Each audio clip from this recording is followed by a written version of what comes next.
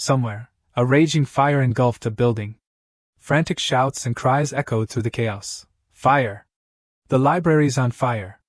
Quickly save the hard drive, the database with all the books. Li Chang'an, a young man, resolutely rushed into the flames, declaring, I'll go find it. He plunged into the inferno, relentlessly searching. After struggling through the intense heat, he finally located a hard drive. He lifted it, thinking with relief, I found it. But his joy was short-lived. A loud cracking sound echoed from the ceiling above. Steel pipes were buckling under the heat. The last image Li Chang'an saw was a steel pipe hurtling towards him. Then, a deafening crash resounded amidst the sea of fire. Li Chang'an suddenly awoke, his eyes wide with bewilderment as he stared upwards. He sat up abruptly, crying out in fear, No!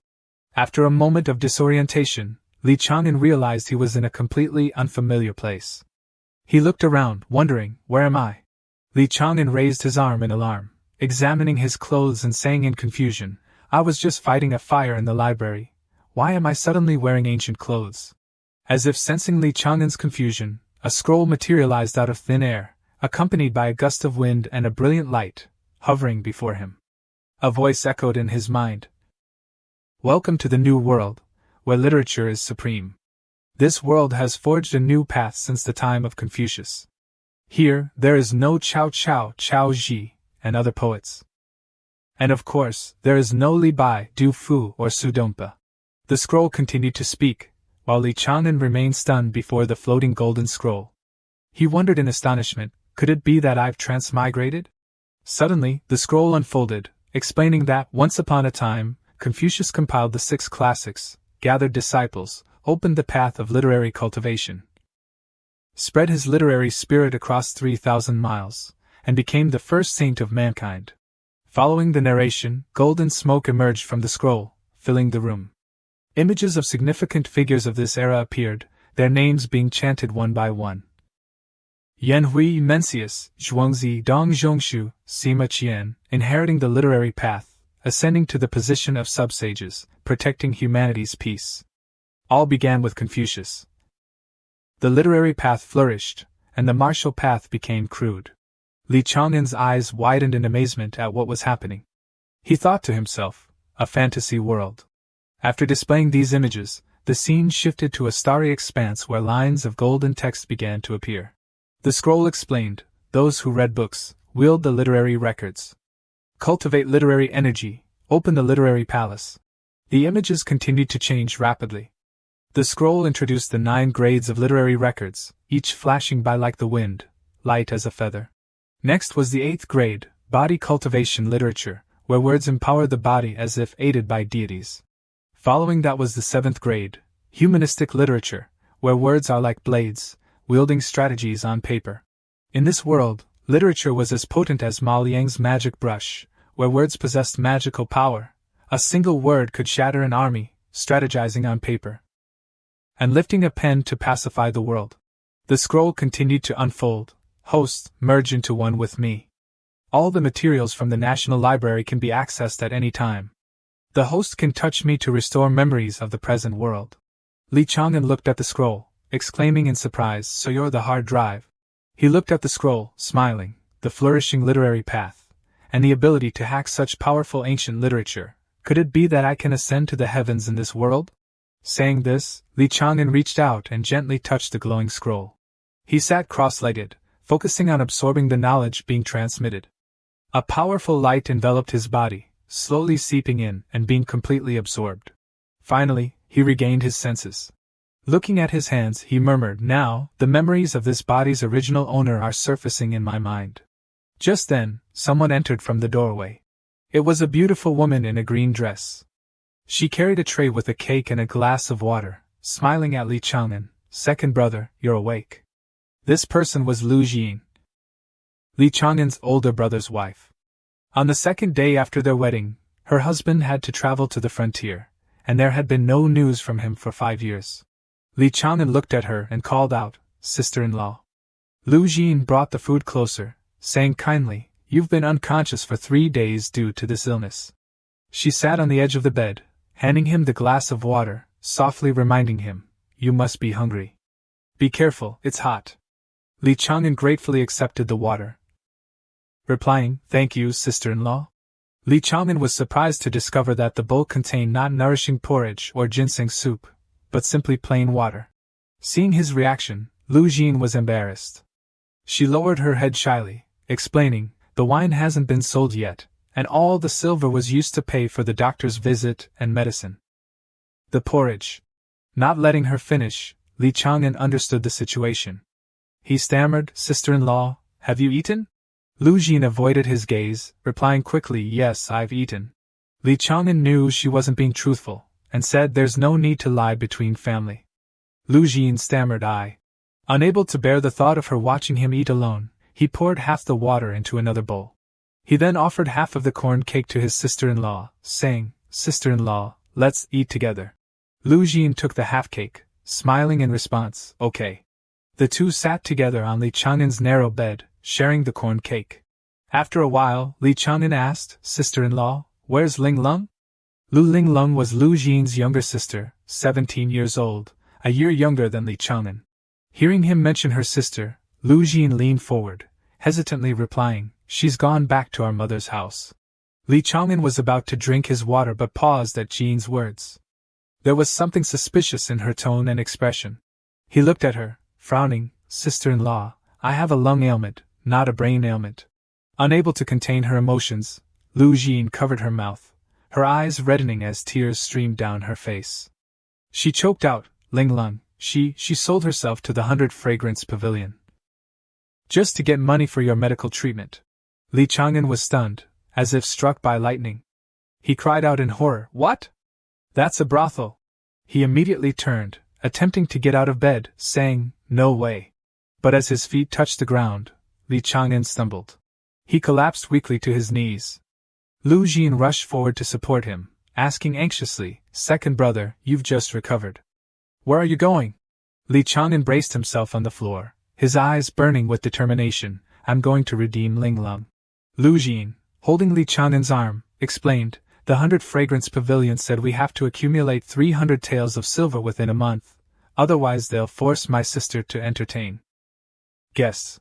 She paused, then continued weeping, "But with our current situation, that's an astronomical sum, impossible to pay." Perhaps even more than Li Chang'an, Lu Jin desperately wanted to save her sister. Li Chang'an placed a comforting hand on her shoulder. He reassured her, "Sister-in-law, don't worry.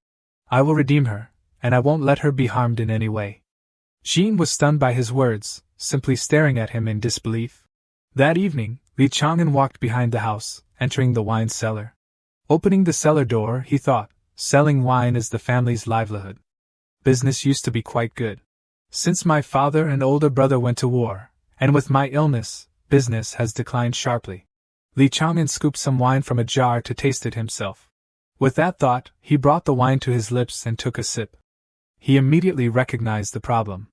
Not only was it full of impurities, the flavor was also bland. It was truly poor quality wine.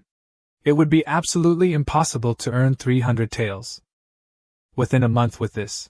Suddenly, an idea struck Li Chang'an. He crossed his arms, thinking confidently, "Isn't this a ready-made opportunity?" He then recalled the structural model and figured out the Shaoxing wine brewing technology. But before Li Chang'an could do anything, a shout came from outside. Li Chang'an quickly recognized the voice, thinking, "Could that be sister-in-law?" Outside, a crude, fat man was blocking Lu Jin's path. He leered, saying, "Hee, little beauty." He approached her, saying rudely, "Why bother looking after that consumptive? Why not come with me?" Lu Jin firmly refused, shouting, "Wang Ergu, let me go." By now, Li Chang'an had reached the door. He flung it open, shouting, "Stop." His eyes blazing with anger, he roared, "Scoundrel! Release my sister-in-law." With that, Li Chang'an picked up a brick from the roadside. He held the brick, advancing towards Wang Ergu. Taking advantage of the distraction, Jin quickly wrenched herself free and retreated behind Li Chang'an. Wang Ergu, their neighbor and a rival wine seller, paled when he saw Li Chang'an approaching aggressively. He asked nervously, "Li Chang'an, what are you doing, you brat?" Li Chang'an's face darkened, and he threatened seriously, "Let me tell you, Wang Ergu." He raised the brick, pointing at Wang Ergu's wine cart, shouting, "If you don't leave, I'll smash your cart to pieces." Don't even think about doing business anymore. Wang Erge looked at the brick and Li Chang'an's determined expression.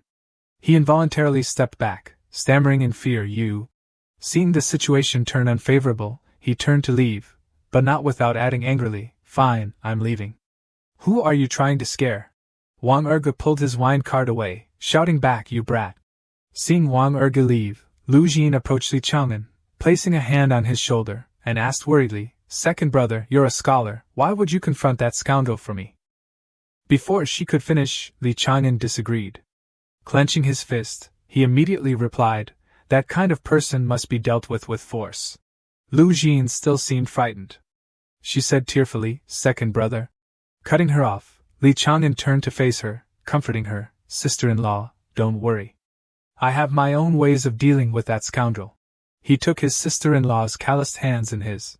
He looked at her and affirmed, "Sister-in-law, from now on, I will protect you. No one will be able to bully us. As for the 300 taels to redeem Linglong, I've already thought of a way to earn it." Just a few days later, the winemaking process had been completely restored. Li Chang'an led Lu Jin to the wine filtering apparatus, explaining, "This is a winemaking technique I read in ancient books. It can produce top-quality fine wine." Lu Jin stared in amazement at the pipe continuously flowing with clear wine, the aroma wafting upwards. She wondered, "What is this? This clear wine is definitely the best in Lin County. Even someone who doesn't like drinking like me wants to try a sip." She was so overjoyed that tears streamed down her face. It seems Linglong really has a chance to be saved.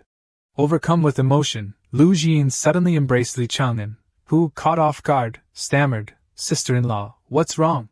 Lu Jin wiped her tears, leaning against him, laughing and saying, "Chang'an, you are truly amazing. I don't know how to thank you." Li Chang'an's face flushed, but he replied happily, "Sister-in-law, we are family after all.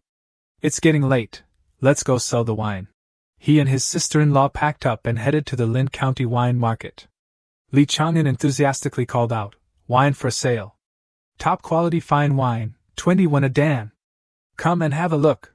Lu Jin held a wine jug, inviting a passerby, "Young master, newly brewed wine from the Li family, come try some." However, as soon as the passerby heard Li family wine, he immediately declined, unwilling to approach their stall. Lu Jin persisted, calling out, "Don't go, this time the wine is different." The man became annoyed, quickening his pace and saying loudly, "I said I don't want any, so annoying." Holding the jug, Lu Jin sighed in disappointment, "Second brother, we've been selling all morning, and no one has bought any. I see other stalls selling for 17 won. Should we lower our price?" Hearing this, Li Chang'an just chuckled. He silently held the jug, thinking, "I didn't realize our family's wine brand had such a poor reputation." After a moment of silence, he said, "All right, let's lower the price a bit and see what happens."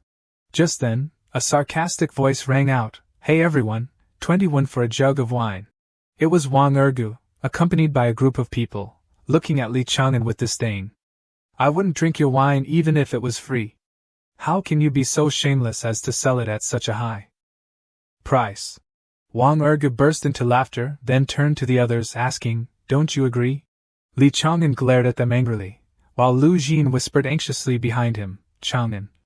Before she could finish, he reassured her, "Sister-in-law, don't worry, I'm here." Wang Ergu strode towards them, stopping in front of Li Chang'an, tossing a few coins on the ground, and saying, "You sickly ghosts, why don't you just give me your wine stall and your sister-in-law? I'll give you some money so you can continue reading your books." He leered at Li Chang'an, then quickly stepped past him. He approached Lu Jin, saying lewdly, "I'll take good care of your sister-in-law." Lu Jin dodged him in panic, crying out, "Don't you dare!" Li Chang'an watched from behind, his eyes burning with rage. Li Chang'an's eyes filled with murderous intent. He growled, "You're asking for death." With that, he swung his arm, smashing the wine jug against Wang Ergu's head, causing him to cry out in pain. Shards of pottery scattered everywhere. While he was still dazed, she delivered a powerful kick to the thug's stomach. Wang Ergu fell to the ground, then scrambled up, pointing at Li Chang'an and shouting, You dare hit me? No fighting is allowed in this market. I'm going to report this to the magistrate." Li Chang'an ignored Wang Ergu's threats. He crossed his arms, looking at him and saying, I just accidentally dropped the jug. You have no proof that I assaulted you. Wang Erge stood up and yelled, so many people saw it. You attacked me. Li Chang'an retorted, you spoke maliciously first, so I acted. Wang Erge replied, your wine tastes so bad, am I not allowed to comment? While the two were arguing, the fragrant aroma of the spilled wine spread through the air. The enticing smell made the onlookers curious. Where is that fragrant smell coming from? Someone pointed at the broken jug. It seems to be from the Li family's broken wine jug. One of Wang Erge's lackeys quickly reported, Boss, their wine seems to smell better now. Wang Erge grunted in response. His face darkened. He immediately smelled the lingering aroma on himself, thinking, how is this possible? As he sniffed the air, everyone around him was also inhaling the fragrance. Someone exclaimed, such a rich aroma, I've never smelled anything like it. Another person called out to Li Chang'an. Is this your family's brewed wine? Can I try a sip? Li Chang'an was pleasantly surprised by this unexpected turn of events. The fragrance of the wine had attracted customers. He quickly turned and called to Lu Jin, yes, you can. Sister-in-law, quickly bring another jug. Lu Jin responded joyfully, and hurried to fetch more wine. Pouring the wine into bowls, Li Chang'an announced, welcome everyone to try our Li family's newly brewed Shaoxing wine. Each person received a full bowl, and after drinking, they all expressed their delight with the lingering flavor. Everyone exclaimed, wow, this is truly a delicacy. They clamored for more. I want this one, me too, give me a serving. Li Chang'an and Lu Jin were kept busy serving the endless stream of customers, ignoring Wang Erge, who stood fuming with a darkened face. Lu Jin held up a price sign that read, Li family wine, 20 won per jin. She smiled and asked, how many jin would you like to order, young master? The customer looked at the sign and exclaimed in surprise, you are the Li family? Then this wine. Li Chang'an raised a finger reassuringly, rest assured, the quality of our wine is absolutely guaranteed. Lu Jin nodded in agreement behind him, yes, yes. The customer still looked doubtful but said, alright, I'll order 10 jin. If you don't deliver tomorrow, don't blame me for not buying from you again. Li Chang'an clasped his hands together, repeatedly thanking him, thank you very much. Behind them, Wang Erge's face darkened as he watched his competitor's success. He thought angrily, want to sell wine? Dream on. Tomorrow, I'll make sure you can't sell a single jin. The next day, as promised, Li Chang'an delivered the wine to the customer who had placed the order. The wine you ordered is ready, he announced. The customer happily accepted the wine, praising, you're early. Just then, Wang Erge pushed his cart forward, calling out, wait a minute. Hearing the call, both of them turned their heads. Wang Erge quickly brought his cart forward, saying, young master, you ordered 50 jin of wine from me yesterday, and I've delivered it on time. He then approached his cart, lifting a jug and continuing, also, I happen to prepare an extra 10 jin. With a smug look, he handed the extra 10 jin to the customer, saying, this is a free gift, how about that? The customer accepted it without hesitation, replying, well, that's great. He looked at Li Chang'an apologetically, but my tavern only needs 60 jin of wine per day. Seeing things going his way, Wang Erge whispered to the customer, just return the other wine. If the quality isn't good, it'll affect your business. Li Chang'an watched them with annoyance, thinking, free wine undercutting prices, typical Wang Erge. He then stepped towards them, stamping his foot on the ground. Raising his hands, he recited loudly, Confucius said, if a man is not trustworthy, I don't know what he can be good for. As Li Chang'an spoke these words, a surge of literary energy enveloped him, causing the other two to recoil in fear. Li Chang'an glared at them, saying, if you break your word in business, you'll have no place in society. Do you understand? The two men broke out in a cold sweat, crying out in fear. He shouted the last words with great force. A promise is worth 1,000 gold. After Li Chang'an finished speaking, iron chains suddenly appeared, binding Wang Erge. The customer was also bound by chains covered in sharp thorns. Wang Erge gasped for breath, clutching his throat and muttering, help, help. I can't breathe. The customer trembled, saying, I was wrong. At this point, Li Chang'an suddenly realized what had happened and let out a surprised huh. He then smiled, looking at his hands and thinking, this world can actually transform literary virtue into real power. Suddenly, applause rang out. The person clapped and praised. Well done! The feeling of suffocation vanished, and the two men looked towards the source of the sound. Wang Erge was still disoriented, wondering, what just happened, manager? The person clapping was Zhang Fugui, the manager of Zhang Family Tavern.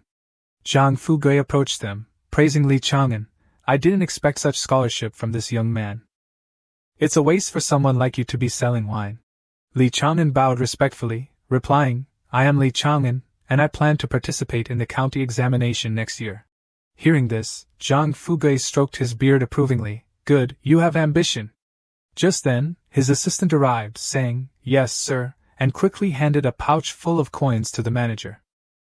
Zhang Fugui took the money, continuing, Since my assistant ordered 10 jin of wine from you, I will pay every one, regardless of the quality. Wang Erge, standing nearby, quickly interjected, Kind manager, that Li fellow is making a profit. The 60 jin of wine for your tavern tomorrow will be supplied by me, Wang Erge. Li Chang'an said to Wang Erge with annoyance, Good or bad, we'll see after trying it.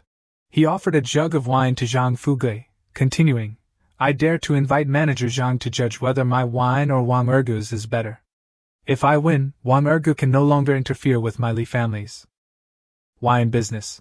Wang Erge thought triumphantly, Humph, you're asking for it. I don't believe you can brew good wine. He sneered at Li Chang'an, declaring, And if I win, your Li family can no longer sell wine in Lin County.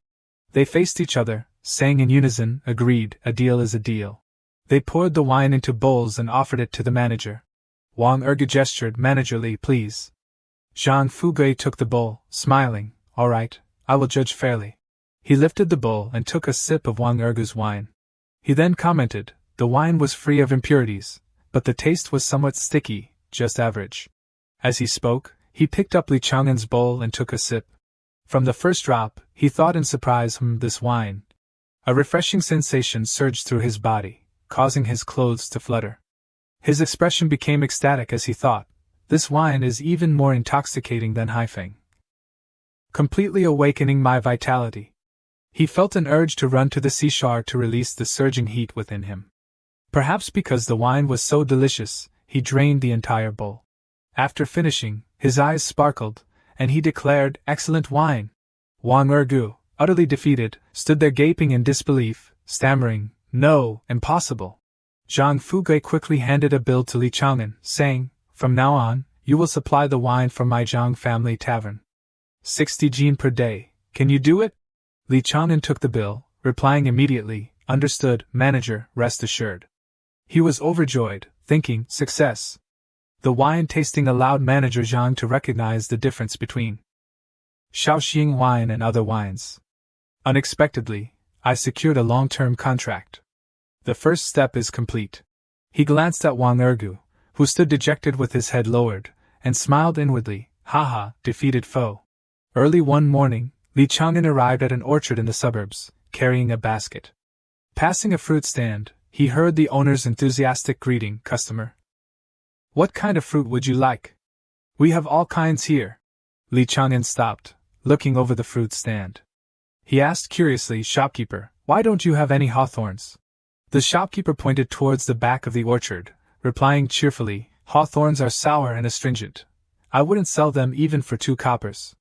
In all of Lin County, we're the only ones who grow a few trees. If you'd like to try some, I'll pick a couple for you, free of charge. Li Chang'an thought to himself in surprise, No one wants hawthorns? So the people here haven't had candied hawthorns? The income from selling wine is too slow. After deducting production costs, candied hawthorns could be a significant source of income. Seeing him lost in thought, the shopkeeper waved repeatedly to get his attention, asking, Customer, do you still want hawthorns? Li Chang'an didn't hesitate, clenching his fist and replying decisively, Yes. He then pointed towards the orchard and declared, I want all the hawthorns in your orchard.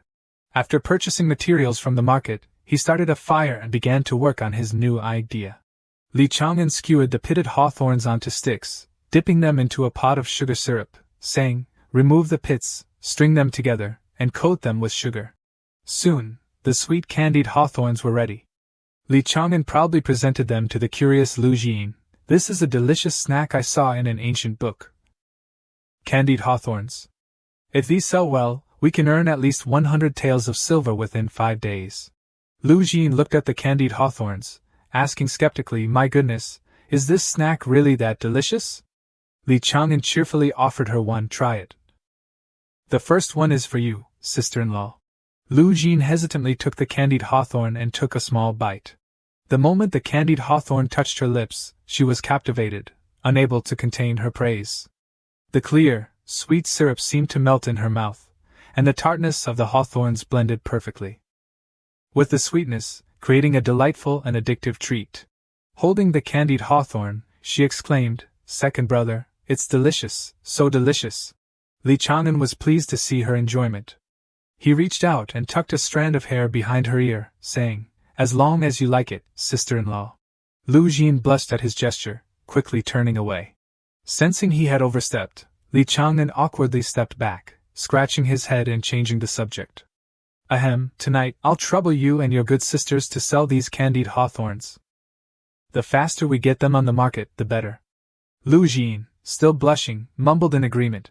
Time flew by, and soon evening arrived. The gentle moonlight illuminated the streets.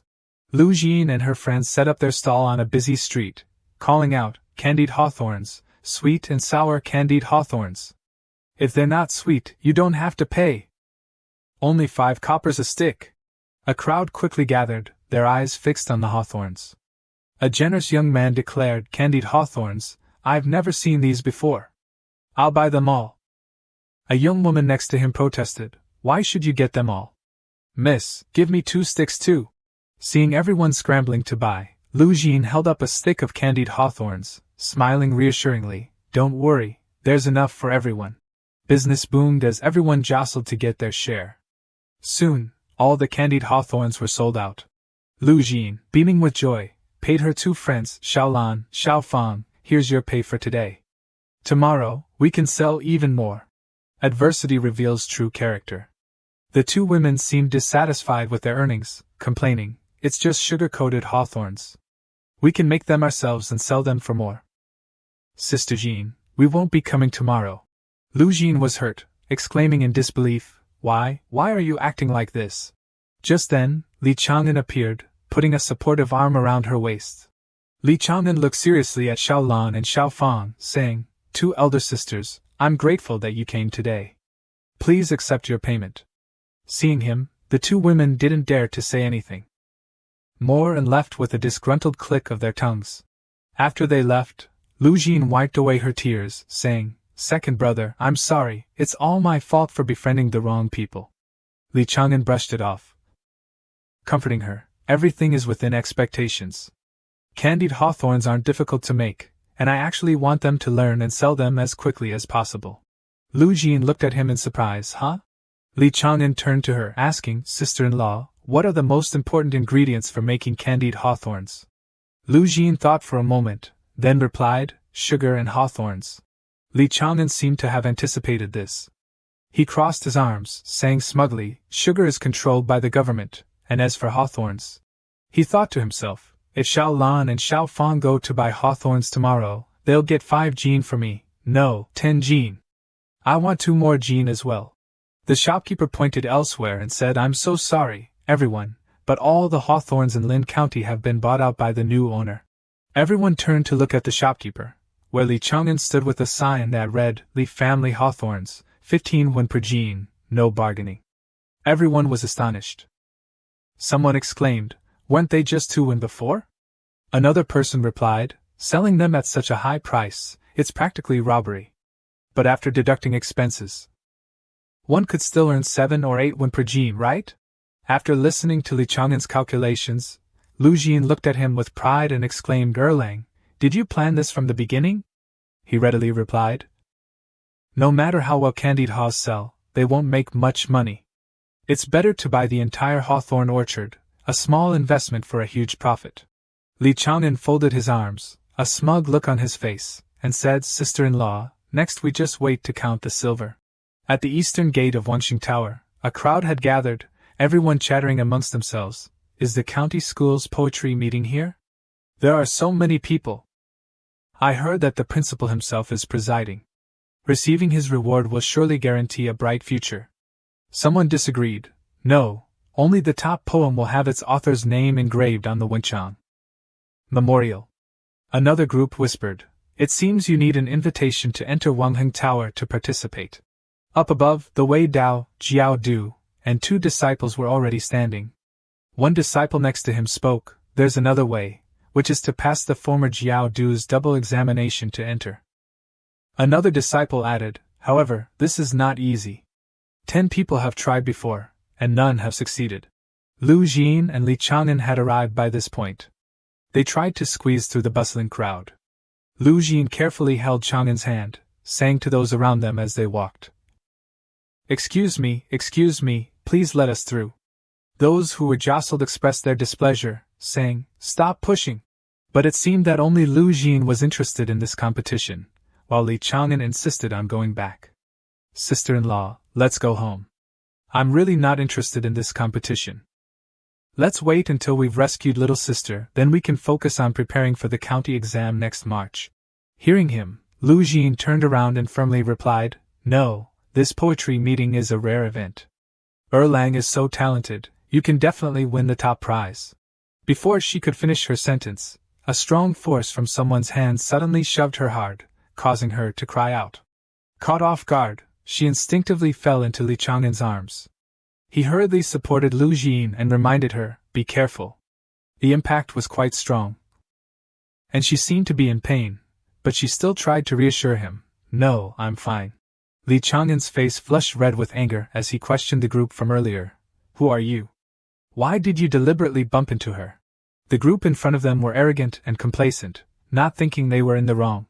The young master holding a fan spoke up, we were just teaching a lesson to those who speak nonsense. A poor scholar, just because he knows a few words, dares to dream of becoming the champion of the poetry competition. The 2 men beside him took the opportunity to sneer. Oh, isn't this Li Chang'an, the wine seller? Not selling wine today, but writing poetry instead? With such a lowly status, how can you be worthy of sitting at the same table as our young master? How humiliating! These petty individuals look down on others, uttering contemptuous words. A wine seller dares to participate in the poetry competition, how shameless! I don't think he can even get through the door. Lu Jin stood by the side, her face filled with self-blame. It's all my fault, causing Erlang to be humiliated. Li Chang'an took her hand and comforted her. It has nothing to do with you, sister-in-law. It's those people who are looking for trouble. After that, his expression changed as he looked at them. A hero's origin doesn't matter, nor does a scholar's background. We discuss principles through literature. Scholars from humble beginnings like us are no less capable than your rich disciples. The surrounding people saw the argument escalating, and everyone curiously watched, whispering amongst themselves. Gu Wei Dao, standing above, had observed everything. He stroked his beard, silently assessing that this thin scholar had some backbone. Below, the crowd split into 2 factions. One side was the poor scholars, the other the rich scholars. The 2 sides argued and criticized each other. The poor scholars said, just because your families have some stinking money, you're arrogant. If you have the courage, let's compete with our literary skills. Hearing this, the rich scholars retorted, all right, who's afraid of who? Being poor, what books could you have read? You'll never be as good as us. If this situation continued, it wouldn't end well. Gu Wei Dao stepped in to mediate. Everyone, please listen to this old man. Everyone fell silent for a moment. He then proposed, if no one yields to the other, then right here, let's use literature to determine the winner. What do you think? The arrogant young master from before stepped forward and replied, as a student, I am naturally willing. I also want to see if someone's academic ability is as good as rumored. Li Chang'an unhesitatingly cupped his hands and respectfully said, please enlighten me. After receiving the agreement of both parties, Gu Wei Dao took out a literary scroll and said loudly, the couplets prepared for today's poetry competition happen to be suitable as test questions for you too. With that, he opened the scroll and pointed to it. He clarified that according to the established rules, within 20 utterances, the winner would also receive an invitation to the Wanxing Tower poetry competition. The test questions were, in order, 5 winters await courage, green mountains are not silent in autumn paintings, chrysanthemum water and moon are in hand, a startled goose flies west. Clouds reflect shimmering light above and below. Then, Gu Wei Dao said, "You too, you may begin." Upon receiving the start command, Li Chang'an looked at the words before him and thought to himself, this isn't simple. The scholar on the other side was also very tense, sweat beginning to drip down his face. He thought to himself, these couplets. Everyone around was discussing. Someone said the couplets require the same number of words, the words must be antithetical, follow the rules of tonal harmony. And the sentence structures must be similar. Another person also commented, in addition to testing knowledge, it also tests one's quick wit. With 5 couplets like these, being able to match one in a short time is already very good. Li Chang'an was currently summoning the system, happily thinking to himself, fortunately, I have the system, and all the resources of the National Library are in my hands. Thinking this, he stepped forward. Then he took the brush from the Gu Wei Dao's disciple. He approached the couplets and began to match them, causing the surrounding people to exclaim, 5 carts of ambition, 8 talents meet, the couplet is complete. I can't believe this Li Chang'an actually has some skill. Han Men led 1-0, the rich young master still stood dumbfounded, not moving his brush. One after another, the following couplets were perfectly matched by him. Green mountains are not silent in autumn paintings, flowing water has no strings for an ancient zither, chrysanthemum water and moon are in hand, playing with flowers. Fragrance fills the clothes, a startled goose flies west. Yulin scatters 6 flags. Gu Wei Dao looked at Li Chang'an's responses and couldn't help but sigh inwardly, this young man is extraordinary, his future is limitless. But when he looked over and saw that the rich young master was still hesitating and hadn't written a single word, he was speechless with the other young man. After solving 4 couplets, he approached the last one. The rich scholar stood there with an uncomfortable expression. Li Chang'an said directly, do you want to write? If not, get out. He stammered, trying to make excuses. Ahem. I've already thought of it. My couplet is. Without letting him finish, Li Chang'an pushed him aside, set down the brush, and said, it's pine, peach, bamboo, the central flow of water. He fell to the ground, muttering incessantly, I lost. The surrounding crowd cheered. The victory was clear, Li Chang'an 5-0, the poor scholar had won. At this moment, a dazzling golden light suddenly appeared, causing everyone to exclaim in surprise, what's happening? Has the Wenchang stele issued a test question? The Wenchang stele high above shone, displaying the test question, ascend a 7-story tall building, compose a single excellent poem. Li Chang'an looked at the couplet and thought happily. This is truly a world of literary Dao. Gu Wei Dao pointed to the Wenchang stele and said to Li Chang'an, since the theme of the poetry meeting has been issued, you should go upstairs quickly. I look forward to your poem tonight. Saying this, he gestured, inviting him inside. Li Chang'an cupped his hands in response, thank you, Gu Jiaowu. Then, he took Lu Jian's hand and said, sister-in-law, hurry up, come with me. Lu Jian, with a bewildered expression, still didn't understand what was happening but quietly followed Li Chang'an. The scholars upstairs watched their figures, sighing as they looked, this person's talent in composing couplets truly surpasses ours. Another person also said, I've studied diligently for 10 years, but I still couldn't write 5 couplets in such a short time. Someone even predicted, as long as his reasoning is sound, he will definitely pass the county exam.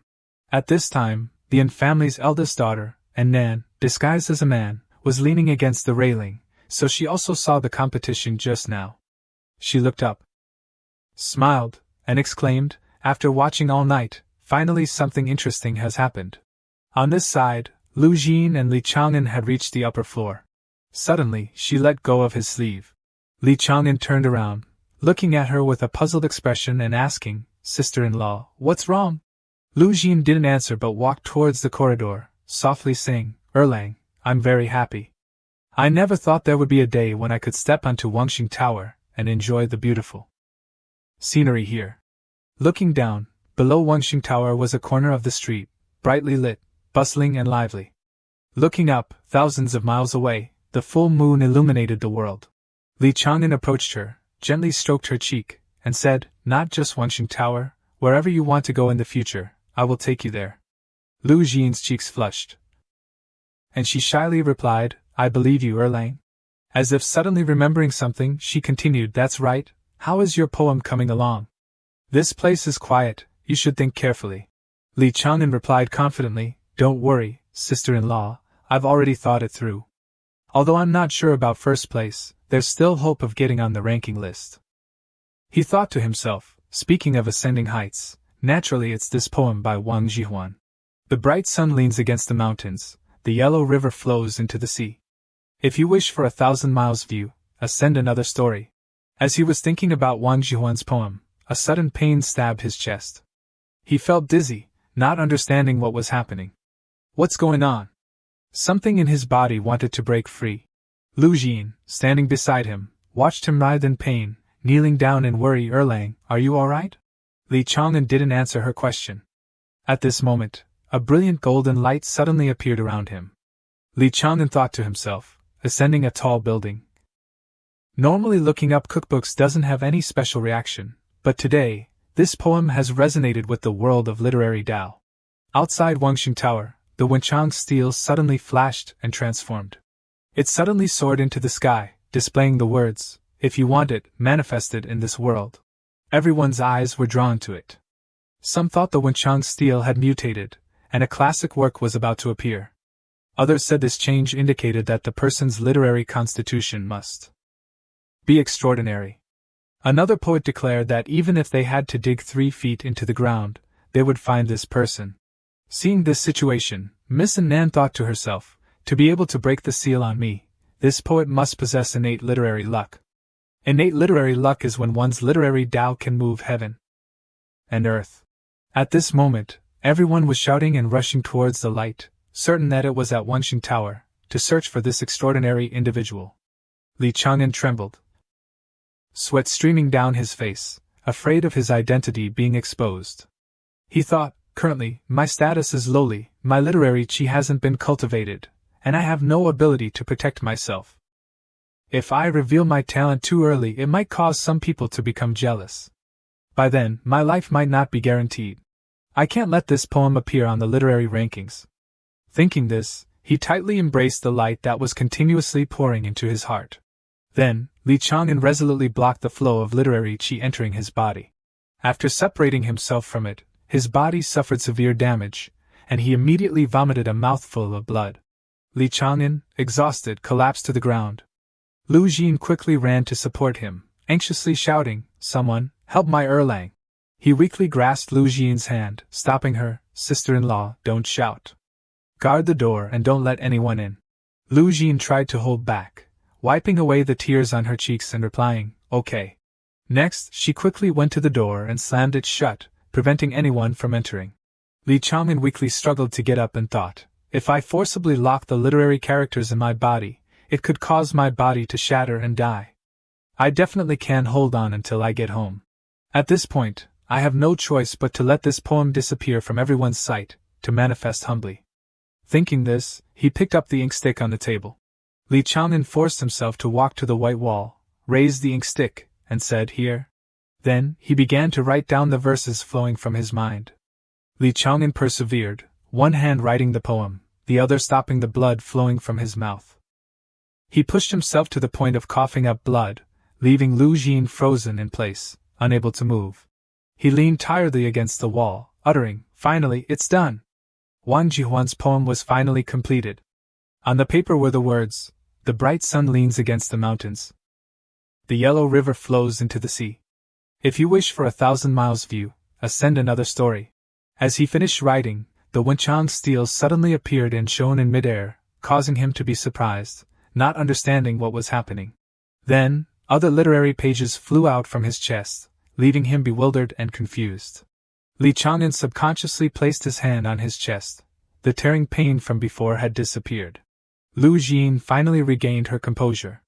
She rushed to embrace Li Chang'an and said, "Erlang, it's good that you're alright. You really scared me just now." Li Chang'an gently comforted her. "Don't be afraid, it's over now. Let's go home." After returning home, Li Chang'an immediately shut himself in his room, not letting anyone in. He sat alone on the simple wooden bed, feeling the literary chi continuously flowing into his body, causing him to breathe a sigh of relief. His body was much better now. he happily said to himself. Unexpectedly, there's a silver lining.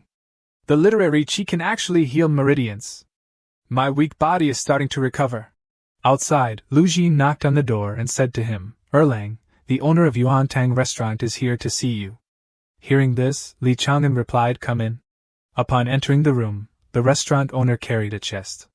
When opened, the chest was filled with silver ingots.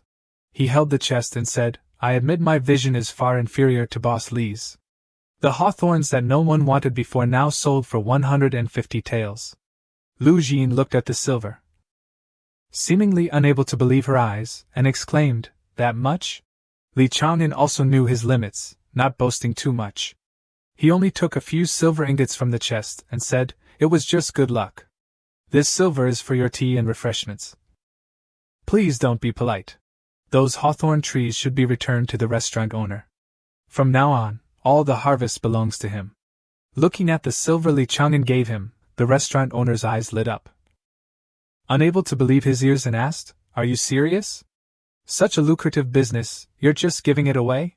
He turned around, patted the restaurant owner's shoulder, and firmly asserted, Rest assured, boss, what I said is true.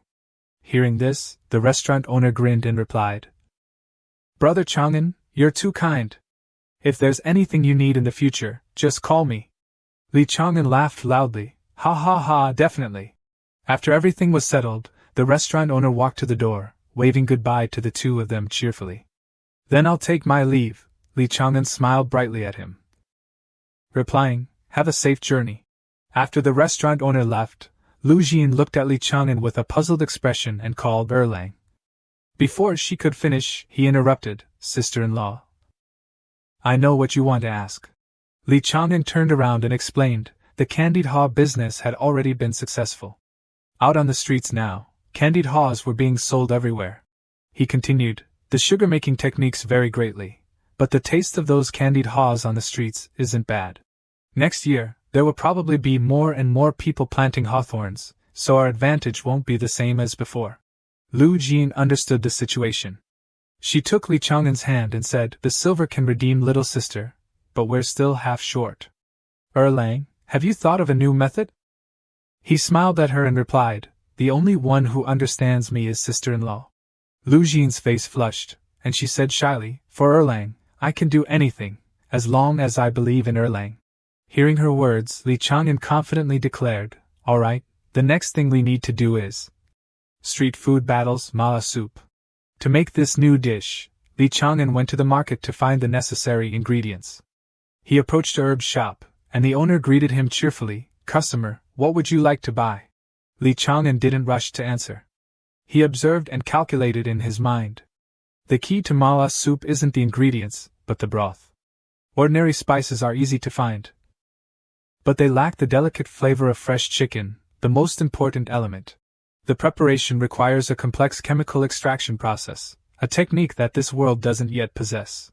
Suddenly, a chicken appeared, and his eyes immediately focused on it.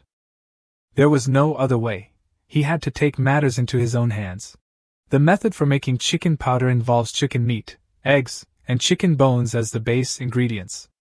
By steaming and reducing pressure, after extracting the liquid, combining it with salt, MSG, sugar, and other spices, the chicken from earlier was now resting on his kitchen counter. After finishing the soup, he scooped up a spoonful, tasted it, and assessed, the taste is almost there. Suddenly, a voice came from outside, Sister Jean, we know we were wrong. We still want to help earn money. Hearing the voices, Li Chang'an curiously hummed and listened attentively. In the courtyard, Xiaolan and Xiaofeng had come to Jean for help, but Jean firmly refused. No, absolutely not. You left as you pleased before. Who knows if you'll betray us again next time? The girl in the yellow dress tried to explain, the candied haws we made weren't good, please have mercy on us. The girl beside her added, we swear there won't be a next time. We'll listen to you completely. Suddenly, Li Changxing emerged from the kitchen and invited the two sisters inside. There's something urgent right now, but we can discuss cooperation right after. A moment later, all four were in the kitchen. In front of each of them was a bowl of soup prepared by Li Chang'an. He introduced, This is mala soup that I just came up with. The ingredients are very special, prepared by you two. Every day, you just need to come to sister-in-law to get the ingredients, and you can cook it. The base cost for one box is 800 won. How much you sell it for is up to you. Hearing this, the girl in yellow turned to the person next to her and exclaimed in shock, 800 won a box. Then she stood up and stammered to Lu Jin, Sister Jean, it's not that we don't trust you, but this isn't how it works. Li Chang'an pushed the bowl of soup in front of her and continued, whether this business can be done or not, you two should try it first before making a conclusion. Hearing this, she picked up a skewer of vegetables from the bowl. She held it in her hand and commented before even tasting it, boiled vegetables taste normal, nothing special. Adding some spices isn't much different from what we've eaten before. Jean remained silent, saying nothing. She slowly picked up a skewer from the bowl and put it in her mouth to taste. She took a bite. The moment the food touched her tongue, the rich flavor instantly spread. She couldn't help but exclaim, my goodness, this taste, the toasted bread soaked in the broth. Crispy on the outside, soft on the inside, incredibly delicious. Moreover, this fresh sensation spread across her tongue. If she took another bite, this flavor would permeate her entire body. Looking at Xiaolan and Xiaofeng's expressions, their eyes wide and mouths agape, they exclaimed, is it that delicious? Let me try. With that, the girl in yellow brought the vegetable skewer to her mouth, and the girl in red also picked up a skewer and brought it to her mouth. Upon taking their first bite, both girls' eyes widened, and they simultaneously let out a sound of The girl in yellow immediately immersed herself in the pleasure, exclaiming, oh my God, I've never tasted anything so delicious. The other girl was no different. She had to admit, truly, I can't resist anymore, give me another bite. Looking at their reactions, Li Chang'an happily decided, I think the mala soup business can start tonight. That very night, Xiaolan and Xiaofeng, following Li Chang'an's instructions, took the soup to the streets to sell. They actively promoted their product, mala soup. Delicious food. Come try a bite, if it's not delicious, it's free. The surrounding people, driven by curiosity, came to buy. Give me 2 skewers, one customer said. Upon picking up a skewer and putting it in his mouth, he couldn't help but exclaim, it's really delicious. Upstairs, Lu Jin and Li Chang'an observed everything. Jin turned and asked Chang and Erlang, if this mala soup is also stolen like the candied haws, what should we do? Contrary to Lu Jin's worries, Li Chang'an calmly replied, if they can steal it and replicate the flavor, then I admit defeat. On the very night of the product's launch, many people tried it with the intention of imitating the flavor. However, how could a copied flavor compare to the original? At a certain shop, someone immediately complained about the food, your mala soup is so bland, not delicious at all. Even if it's half a won cheaper, it's not worth it. It can't compare to the Li family's Wang Fu Ji. Another person urged, let's go, if we go to Wang Fu Ji and queue now, we might still get a couple of bites. Everyone flocked to Li Chang'an's stall to eat, and so the business war officially began. The diners chatted happily amongst themselves, we still have to come here to eat. The mala soup elsewhere is nothing like this place is the best. How is it so delicious? The girl in pink smiled and replied awkwardly, it's a secret family recipe, the owner doesn't allow us to reveal it. Hearing the girl say this, the man gave a thumbs up in admiration, your boss is quite skilled. Seeing the girl distracted, talking to the man, someone nearby smiled wickedly and slyly tucked something into his sleeve. It turned out he was the one who had been trying to copy the Li family's recipe. Back home, he rushed into the kitchen, trying his best to recreate the flavor of the other shop. Chili peppers, ginger, star anise, wolfberries, adding hot water. After some fiddling, he finally finished the dish and gave it to the fat man next to him to try. Try it, does this soup taste like Wang Fu Ji's? The fat man took a spoonful of soup and tasted it, then commented, it's about 70% similar, but it's still not as fragrant. Hearing this, the other man immediately slammed his hand on the table in anger. Really not good enough? Wang Fu Ji has stolen a lot of our customers these past few days. If we had this broth recipe, not only could our business recover its losses, but we could even increase our profits several times over. The fat man thoughtfully replied, no matter what, we must get this mala soup recipe. The next day, at dusk, as Li Chang'an and Lu Jin were setting up their stall, suddenly customers appeared in droves. walking and excitedly saying, "Finally open. We've been waiting. We didn't get to eat yesterday, we were so craving it." Seeing this, he happily thought to himself, "Mala soup has made a name for itself. The next step is hot pot. First, I have to rent a shop." Just as he finished this thought, a fat man suddenly appeared in front of him and asked, "Excuse me, is the owner of Wang Fuji here?" He was startled, looking towards the fat man who had brought a group of people with him, and asked in confusion, "What's the matter?" The fat man smiled and introduced himself. "I'm the owner of Xie Family Restaurant. I'm willing to pay 50 taels to buy the mala soup recipe. As long as I have the recipe, I absolutely won't compete with your business." Hearing this, he turned around angrily and said, 50 taels? Does Boss Xie think I'm a fool?" The fat man smiled and replied, "The price is negotiable. If not, name your price." He narrowed his eyes, refusing to negotiate, and firmly stated, "I won't sell it for any price." Seeing that it wasn't working, Boss Xie roared angrily, "You ungrateful brat, beat him up." As soon as he finished speaking, the men following him immediately rushed forward, kicking over the cart and overturning all the tables and chairs, smashing everything to pieces. Li Chang'an gritted his teeth in anger, watching them wreaking havoc. Lu Jin said in a panic, "Erlang they." Boss Xie sneered triumphantly, "So, have you thought it over? Will you sell the recipe or not?" Ignoring him, Li Chang'an embraced the frightened Jin and comforted her, "Sister-in-law, don't be afraid, leave everything to me." Suddenly, at this moment, a righteous hero appeared, landing a super-precise blow on one of the henchmen. And that person was Zhang Fugui. With agile movements and decisive punches and kicks, he quickly subdued Xie family's henchmen. After finishing, he calmly said to Boss Xie, "Using such underhanded tactics in business, do you not care about your reputation?" Boss Xie was furious, his eyes bulging as he pointed at Zhang Fugui and shouted, "Zhang Fugui, what are you doing here?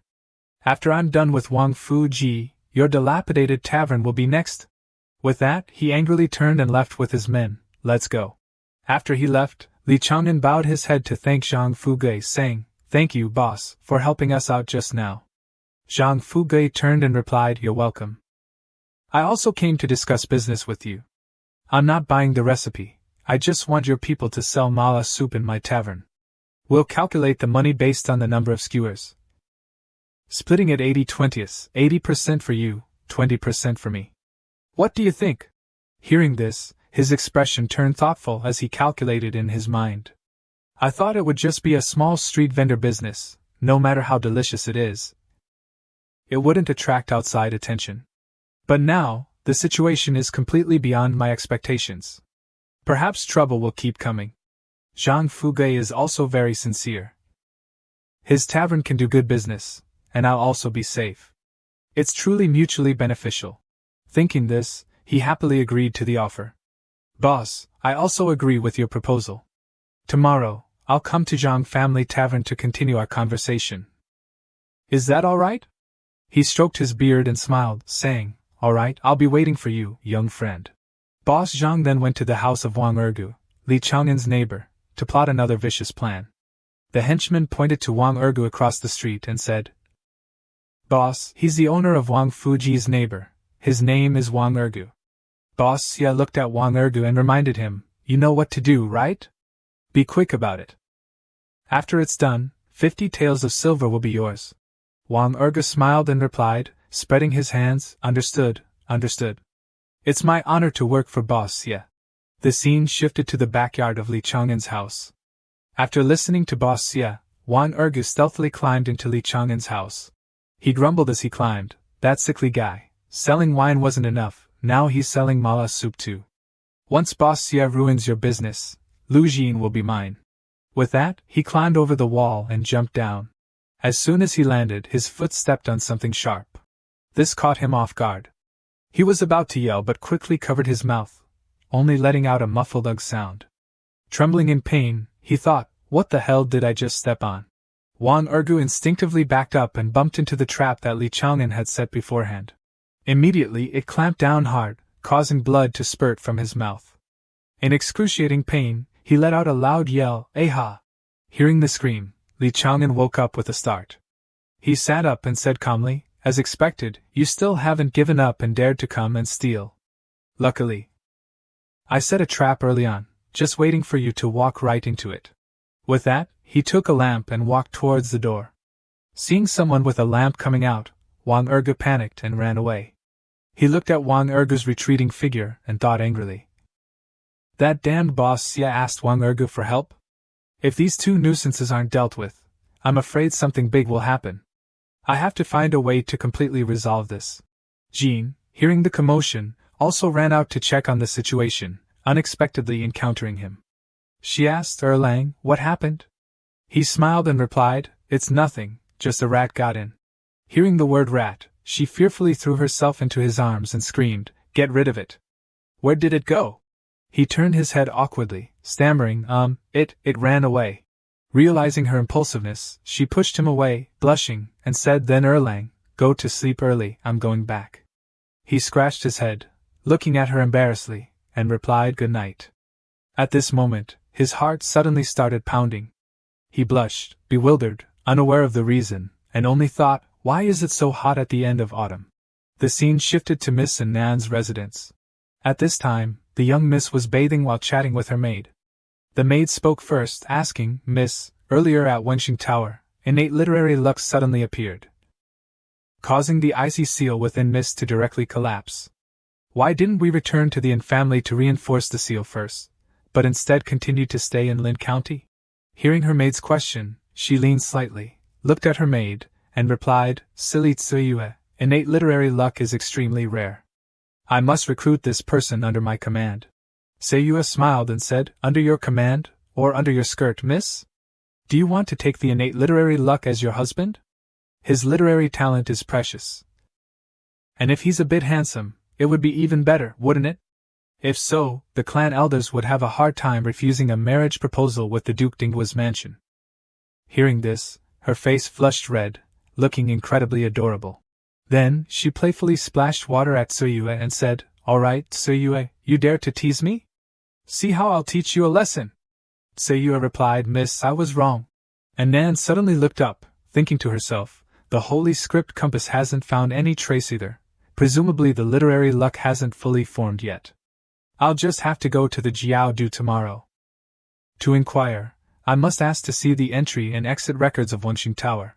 On Monday morning at Zhang Family Tavern, Li Changmin handed a bag of ingredients to Boss Zhang and said, "Thank you, Boss Zhang, for your righteous act yesterday.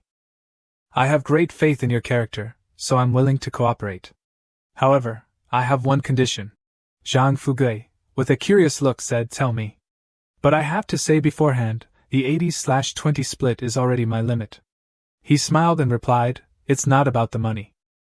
There were two sisters who set up a stall selling mala soup before. Could they buy ingredients from you in the future?" Hearing this, he turned serious and asked, "Why go through such a roundabout way?" Suddenly, a deep voice came from behind, "Foolish! Mala soup is highly sought after. Naturally, there will be those with malicious intentions. Coming to you to buy ingredients is just to borrow your name to protect those two, am I right?" Seeing this person, he immediately turned and bowed. Nothing could escape the former Jiaodu's eyes.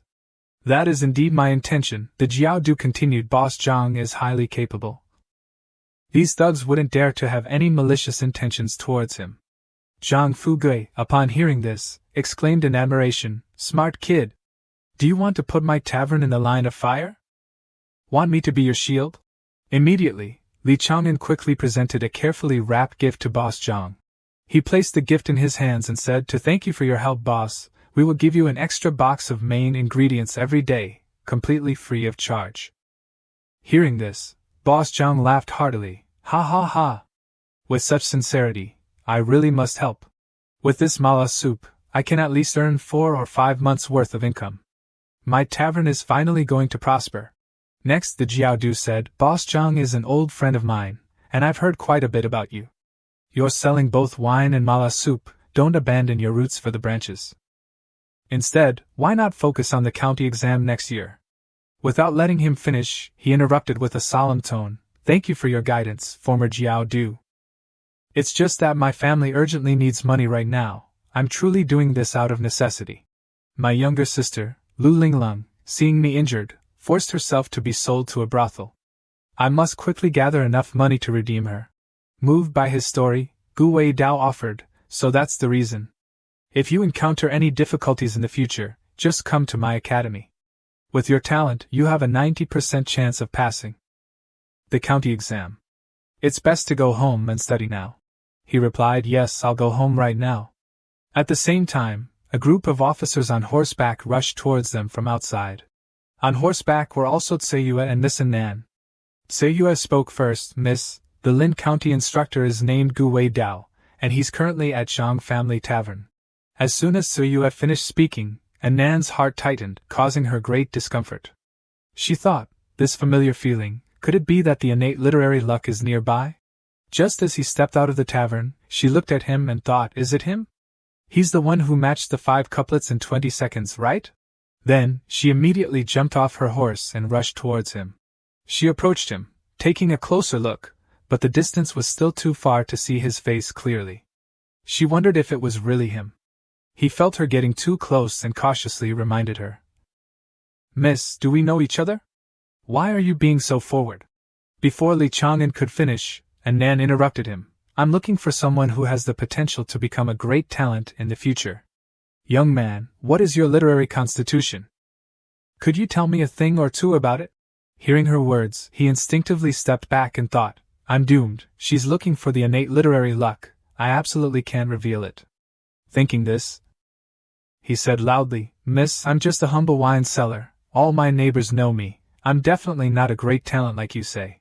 The surrounding people, seeing this, spoke up for him, that's right, that Li family kid sells wine. Another person added, Miss, you must have the wrong person.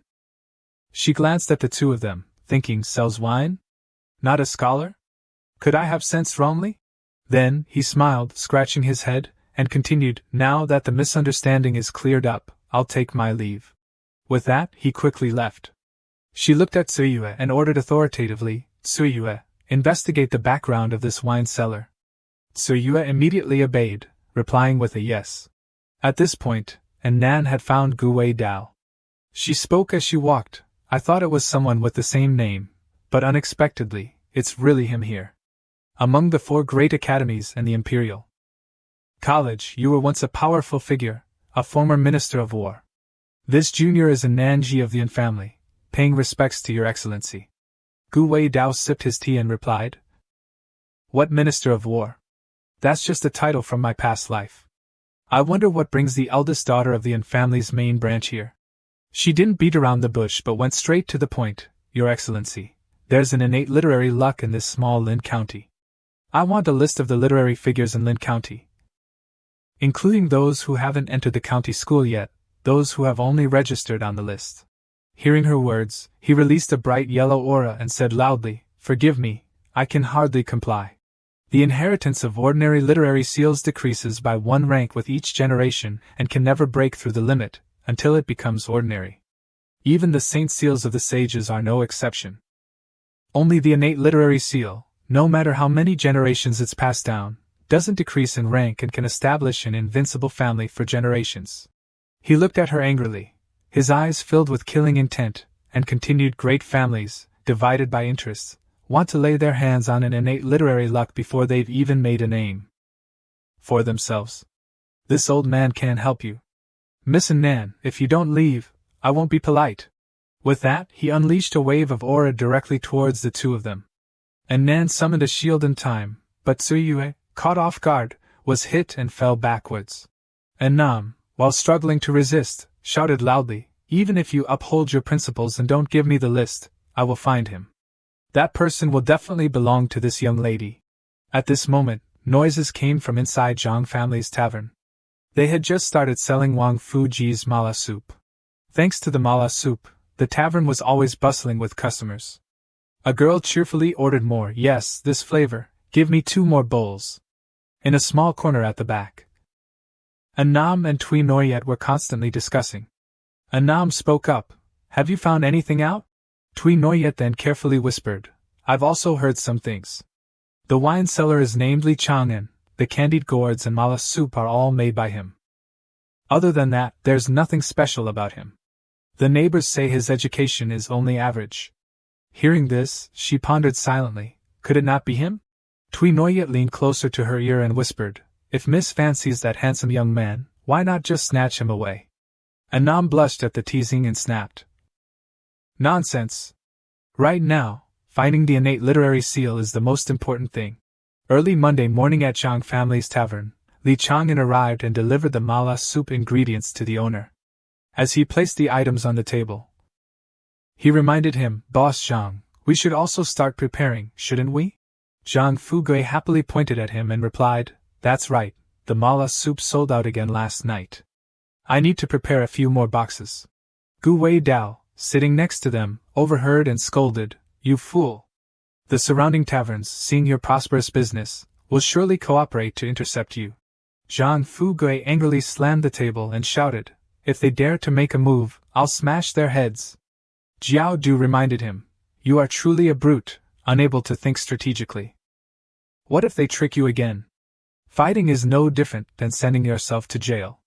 It's better to listen to what Chang'an's plan is." Zhang Fugui replied, "I don't have the same scheming mind as you educated folks." He suddenly remembered Chang'an standing beside him and turned to him, awkwardly continuing, No, I'm not praising Brotherly for being resourceful, but you must have thought of a solution, right?" He clasped his hands and said, "I do have one, if Boss Zhang doesn't mind listening." Boss Zhang responded with an embarrassed laugh, of course not, I'm all ears." Next, he presented his plan. If they couldn't directly intervene but wanted to deal with the taverns, they could only attack from two sides. The first is to steal customers.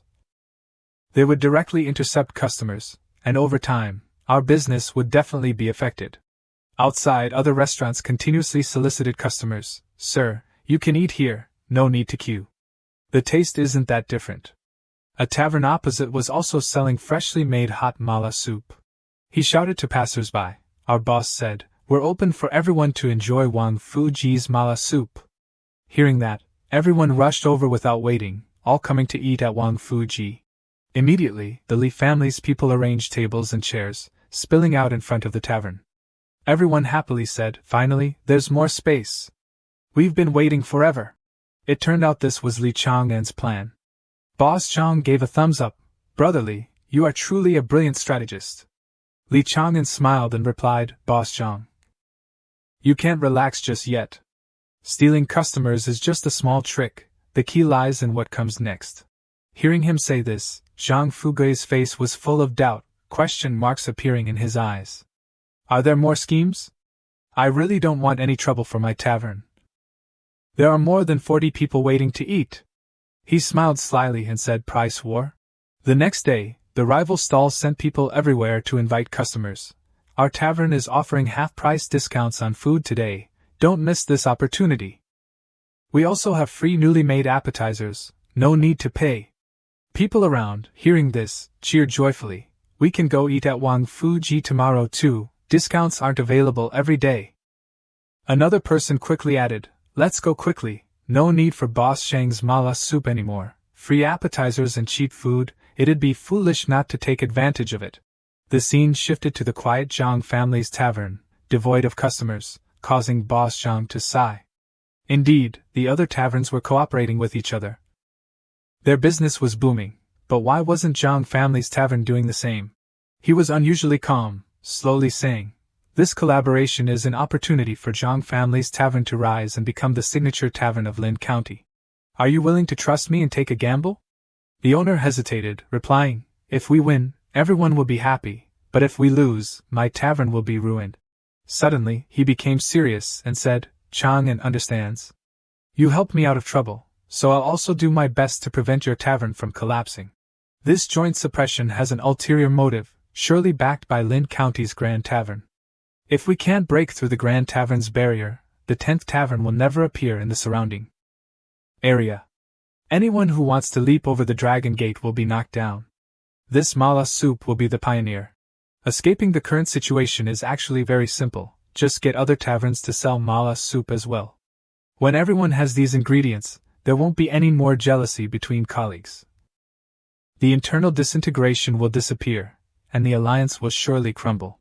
Boss Zhang, sweating profusely, anxiously asked, "How much confidence do you have in winning?"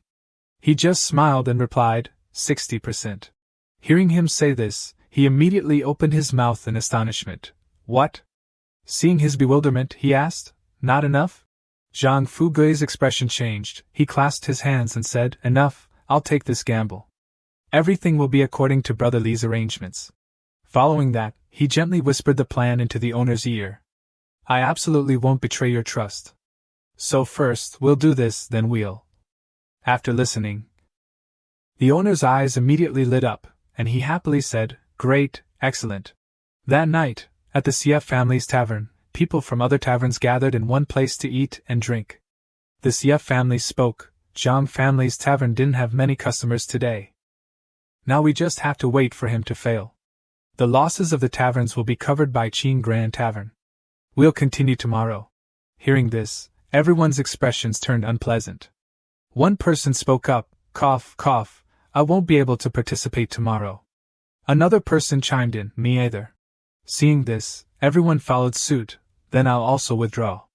The kind owner has shared the recipe with us, truly a good brother, harmony brings wealth. On the other side, the CF family, with a darkened and annoyed face, wondered giving up on mala soup? What kind of business strategy is Zhang family's tavern using? The scene changed. On the dining table, hot dishes were displayed, looking extremely appetizing. Li Chang pointed at the table of food and excitedly introduced, This is our new dish hot pot. The owner and the scholar were the guinea pigs, but unexpectedly, the dish was so delicious that they couldn't stop their chopsticks. Zhang Fugui, while eating, described the flavor, fragrant, spicy, and numbing, it goes straight to my head. Gu Wei Dao, with a refreshed expression, exclaimed, Phew, this taste is amazing. This dish brought the two into a world of enchantment, each spicy and fresh bite in their mouths like an explosion, the taste buds igniting in an instant, burning the tongue, then spreading throughout the body, making all emotions go wild. Mala soup couldn't compare, it truly made people uncontrollably captivated. Seeing that the other two seemed satisfied with the dish, he confidently said, Boss, with just this hot pot, can your tavern win the bet? Zhang Fugui didn't hesitate, giving a thumbs up and shouting, Yes. Zhang Fugui looked happily at Li Chang'an and said, This shouldn't be delayed, so we'll start selling hot pot tonight. Li Chang'an, seeing Zhang Fugui's eagerness, smiled and replied, Boss, don't rush. Then, Li Chang'an poured wine and continued to explain to Zhang Fugui and Gu Wei Dao that if they wanted to become famous, they had to market first. There was still a long way to go for this hot pot to become a prominent brand. 2 days later, seeing the workers busy renovating Zhang family's tavern, the surrounding residents felt extremely curious. People began to gossip about things related to the tavern. One of them curiously asked, What's going on? Is Zhang family's tavern going to close down? The person next to them replied, There haven't been many customers in the past 2 days. Another person, after hearing this, frowned and said disdainfully, As expected, they couldn't hold on, another shop is about to close. Hearing the unpleasant gossip, Zhang Fugui appeared, angrily pointing at them and shouting, You brats, who are you cursing? My tavern wants to merge with Wang Fu Ji, specifically to launch a new dish and produce high-quality fine wine. To be worthy of its class, I've specially renovated the tavern this time. Hearing Zhang Fugui say this, the group of people burst into laughter and mocked, High-quality wine. Is it better than by Huanyang at Xia family's shop? Compared to our tavern's wine, it's nothing. Stop talking nonsense, that's one of the best wines in Lin County. The person continued to point at Zhang Fugui and laugh. Being ridiculed like this, Zhang Fugui was extremely angry. You don't believe me? I'll publicly challenge you right here. There's no wine in Lin County better than the wine at my tavern. Zhang Fugui patted the sign he had just posted, which read, Searching for the best wine in Lin County. Collecting all the wines that customers consider the most delicious. Repeats will select the first person to present it, and deliver it to Zhang Fugui. 5 days later, Zhang family's tavern will reopen and publicly judge. The winner will receive 120 taels of silver. Zhang Fugui added, If you can find it, I, Zhang Fugui, will pay 120 taels of silver. The surrounding crowd, hearing about the reward money, and such a large sum, became extremely excited. Everyone cheered with excitement, 120 taels of silver. Then I want to participate. Quickly, someone ran to the grand tavern to buy wine, choosing the best kind, the more expensive, the better. My dear mother, money is falling from the sky. Another person happily exclaimed, clasping their hands. Zhang Fugui, seeing the excited expressions from the surrounding people, smiled slyly and stroked his beard, thinking to himself, Chang'an's method is truly excellent. Now we no longer have to worry about no one coming on opening day. In the blink of an eye, the tavern's opening day arrived. The surroundings were crowded and bustling, the sound of firecrackers, the sound of people walking, the sound of waiters greeting customers, welcoming guests, all created a vibrant and extremely lively scene. Zhang Fugui was extremely excited, standing in the middle of the tavern's main hall. Before the eyes of the large crowd, he happily shouted, "Thank you everyone for your support. Today, everything is half price." The crowd responded in unison, "Boss Zhang, don't be so polite, everyone is waiting for the top quality wine worth 100 taels of silver." On the other side, looking at the crowded and bustling scene before them, Lu Triam linked arms with Li Chang'an, exclaiming, "Second brother, it's so crowded." Li Chang'an, seeing Lu Triam like this, happily said, "Sister-in-law, it seems that in a few days, we can bring Linglong home." Seeing everyone's reaction like this, Zhang Fugui happily pulled off the cloth, revealing countless wine jars. He said, "Haha, alright. Then I'll start right away. This year, we've collected a total of 20 types of fine wine." Zhang Fugui smiled, randomly choosing 30 people for a public tasting, and the one who received the most votes would be the winner. Suddenly, a voice rang out, clear and public, "That sounds good, but Zhang Fugui, you've definitely already found people to taste the wine beforehand, haven't you?"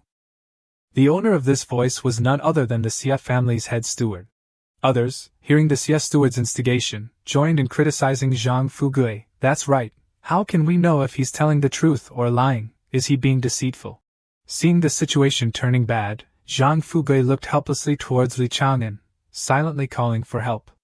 Seeing this, Li Chang'an thought to himself, as expected, someone would cause trouble. Want to compare wines? Then let's have a fair competition.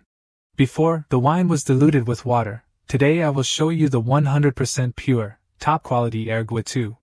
Thinking this, Li Chang'an stepped forward and said, "If you have doubts in your hearts, why not invite scholar Gu Wei Dao and student Kai Wen Lu to be the judges? With literary qi, no one can lie." Those present, upon hearing Li Chang'an's words, expressed their satisfaction. One person said, "Great, then we don't have to worry about the results anymore." Another person snorted coldly and said disdainfully, "Humph, if there's no interference, our Bai Huan Yang from Qingfeng Lu has never lost."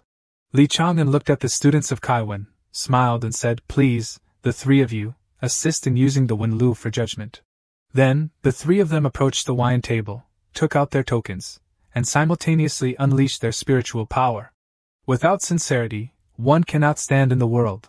The literary method is established. Let's see.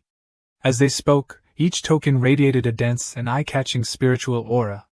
Illuminated by this light, hearts as one, they finished the sentence. A brilliant light emitted, sincerity. One by one, they randomly picked up 3 bowls of erguitu wine. As they drank the wine, everyone was incredibly astonished. "This wine is dry and cool, it brings a refreshing feeling, making me feel full of vitality," a man remarked with great satisfaction. A woman also exclaimed excitedly, "A feeling of intense pleasure, as if piercing through my body." The remaining person also excitedly raised their wine bowl and said, "The fragrance of the wine is cool and refreshing, its exquisite taste is unparalleled in the world." Everyone simultaneously pointed at the jar of erguitu wine and said, "The best wine, I choose this one." The owner of Xia family's tavern, seeing this situation, stared at the jar of erguitu wine, clenched the wine cup in his hand, gritted his teeth, and frowned. He thought to himself, "Impossible, how could this crappy erguitu come out on top?" Then, he grimaced and tasted the erguitu wine. He gritted his teeth, enduring the pain that made him tremble, then lied, "Ugh, this wine, not as good as bye. But before he could finish his sentence, the formation activated, causing him to tremble intensely, his heart and mouth unified. Then, under the influence of the formation, he could only confess in astonishment, "Bai Huan Yang cannot compare to erguitu, I have lost." The surrounding voices immediately startled him awake. My God, even better than Bai Huanyang? Even the owner of Bai Huanyang admitted it himself. I want to try it too. Boss, give me a bowl. Everyone immediately scrambled for the erguitu wine. The owner of Xia family's tavern, seeing this situation, was furious but couldn't do anything. So, he could only angrily shout, Li Chang'an, just you wait, one loss doesn't mean anything. Li Chang'an, hearing the Xia family owner's words, said disdainfully, You've already lost the second time. Serve the dish. Li Chang'an shouted. Immediately, the waiters brought out the ingredients for the hot pot. The people around had never seen any dish like this, so when the waiters brought the food out, everyone was extremely curious and discussed. What kind of flavor is this? Why is it so fragrant that it makes my mouth water? Seeing everyone's curiosity, Li Chang'an pointed at the hot pot and explained, This hot pot is combined with erguitu. It's our new specialty dish. Hot pot paired with wine. The more you drink, the better it tastes. Please, everyone, enjoy. Hearing this, everyone immediately scrambled to try it. I want to try it first. Me too. Can we have some more over here? Sounds of amazement echoed through the room. Wow, this is even better than mala soup. From now on, I definitely have to go to Wang Fuji to eat. Li Chang'an, seeing this, looked triumphantly towards the Xia family owner and provocatively said, Isn't shopkeeper Xia hungry? Why not try a bite? Don't be shy.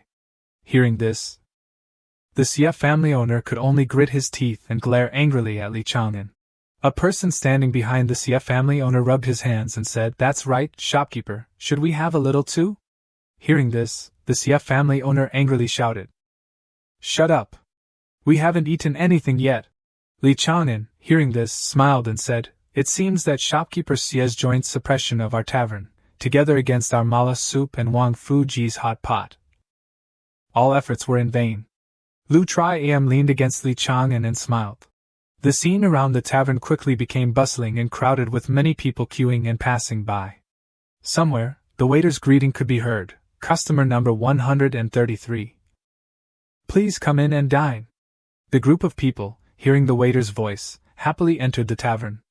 Finally, it's our turn. A seat for hot pot is so hard to find.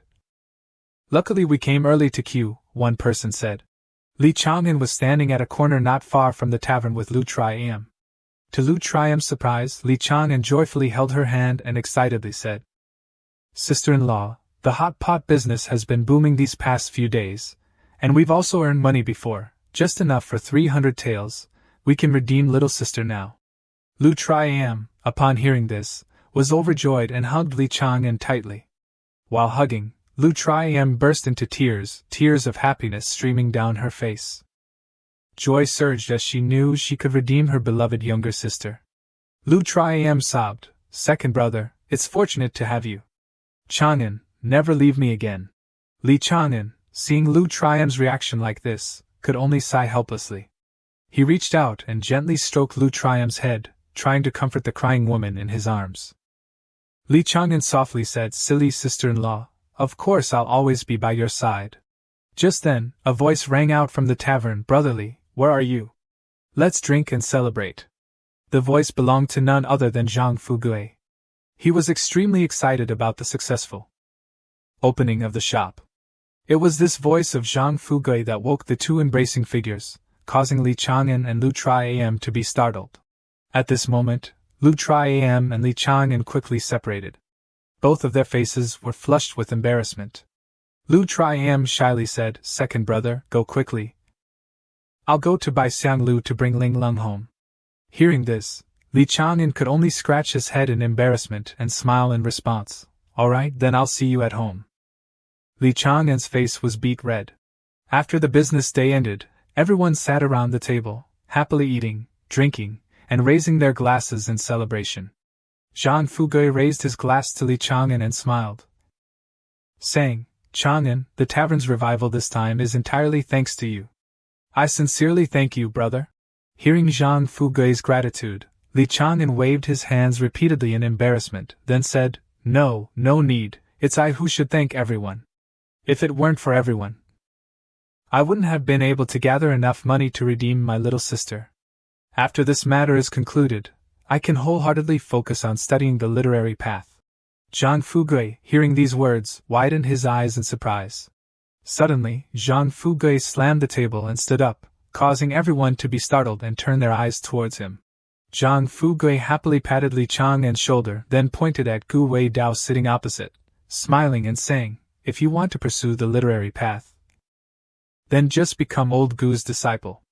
Zhang Fugui continued, "Don't look at how stingy and poor he is now, he used to be a prominent figure." Hearing Zhang Fugui's words, Li Chang'an immediately hesitated, looking towards Gu Wei Dao and saying hesitantly.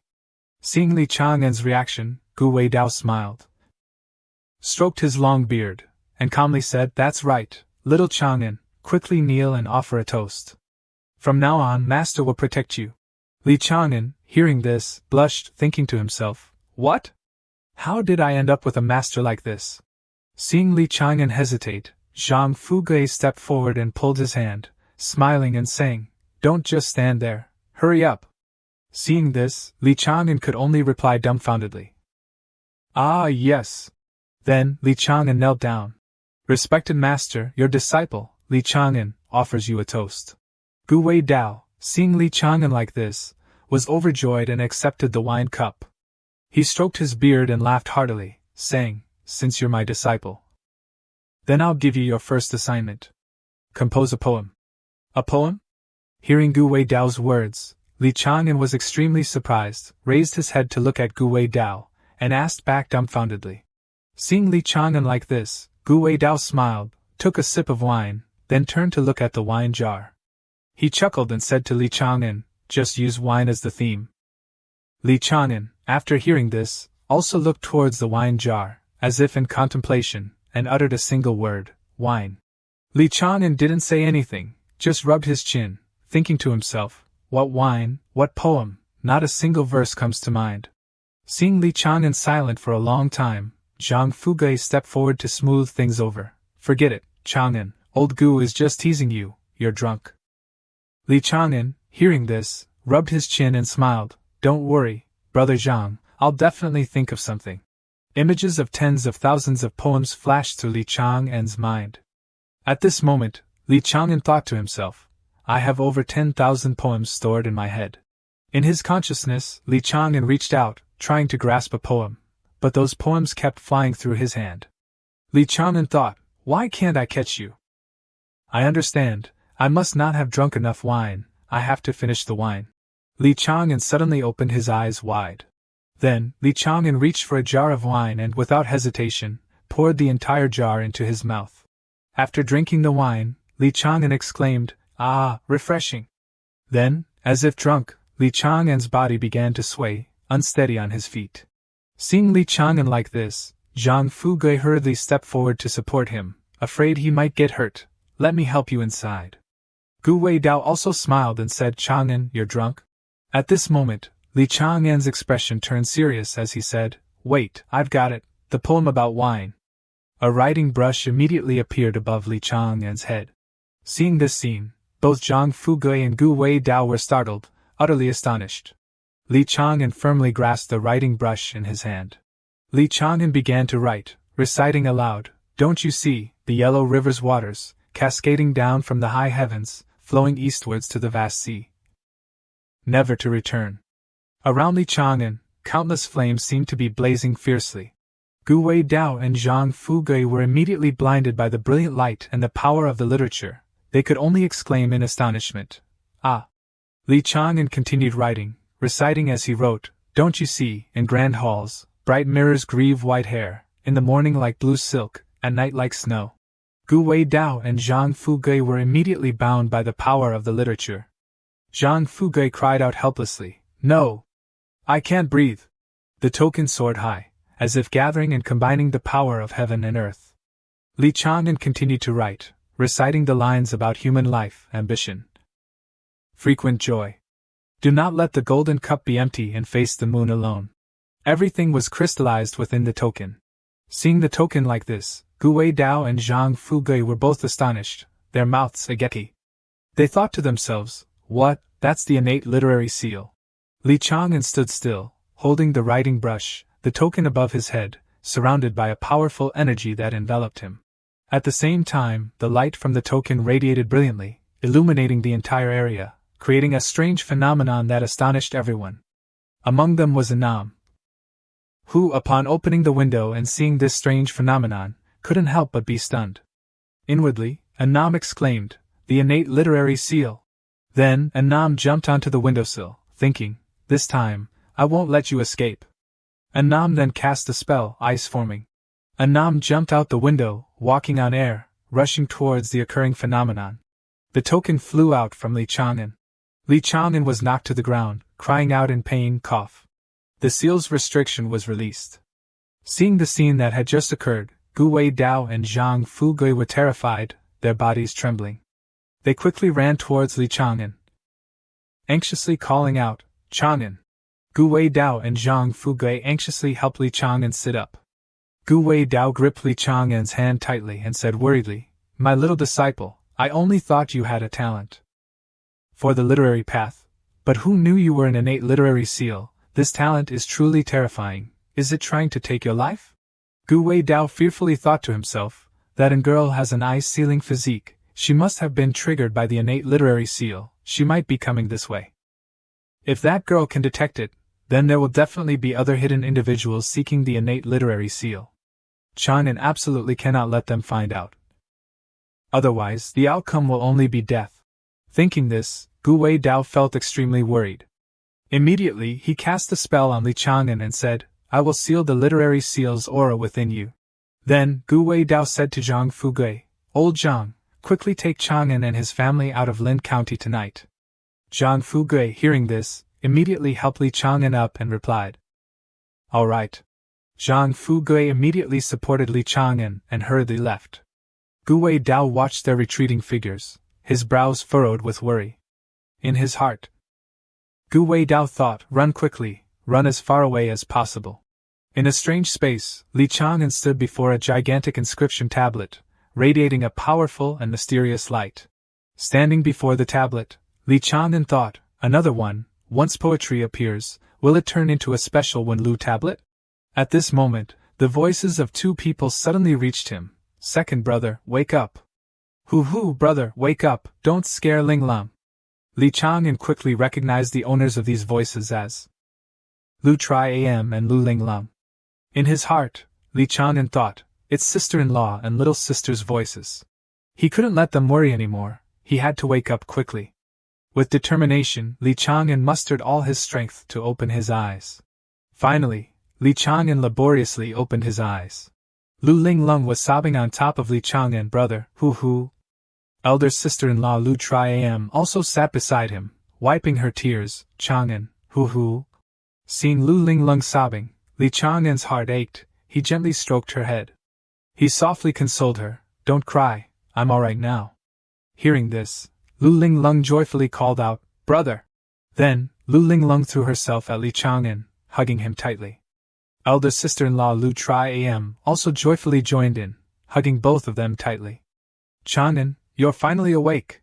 The carriage hurriedly sped away. At this moment, Li Chang'an asked Lu Tri Am, "Sister-in-law, what happened? Where are we going now?" Hearing Li Chang'an's question, Lu Tri Am wiped her tears and handed him a letter. She softly explained, "I'm not sure, it was arranged by Scholar Gu. He left a letter for you, saying you'll understand after reading it." Hearing this, Li Chang'an took the letter with surprise. Li Chang'an took the letter out of the envelope. He slowly unfolded the letter and read. The letter stated, "Chang'an, things have started. That day, you were drunk and composing poetry, unexpectedly revealing your innate literary talent, which has now spread widely. The noble clans all crave to possess it, either by surrounding and killing you, or by seeking marriage alliances. They definitely won't hesitate to use any means to capture you. I could only conceal your literary talent. During this time, you must cultivate your literary qi. I've entrusted someone to bring you to Balo Academy in Dongyu Prefecture, one of the 4 great academies. Just take this letter of recommendation, find Sun Yan and Gu Wei Dao." The contents of the letter clearly described the difficult situation Li Chang'an was about to face, as well as Gu Wei Dao's concern for him. After reading the letter, Li Chang'an was deeply moved by Gu Wei Dao's affection for him. In his heart, Li Chang'an thought, Master, thank you for everything you've done for your disciple. I will quickly become strong enough to control my own destiny. Time passed. Before them was the city gate of Dongyu Prefecture. The group quickly arrived at the gates of Balo Academy. Li Chang'an led Lu Tri-Am and Lu Linglong into the academy. As they walked, Li Chang'an explained, Sister-in-law, little sister, this is the place Master told me to come to. Suddenly, at this moment, someone appeared, blocking their way into Bailu Academy. He shouted, Unauthorized personnel are not allowed to enter Bailu Academy. Seeing the person's aggressive demeanor, Lu Tri-Am and Lu Linglong were startled and quickly retreated behind Li Chang'an. At this moment, Li Chang'an remained calm. Politely cupping his hands in greeting, I am a student here to see the deputy head of Shan Diyuan. Then, Li Chang'an presented his token for the person to examine. Upon seeing the token, the person's attitude immediately softened considerably. He said, Deputy Head Su did mention that someone would be coming to visit, but only you are allowed inside. Hearing this, Li Chang'an turned to look at Lu Tri-Am and Lu Linglong, saying, Sister-in-law and little sister, wait for me at the nearby inn, I'll come find you after I'm done. After Li Chang'an finished speaking, Lu Tri-Am and Lu Linglong smiled and replied, Okay. The two gatekeepers immediately cast a spell, quickly relaying the message. The teleportation opened. As soon as the person finished speaking, Li Chang'an's entire being was submerged into the teleportation formation. In the next moment, Li Chang'an was transported to another place, this strange event greatly surprising him. Li Chang'an opened his eyes wide in astonishment. Right before Li Chang'an's eyes was an incredibly mystical and majestic scene, resembling a celestial paradise. Towering mountain ranges interspersed with ancient structures. Waves of mist gently drifted across like white silk ribbons enveloping the mountains. This place was divided into 3 areas: Meishan, Plum Mountain, Jushan, Chrysanthemum Mountain, and Jushan, Bamboo Mountain. At this moment, from the tower behind Li Chang'an at Tiandiyuan, Jushan, the 9th castle, a voice suddenly rang out, Come in, causing Li Chang'an to frown and turn around. Li Chang'an slowly pushed the door open. Right before Li Chang'an's eyes stood a middle-aged man with his back turned towards him. Li Chang'an, seeing this, cupped his hands in greeting and bowed his head, saying, Vice Head Su, Student Li Chang'an. Before he could finish his sentence, Vice Head Su coldly interrupted him, Truly unexpected, even if someone comes in through the back door, that their teacher would still want to squeeze them in, and they'd be this mediocre. Deputy Head Su waved his hand dismissively, turning around to say, I never expected that even if someone comes through the back door, Master would still want to squeeze them in. And they turn out to be so mediocre. He continued, But since Master has made this request, I won't ask too many questions. I won't interfere with your studies from now on. Make your own progress. Master has specially assigned you a completely new identity. Take this jade token, write your name on it, and leave. Then, Deputy Head Su handed the jade token to Li Chang'an. Li Chang'an received the tossed jade token. Looking at the blank jade token before him, Li Chang'an asked Deputy Head Su, May I ask, Deputy Head, what should I write on this jade token? Hearing this, Deputy Head Su became angry and shouted, Useless fool! You don't even know how to use literary qi, and you still want me to teach you from the beginning? Then, Deputy Head Su struck a palm towards Li Chang'an. Seeing this, Li Chang'an used his own literary qi to defend himself. Deputy Head Su's eyes widened in astonishment upon seeing this. A moment later, a palm strike landed directly on Deputy Head Su, causing him to cry out in pain. The deputy head broke out in a cold sweat, thinking to himself, Someone who doesn't know how to use literary qi can actually repel my literary qi. This can only mean that this person is not ordinary. Definitely a talent. Seeing Deputy Head Su like this, Li Chang'an was filled with question marks, not understanding what was happening, and asked with concern, Deputy Head Su, are you alright? Hearing Li Chang'an's question, Deputy Head Su hurriedly stood up, drenched in sweat, and explained to Li Chang'an, It's nothing, I just struck you with a palm to activate the literary qi in your body. Your literary qi is abundant, you just need to sense it and gather it at your fingertips to write on the jade token. Hearing this, Li Chang'an remained silent, rubbing his chin as he looked at the jade token in his hand, thinking, sense literary chi, channel literary chi, name, new name. I've got it. Li Chang'an then engraved the name Li Bai on the jade token. Afterwards, Li Chang'an cupped his hands and bid farewell to Deputy Head Su. This student thanks Deputy Head Su for your guidance. Deputy Head Su remained silent, sweat beading on his forehead. He thought to himself, Master, what kind of disciple have you taken on? A while later, Li Chang'an calmly entered the lecture hall. Holding the jade token in his hand, Li Chang'an thought to himself, there aren't many students in Zone C. It seems I've been placed among the ranks of the poor students. At this moment, a young man suddenly ran over and put his arm around Li Chang'an. The young man smiled and said, Newcomer, I'm a Nan. May I ask for your esteemed name? Suddenly being embraced, Li Chang'an blushed and replied shyly, I am Li Bai. Li Chang'an thought to himself, this man is even more beautiful than a woman.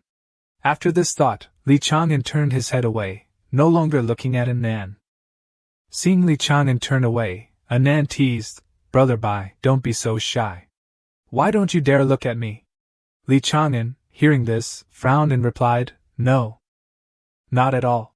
Suddenly, a board appeared in the sky bearing the words Cloud Saint Board. Upon seeing these words, everyone was astonished. Someone even exclaimed, the first month's Cloud Saint Board. Zhu Shan's ninth castle. While Li Chang'an was still bewildered, unsure of what was happening, all the disciples in the hall prostrated themselves. Seeing this, Li Chang'an trembled inwardly, thinking, the Cloud Saint Board, such powerful suppression, is this the first step into the world of the literary path? Watching the Cloud Saint Board gradually disappear from the sky, the students immediately became extremely agitated. Someone even shouted, Next time, I must have my poem inscribed on the Cloud Saint Board. The sea of learning is boundless, the book arrives. Another person shouted, Who doesn't know that having your name on the Cloud Saint Board grants immense literary chi, and even elevates the quality of your literary talent? You think you can do it? Dream on. Everyone immediately fell into a frenzy of studying. Stop the noise, the Academy will surely use all its power to promote this. We just need to seize the time to study. Another person said, Conquering the Cloud Saint Board is a bloody battle. Looking at the frenzied people before him, Li Chang'an gradually understood something. In his heart, he began to form a resolution to steadily accumulate literary chi, enhance the quality of his literary talent, and become stronger. Suddenly, a Nan put his arm around Li Chang'an and said with a smile, Brother Bai, that doesn't concern our Zone C. The Academy's resources are only for the top students. Li Chang'an blushed, speechless from a Nan's words. And Nan, don't talk nonsense. A voice suddenly rang out, interrupting the flow of emotions. While a Nan was still surprised, a hand reached out and pulled him away from Li Chang'an. The person continued, If a work is exceptionally outstanding, our Academy will certainly mobilize all resources to help that person create a powerful momentum. The speaker was none other than a Zone C student. Zhou Zidu continued, Brother Bai, if you wish to participate, when registering, add the Academy's name. You can also receive basic support. Li Chang'an, after listening, bowed his head and thanked Nan and Zhou Zidu, Thank you both for your help. Hearing this, Nan smiled and said, Don't worry too much, there's not just one way to enhance your literary talent. As Zhou Zidu said, Brother Bai, you can try other methods. There are 6 paths to elevating the rank of literary talent. The first path is awakening through fame, with a 2-star difficulty. The second path is becoming an official supported by destinies. Power, also with a 2-star difficulty. The third path is accumulating sufficient merit and reputation, also with a 2-star difficulty. The fourth path is inheriting literary talent, with a 3-star difficulty. The fifth path is entering a temple to receive sacred energy, with a 4-star difficulty. Finally, the sixth path, also the final path to enhance the quality of literary talent, is to appear on the Saint Board 3 times a year, with a 5-star difficulty. Hearing this, Li Chang'an smiled confidently, thinking to himself, in the past 100 years, only 100 people have reached the pinnacle of the Cloud Saint Board. This is definitely the most arduous path to conquer literary chi. But that's only a challenge for others. When it comes to poetry and talent, the essence of 1,000 years resides within me. The Cloud Saint board is a perfect opportunity. At this moment, the announcement for break time sounded outside. Hearing this, Li Chang'an turned to leave, not forgetting to turn back and bid farewell to Nan and Zhou Zidu. In that case, I'll excuse myself and return home first. Once I've settled in, I'll invite you both for a drink. Li Chang'an's actions shocked and surprised both Nan and Zhou Zidu. Watching Li Chang'an's departing figure, Nan couldn't believe it and turned to ask Zhou Zidu, impossible. Even the laziest ones know to pretend to be diligent. How dare he just leave like that? Zhou Zidu was also extremely surprised, then hesitantly replied, could it be that he knows there's no hope, so he's given up and admitted defeat? A month later, Li Chang'an arrived at the academy on time and greeted everyone. Just like every evening, I always go home on time and bid everyone farewell. Seeing Li Chang'an like this, Zhou Zidu and Nan both smiled. Nan laughed loudly and said, this kind of relaxed attitude, not even caring about the Cloud Saint board. With skills and knowledge worse than mine, truly not worth bothering with. At the New Year's Eve celebration, amidst the flickering light from the lanterns illuminating the room, Linglong happily ran towards Li Chang'an and Lu Tri-am, cheerfully saying, Happy New Year! Then, Linglong threw herself at Li Chang'an, hugging him tightly.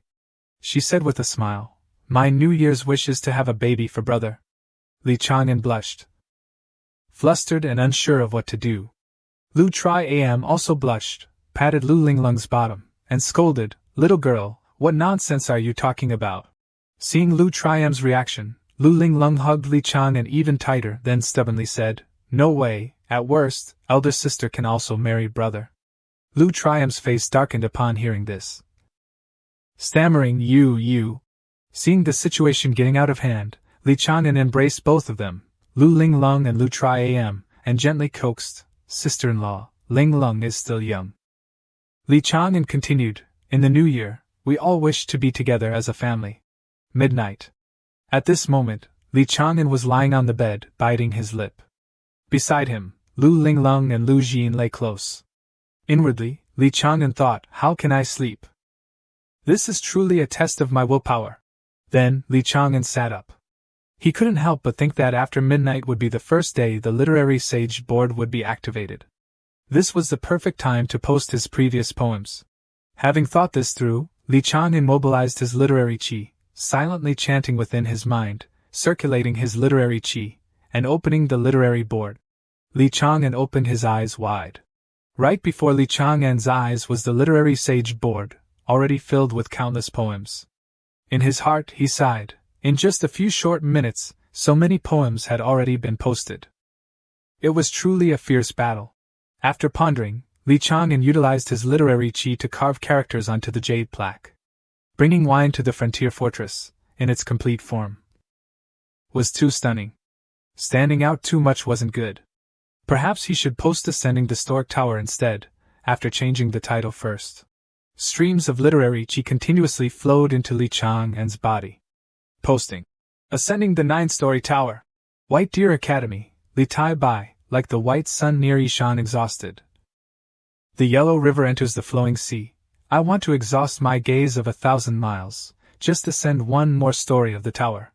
Immediately, lines of characters were etched onto the heavenly literary board, ascending the 9-story tower, White Deer Academy, Li Tai Bai, like the white sun near Ishan exhausted. The yellow river enters the flowing sea. I want to exhaust my gaze of 1,000 miles, just ascend one more story of the tower. Li Chang'an waved his hand. Afterwards, Li Chang'an smiled, thinking to himself, I wonder if these classic works, widely circulated throughout Tang poetry, can fail to make it onto the literary sage board? The next day, New Year's Day, Li Chang'an opened his eyes in astonishment. His heart was filled with surprise, unable to believe what was happening. Looking at the ranking list before him, Li Chang'an couldn't help but think in astonishment, this is a classic piece from the prosperous Tang dynasty, yet it didn't even make it into the top 100. What's going on? In a certain tavern, Zhu Zidu and Nan earnestly tried to console Li Chang'an. Zhu Zidu said, Brother Tai Bai, there's no need to worry. There must be at least 10 or 20,000 scholars who want to get onto the literary sage board. And Nan added, moreover, true talent isn't determined in just the first day of the rankings. After listening, Li Chang'an furrowed his brow and asked, "So in the end, what can one gain?" And Nan smiled, pointed out the window, and said, "Fame, eh?" Li Chang'an followed in Nan's pointing finger. Li Chang'an then saw a literary stele right in front of him, where countless people were gathered. These people bowed before the stele and prayed, hoping that the literary sage emperor would help them have their names inscribed on the golden list. And Nan continued to explain. Many scholars spent a fortune to participate in poetry gatherings, just for the sake of having their names carved onto the stele, and their reputations spread far and wide. This way, once listed on the golden list, they would receive more support, and their poetry and prose would be known by more people.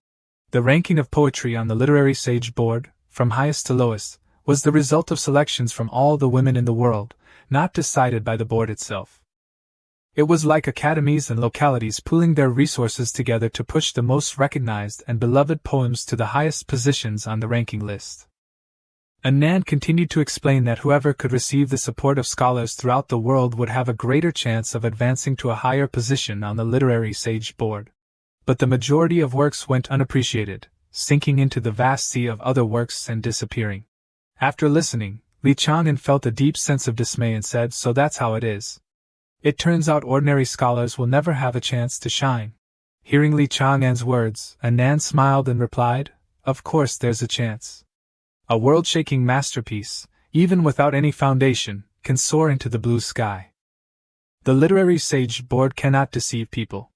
Zhu Zida also smiled and said, "We have neither fame nor anyone to help us, so why harbor such unrealistic dreams? Let's drink, let's drink."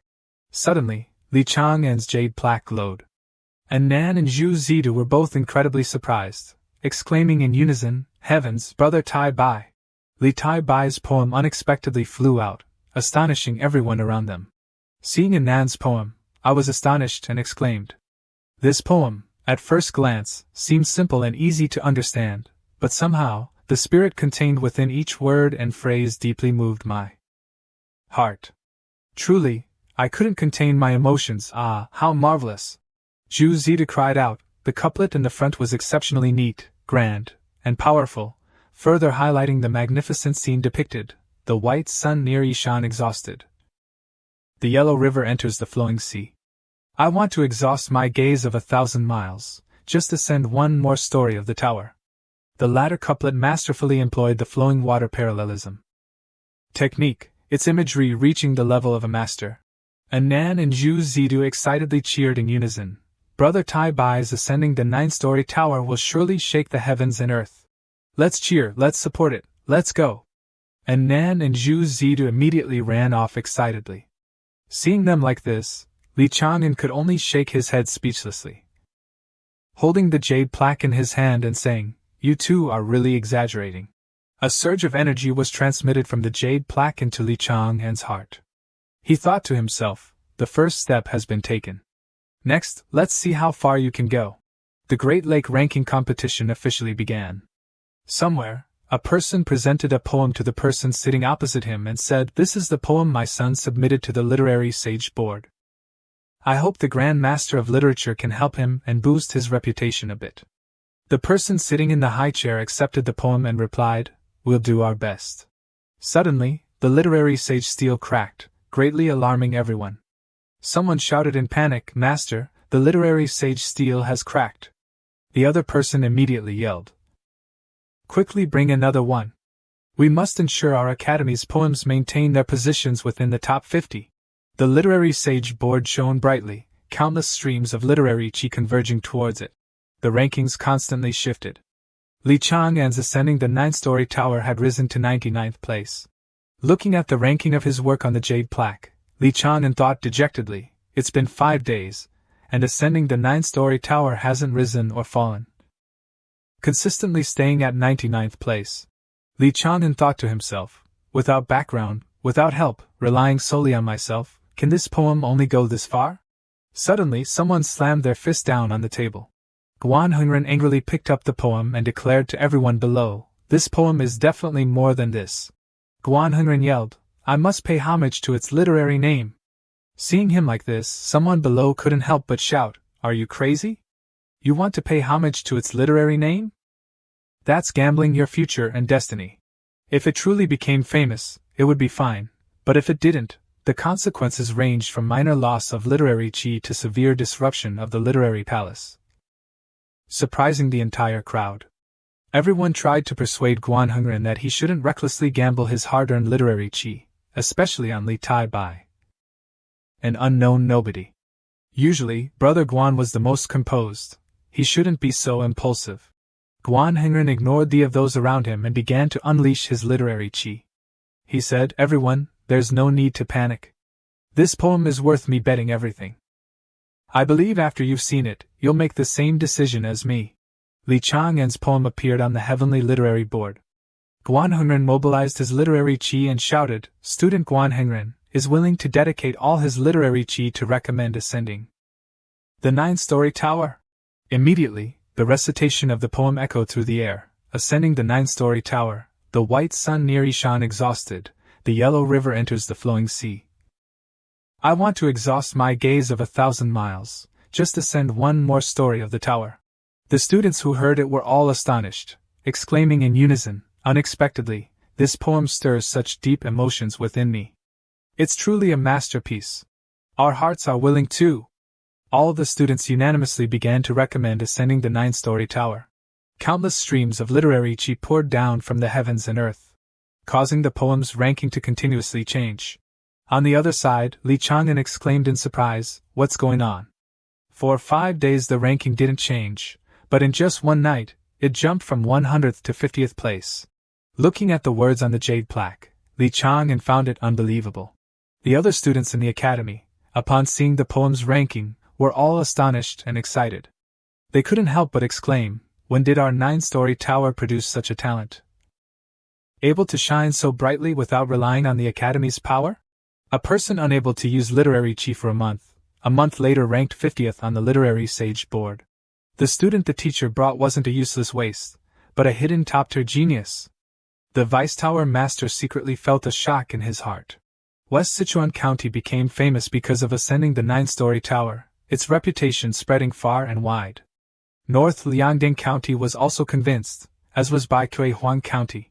At this time, in the Wendian Academy, a man angrily roared, "Since when did Li Tai Bai appear at the White Deer Academy?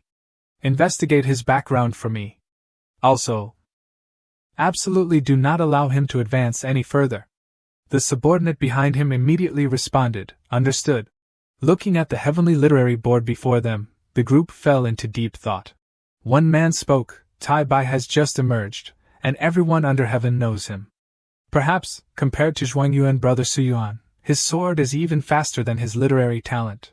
The person behind him immediately shouted, "This person is rare. It's best to keep him within our grasp." The man glanced at him, then looked back with a cautious expression. Avoiding reckless actions. On the 4th floor of the 9-story tower, on the 1st floor of the study area, Li Chang'an had barely stepped into the main hall when he immediately attracted the attention of many. Everyone cast strange, envious, and resentful glances at Li Chang'an. Seeing this, Li Chang'an could only sigh inwardly in astonishment. It seemed they were jealous of him. His peaceful life was probably about to end. At this moment, a person with a strange appearance stepped forward and said to Li Chang'an, "Brother Tai Bai, what books do you usually read? Could you give some pointers to your fellow classmate? Let's strive together to get onto the literary sage board." This person was a top student from Area A, ranked 3rd in achievements. Seeing the person's unfriendly attitude, Li Chang'an didn't bother to pay attention and simply said lightly, "I usually just read Confucius's Analects, basic rhythm and rhyme, and some poetry and prose." Hearing Li Chang'an's response, the other person became furious, flew into a rage, and rushed forward to criticize him. "If you don't want to tell me, then fine. But why intentionally use these introductory textbooks to look down on me?" Then, this person stepped forward and grabbed Li Chang'an, who was about to leave. Today, without an explanation, he wouldn't be going anywhere. Li Chang'an also became angry. He turned around, glared at the person, and shouted, "Let go!" The person was unexpectedly thrown back by a surge of literary chi. Li Chang'an was also extremely surprised, not understanding what was happening. Then, Li Chang'an understood everything. He happily thought that when he ascended the 9-story tower, he had been recognized by literary chi, filling his body with energy. As long as his words were infused with literary qi, he would possess the power to injure others. This was the power of words becoming law. The space immediately fell silent. Li Chang'an frowned and thought to himself, this was the first time he had felt the power of the literary path in this world, but he couldn't make too many enemies right now. Then, Li Chang'an pulled out a book from his chest and explained, I'm not hiding anything. If this classmate doesn't believe me, you can check. Go ahead and check my books. Li Chang'an handed the book to the other person, gesturing for him to examine it. However, the person was now extremely frightened and trembling. At this moment, a voice suddenly called out from above, summoning Li Chang'an and Tai Bai to the 7th floor, greatly surprising Li Chang'an. Li Chang'an immediately placed the book on the ground and said, Everyone, I'll take my leave first. Seeing Li Chang'an leave, everyone immediately rushed forward to examine his books. Afterwards, they were all extremely astonished, cries of surprise echoing behind Li Chang'an. He was telling the truth. Impossible! This guy hasn't even taken the entrance exam. Is he really a genius? No, I have to go home and find this book to review again. On the 7th floor of the 9-story tower, Li Chang'an bowed respectfully and said, Greetings, Tower Master, greetings, Vice Tower Master. The man, upon hearing Li Chang'an's greeting, turned around, stroked his beard, and said with a smile, Li Chang'an, there's no need for such formalities. I called you here today for something else. This man was none other than Qin Tumen, the Tower Master of the 9-story tower. Qin Tumen continued, the main academy in the capital wants to specially recruit you. Fame, promotion, literary qi cultivation, and even resources, everything you need will be provided. Furthermore, Yun Zong will directly impart his literary qi to you, which can help you directly ascend to 5th grade literary qi. This is truly a chance to rise to the top in a single bound. Hearing these words, Li Chang'an's mouth dropped open in astonishment. He thought to himself, this isn't nurturing a student, it's like creating a god. 5th grade gentleman, literary qi fully developed, impervious to water and fire, rising to the clouds in a single step, one person able to match 10,000 soldiers. At this point, Li Chang'an hesitantly asked Qin Tumen, May I ask, Elder, what price do I have to pay? Hearing this, Qin Tumen replied, Very simple, obey all arrangements, and absolutely do not fail. Hearing this, Li Chang'an's face paled in fright. Qin Tumen continued, The academy has devoted all its resources for your use. If you fail, the flames of wrath will burn you to ashes. Li Chang'an thought in fear, if that happens, I'll just be a pawn, pitted by others, surrounded by danger, unable to control my own life or death. Thinking of this, Li Chang'an asked Qin Tumen, Tower Master, is there another option? Hearing Li Chang'an's question, Qin Tumen replied, I can help you refuse. You can stay in Zhushan Tower, live a peaceful and stable life as an ordinary student. Those benefits will be gone. From now on, you can only rely on yourself to pass the examinations. These words were like a lifeline to Li Chang'an. He thought to himself, strength can be acquired later, but life is only given once. Having thought this through, Li Chang'an knelt down and said, Student chooses the second path. Qin Tumen immediately helped Li Chang'an to his feet and then said with a smile, Very well. To compensate you, I've specially requested the academy to grant you a chance to enter Zhishan's treasure vault and choose a treasure. Hearing this, Li Chang'an smiled, but under the Tower Master's care, the student didn't ask for anything. Qin Tumen activated the teleportation formation, saying, Don't worry. The treasures accumulated by Zhu Shan over thousands of years are all stored there. I'll take you to choose now. In a blink of an eye, Qin Tumen and Li Chang'an were teleported to Zhu Shan's treasure vault by the formation. Qin Tumen immediately pushed Li Chang'an inside and said, Go in, choose only one thing. I'll give you an hour. Li Chang'an was surprised, thinking to himself, Why does the treasure vault look even colder than my room? Surely the Tower Master isn't tricking me, is he? Li Chang'an was pushed through the door. Looking at the scene before him, Li Chang'an couldn't help but be astonished, staring wide-eyed. Looking at the dazzling, sparkling scene inside, Li Chang'an thought, Is this another world? Are those orbs of light treasures? Can I really choose anything? Inside the Zhushan cave, amidst the countless precious treasures, Li Chang'an thought, Use words to sense, use literary qi to capture, and choose the most suitable treasure. Thinking this, he began to circulate his cultivation technique. Very quickly, his body was enveloped by glowing words. The treasures were enveloped in golden light, like stars in the night sky. Li Chang'an relied on the words, sensing the literary qi amidst the starry sky. Each star was a treasure, radiating a powerful aura that shook one's heart. Standing amidst the countless different choices, he thought to himself, which star should I choose? Amidst the myriad choices, he drifted along the flow of literary qi, passing by each treasure. Among the countless different treasures, his gaze suddenly landed on one. Found it. It was the starfire refining essence. Upon seeing it, he immediately determined that this was the treasure he needed. Yes, it was this one. Having identified his target, Li Chang'an reached out and absorbed the treasure. The light from the treasure enveloped his arm, its power gradually seeping in, spreading, and coursing through his meridians. As he absorbed the treasure, he thought, this is the most suitable star for me so far, like being reborn.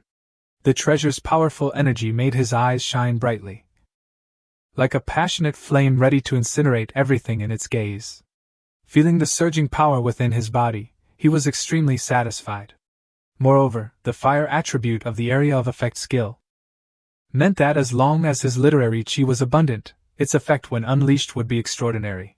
Having absorbed all of the treasure's power, the two seemed to merge as one. Behind him, a brilliant flame ignited, filled with passion and heat, heralding an explosive, bright, and hopeful future, just like the flame at this moment.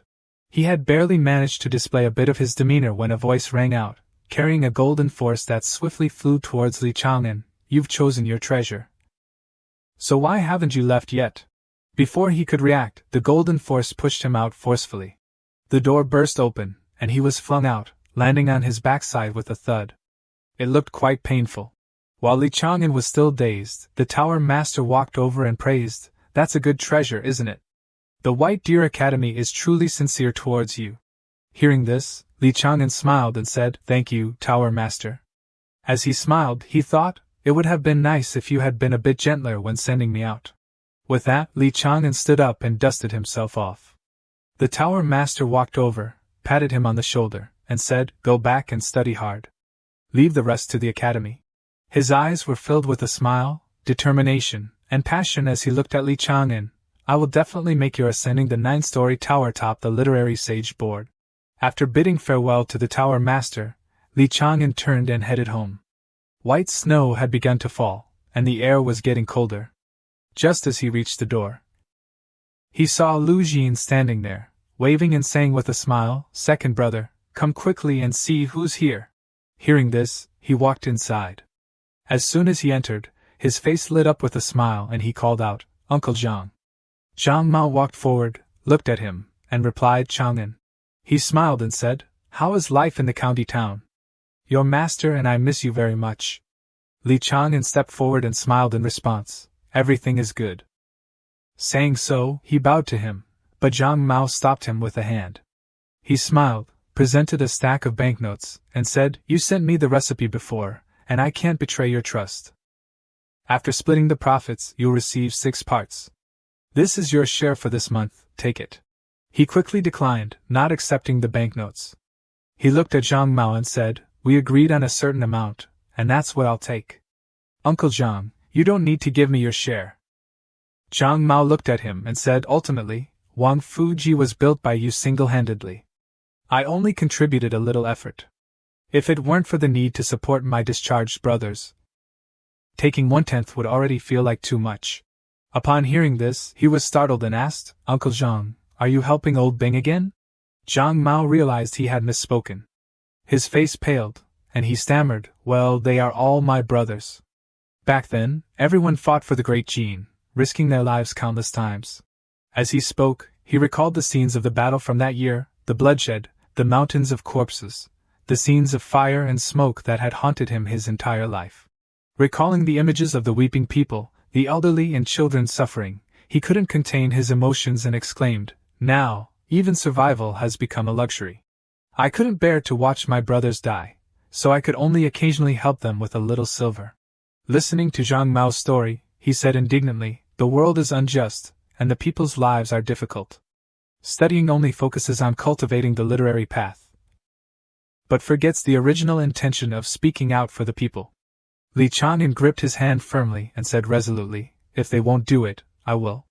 If Uncle Zhang trusts me, bring the veteran soldiers here, and I will let them live with dignity." Hearing these words, Zhang Mao was moved to tears. His eyes lit up as if he had just seen a glimmer of hope, and he exclaimed joyfully, "All right, all right." A few days later, in Li Chang'an's courtyard, the veteran soldiers were gathered by Zhang Mao and lined up neatly before Li Chang'an. He calmly said, "Brothers, this is Li Chang'an, the young master Li I've always mentioned to everyone. He has a way to help everyone have enough to eat and wear." "Men?" Before he could finish his sentence, a veteran soldier interrupted, "What kind of ability can a little brat have? Don't brag." As soon as he finished speaking, another person chimed in, "Leader Zhang, have you mistaken the person?" Seeing them question and distrust him, his face darkened in anger, and he roared, "Silence!" He pointed directly at the person who had interrupted, shouting, "Yang Changxi, your mother passed away. If it weren't for those 5 taels of silver, she still wouldn't be buried." His words made Yang Changxi break out in a cold sweat, his face paling. He couldn't utter a word. Then he turned to the other person who had spoken, pointing directly at him and saying, "Zongandan, your child was sick. If it weren't for those 10 taels of silver, your child would probably be dead by now." Zongandan, at this moment, was just like Yang Changxi, speechless. Zhang Mao glared angrily at the group and said, "It's thanks to Chang'an teaching me how to make money that I have silver to give you. Now, he's even taking the time to devise a way for us commoners to survive. Only he treats us like human beings." Seeing Zhang Mao about to explode in anger, he placed a hand on his shoulder, calming his fury. "Uncle Zhang, don't be angry. It's normal for everyone not to trust me." Zhang Mao, out of respect for him, calmed down somewhat but still looked at the group and said loudly, "Should you address him as young Master Li or not?" The group responded in unison. Zhang Mao yelled, using the imposing manner of someone who had experienced many battles, "Are you all lacking food or drink? Speak up." The group, also using the imposing manner of the military, shouted in unison, "Young Master Li." He smiled at everyone and said, "Thank you for your kindness, but my intention is to teach a man to fish, rather than give him a fish." As he spoke, he pulled out a stack of papers from his robe and presented them to everyone. "These are the methods for making candied hawthorns, medicinal wine, spicy hot pot, and regular hot pot. Business in Lin County was very good before, so we should be able to rely on these to start businesses in the county town as well. We'll start small and then adjust based on customer feedback." Looking at the recipe papers he calmly handed them, the group was shocked, their mouths agape. They hadn't expected him to hand over such valuable secret recipes to them. Young Master Li was truly a kind person. With that, the entire group knelt down and kowtowed to him. Zhang Mao also bowed, respectfully saying on everyone's behalf, to repay young Master Li's great kindness. "We brothers are willing to acknowledge you as our master, ready to serve you as oxen and horses." Li Chang'an was taken aback by their actions, the smile on his face freezing. He thought to himself, "I've unexpectedly acquired my first armed force." Some time later, the definitive board, shining with brilliant golden light, appeared before him. At the top spot was ascending the 9-story tower, by Li Tai Bai. He stood before the towering definitive board, radiating a brilliant halo. As soon as the results were announced, and he secured the top position, he immediately received his reward. Li Chang'an calmly looked at the notification board where the rewards began to be distributed. Thousands of beams of light targeted his chest, and Li Chang'an joyfully accepted the reward. A blessing echoed in his ears, "Fame, literary qi, may you gather the nation's fortune." Li Chang'an cupped his hands and bowed, saying, "This student will certainly live up to expectations." As soon as he finished speaking, he noticed brilliant golden light emanating from his chest, surging like flowing water. His literary qi liquefied, ascending to 9th grade literary qi. The surging golden water gradually converged at a single point. A drop of golden liquid fell into the silent space, gently touching the ground. The entire ground trembled, greatly surprising him. From beneath the earth, countless stone tablets inscribed with words unexpectedly emerged. Li Chang'an looked around in astonishment. His gaze landed on a nearby stone tablet.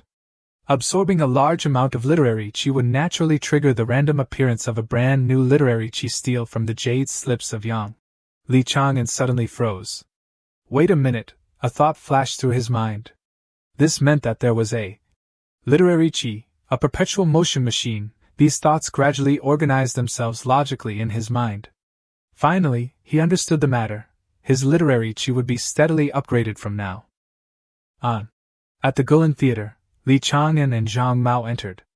The waiter cheerfully greeted them, inviting the two young masters to take a seat.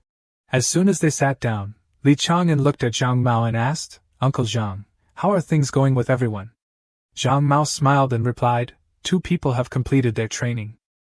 The others still need more practice." As they were talking, a loud noise from the stage attracted their attention. On stage, a perverted fellow named Xie, a minor leader of the Longhu gang, was talking and laughing, even sticking out his tongue and saying, "Miss Yen, playing the Dan here only earns you a few coins. Why not come and serve us instead?" The girl he was gripping tightly, named Yen Qingshi, was the pipa player here. Hearing Xie's vulgar words, Yen Qingshi was terrified. Her small face pale and turning even greener. Xie continued to grip Yen Qingshi's hand tightly, uttering vulgar words, "We are the Longhu gang, one of the 5 major gangs in the county town. Our brothers will definitely take good care of and cherish you." Below the stage, Xie's underlings constantly cheered and jeered. Xie is absolutely right. Yen Qingshi, looking at this situation, trembled and pleaded, "No, please let go of me." Seeing this disgusting scene, Li Chang'an was furious. He scowled at the shameless group bullying Yen Qingshi. Confronting the Longhu gang at this time was truly unwise. Unable to bear the filth before him any longer, he forcefully threw his teacup at Xie. The teacup slipped from his grasp, fell, and shattered, the hot water splashing and scalding his hand, causing him to cry out in pain. He immediately let go of Yen Qingshi, clutched his injured arm, and looked around, roaring, Who dares to sneak attack me?" He slowly stood up, attracting the attention of the crowd. Li Chang'an didn't care about their expressions and said coldly, "It's me." He stared at Xie, thinking, a gentleman should do what needs to be done and refrain from what shouldn't. But to witness a young lady being humiliated and remain indifferent is unworthy of being called a human. Nan Chi was overjoyed to see someone standing up for her. Upon seeing him, her face flushed, and her eyes were filled with admiration. As soon as Xie saw Li Chang'an, he ordered his underlings, "Who the hell are you to look down on our Longhu gang? Brothers, beat him to death." Upon hearing the order, the underlings immediately rushed to attack him. Their bodies emitted a dangerous purple aura, and their faces were ferocious, as if they wanted to crush his bones into dust. In this situation, he wasn't panicked. On the contrary, a cold smile appeared on his face. Li Chang'an retreated and calmly called, "Uncle Zhang." Zhang Mao immediately rushed forward to protect him, his body emitting a red aura like a demon from hell. He laughed coldly, looking at the group in front of him. "Ha ha ha, just relying on you bunch of trash, you dare to yell at our young master?" A series of slaps, 28 palms, 3 flying kicks. With a few simple moves, in just 1 minute he had taken down Xie's 3 vanguard, leaving them sprawled all over the place. Those around them trembled in fear. Zhang Mao sneered, "Ha ha ha. What Longhu gang? It seems that's all you've got." He coldly shouted, "Get out of here now." Xie's group, dejected, hurriedly left. Nan Chi, having just escaped, rushed over, worried to the point of tears, and said, "My 2 benefactors, why haven't you left the county town yet?" Li Chang'an looked at her and asked, "Are you afraid that the Longhu gang will come seeking revenge?" Zhang Mao, standing behind him, looked at her confidently and comforted her. "Let them come. Their strength is only mediocre. This old man can handle them all." Nan Chi, frightened, threw herself into his chest, trembling, and said, "They are not only violent and cruel but also collude with the government. Countless people have died tragically at their hands. Young master, you saved me. Chi doesn't want to see anything happen to you." Li Chang'an froze, his face flushing with embarrassment as Nan Chi unexpectedly threw herself into his arms. But he calmly said, I'll be careful. Thank you, miss, for reminding me." He smiled awkwardly and reminded her, "So, aren't we a bit too close?" Nan Qingti was startled. She quickly moved away, her face blushing with embarrassment, not daring to look directly at him, and said, "I have offended young master." He chuckled and left with Zhang Mao. Nan Qingti stood behind, watching their figures intently. Seeing this, Zhang Mao whispered in his ear, "I think that young lady has feelings for you. Why not ask her to repay you with her body?" Li Chang'an chuckled and replied, "Uncle Zhang, don't tease me like that. The Long Hu gang can't be ignored. Please ask a few people to secretly protect my sister-in-law and younger sister." Zhang Mao laughed heartily. "Of course, leave this matter to me." It was raining heavily today, and the streets were soaked. Lu Triam held an umbrella and looked at Lu Linglong, reminding her, "Linglong, let's go home quickly." Lu Linglong turned around and replied yes. The two chatted happily on their way home, unaware that from a hidden corner, a pair of cold eyes were silently watching them. A hand suddenly reached out. The Long Hu gang members suddenly appeared, surrounding the two sisters. Lu Linglong fearfully hid behind Lu Triam, while Lu Triam's face paled as she looked at them in panic and asked, "Who are you?" The Long Hu gang members grinned perversely, staring at the two. "Are these the sister-in-law and younger sister of that Li Tai Bai? Their looks aren't bad. Although they're not as good as Nan Qingti. Playing with them wouldn't be bad either. Tie them up." As he spoke, the group immediately approached the two with ropes. The two sisters, terrified, clung to each other, trembling and crying, "Second brother, older brother, save us." At home, Li Chang'an was sitting and writing when he heard the news about his two sisters. He immediately jumped up in alarm. "What? The Long Hu gang kidnapped my sister-in-law and younger sister?" Upon hearing the shocking news, Li Chang'an rushed outside, anxiously asking, "Where are they now?" "I'll go save them." Zhang Mao quickly grabbed Li Chang'an's shoulder, trying to stop his hasty steps, and hurriedly said, "Chang'an, calm down, Triam and Linglong are fine. Fortunately, our brothers were following them closely, and didn't let those scoundrels achieve their evil goals." Hearing Zhang Mao's words, Li Chang'an finally calmed down, turning to look at him with less panic in his eyes. A familiar voice called out, "Second brother." Hearing this voice, Li Chang'an immediately turned his head, his face showing both unease and relief. Outside the door, Lu Triam and Lu Linglong were brought back by a group of people. Both were panicked and frightened, tears streaming down their faces. Lu Linglong sobbed, "Brother." The two rushed over, throwing themselves into Li Chang'an's arms and crying uncontrollably. Li Chang'an was momentarily stunned, letting them lean against him. Lu Linglong cried and rubbed her eyes, sobbing, "Those bastards, really are. She was so scared that she couldn't speak, only crying loudly. Li Chang'an smiled gently, patted Linglong's head, and softly comforted her. "It's okay, good Linglong, don't be afraid." Li Chang'an also felt relieved, turning to Zhang Mao and saying, "Thank you, Uncle Zhang, this time."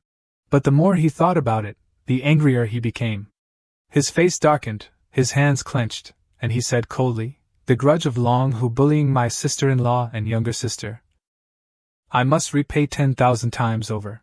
Lu Triam's tears flowed, her face pale with worry, and she sobbed, "Second brother, don't cause trouble with those thugs because of us." Seeing Lu Triam crying and worrying about him, Li Chang'an extended a warm hand. Stroking Lu Triam's small face, Li Chang'an gently wiped away the tears rolling down her cheeks and softly said, "You two are my family. I will absolutely not let something like today happen again." Lu Triam sobbed, looking at Li Chang'an and saying, "Then let me and my younger sister leave this place, so they won't make things difficult for you." Before she could finish her sentence, someone ran in from outside and shouted, "Boss Zhang, Big Brother Li, it's not good, something happened." Zhang Mao calmly asked, "What happened?" He immediately recounted, "Those Long Hu people have destroyed our stalls." Recalling the image of the arrogant Long Hu members carrying their clubs arrogantly, they said, "Your boss offended Long Hu, yet you still dare to do business here." Hearing the recount, Zhang Mao angrily punched the wall, gritting his teeth, "Those damn dogs, even killing them wouldn't be enough." If Zhang Mao was angry, Li Chang'an was 10 times angrier. His face darkened, and his voice became much colder, "Capturing my family, injuring my brothers. If trouble is unavoidable, then let's deal with those who bring it." Hearing these words, Zhang Mao also looked at Li Chang'an in shock. A strong wind rose. Li Chang'an stood in the middle of the courtyard, his voice filled with hatred. Weed them out by the roots. As soon as he finished speaking, a bolt of lightning struck down behind him, creating a scene filled with murderous intent and coldness. Chang'an's eyes were filled with determination as he resolutely said, "Deal with every single person in the Longhu gang." Li Chang'an immediately gathered everyone, stood in the middle of the courtyard, and explained, "This is my fault. I didn't expect those demons to be so numerous, causing my brothers to suffer." After saying that, Li Chang'an immediately knelt down, clasped his hands, and said, "I, Chang'an, apologize to all of you." Zhang Mao and the group were extremely surprised by Li Chang'an's action. The group buzzed. "What is young Master Li saying? It's clearly those scoundrels who are causing harm. You have shown us kindness, and we are not capable enough to repay you." Zhang Mao also hurriedly helped Li Chang'an up. "Chang'an, how can our brothers blame you? Get up quickly." Li Chang'an stood up, reaching into his robe as he spoke. "The strength of our brothers is enough to deal with the Longhu gang as easily as turning over a hand. But they collude with the government. If we act directly, we will be the ones cornered. I've thought of a way to avoid the government and completely eradicate the Longhu gang." Li Chang'an held up a stack of papers in front of everyone. "Please lend me a hand." As if energized, everyone immediately cheered enthusiastically. "Kill! Kill! Kill!" Li Chang'an looked at Song Xie, handing him the stack of papers and saying, "We'll temporarily suspend business for the next few days. I'll give everyone a copy of the plan. Song Xie, you dispatch a few more people to find the Longhu gang's lair. From the leader to every member, big or small, we must know everything clearly." Song Xie, having just received the plan from Li Chang'an, had a look of utter astonishment on his face, attracting the attention of everyone around him. Li Chang'an continued to assign tasks. "Uncle Ning, your task is to manufacture and provide weapons. I'll give you the blueprints. You must create a completely new type of bow and arrow, called the repeating crossbow. Brother Dian, your task is the most important. I'll trouble you to lead our brothers to infiltrate the Longhu gang and sow discord within them." After hearing their assigned tasks, everyone immediately cupped their hands and bowed, shouting loudly, "Your subordinate obeys." Li Chang'an looked at everyone and said seriously, "I will not joke with the lives of my brothers, and I hope everyone trusts me. The situation is set. We only await the final blow." Zhang Mao stood beside him, unable to believe his eyes as he looked at Li Chang'an at this moment. Zhang Mao's eyes were filled with admiration. Before, he only thought that Chang'an was good at literature and skilled in reasoning. But now, he was truly a born king. Perhaps it was time to change his title to Lord. A few days later, on the 9th floor of the White Deer Academy, Li Chang'an yawned as he walked in, waving to everyone, "Good morning." And Nam, seeing Chang'an, immediately teased, "Oh my, what shady business did the great poetry saint do last night to look so sleepy?" Li Chang'an sat down at the table and replied with a smile, "Don't talk nonsense. And brethren, please don't call me by that nickname." And Nam laughed teasingly, then quickly begged me. As the two were teasing each other, a stack of papers was suddenly thrown down from above, accompanied by a frustrated voice, "Rejected again, isn't it embarrassing?" Li Chang'an froze, looking up with a puzzled expression, wondering what was going on. And Nam calmly explained, "Our floor has been taking assignments from the Bureau of Literature, matching poems to artistic prose for half a year now. We've already been rejected 7 times. TSK. No wonder the floor leader is angry. If we get rejected again, we'll definitely be taken over by another library, and then we'll truly lose all face." After speaking, Anam threw his arm around Li Chang'an's shoulder and said, "What should we do, great poetry saint? Why don't you give it a shot?" Li Chang'an smiled and waved his hand. "Oh, little ancestor, don't mock me." The floor leader rushed out, stood up high, and shouted at everyone, "Students of the 9th floor, listen up. Each of you must prepare an excellent literary essay. The chosen one will receive 500 taels as a completion fee, and if the required sales target is reached, there will be an additional 10% bonus." Hearing the floor leader's words, the entire room immediately became noisy. What, only a measly 500 taels? Might as well invite a literary master directly. How can we compete? A master's reputation is so precious. How would they care about such trivial matters? On this side, Li Chang'an was as happy as if he had struck gold, his eyes shining brightly as he picked up the book, thinking about the 2 simple words and 500 taels of silver. Could they be linked together?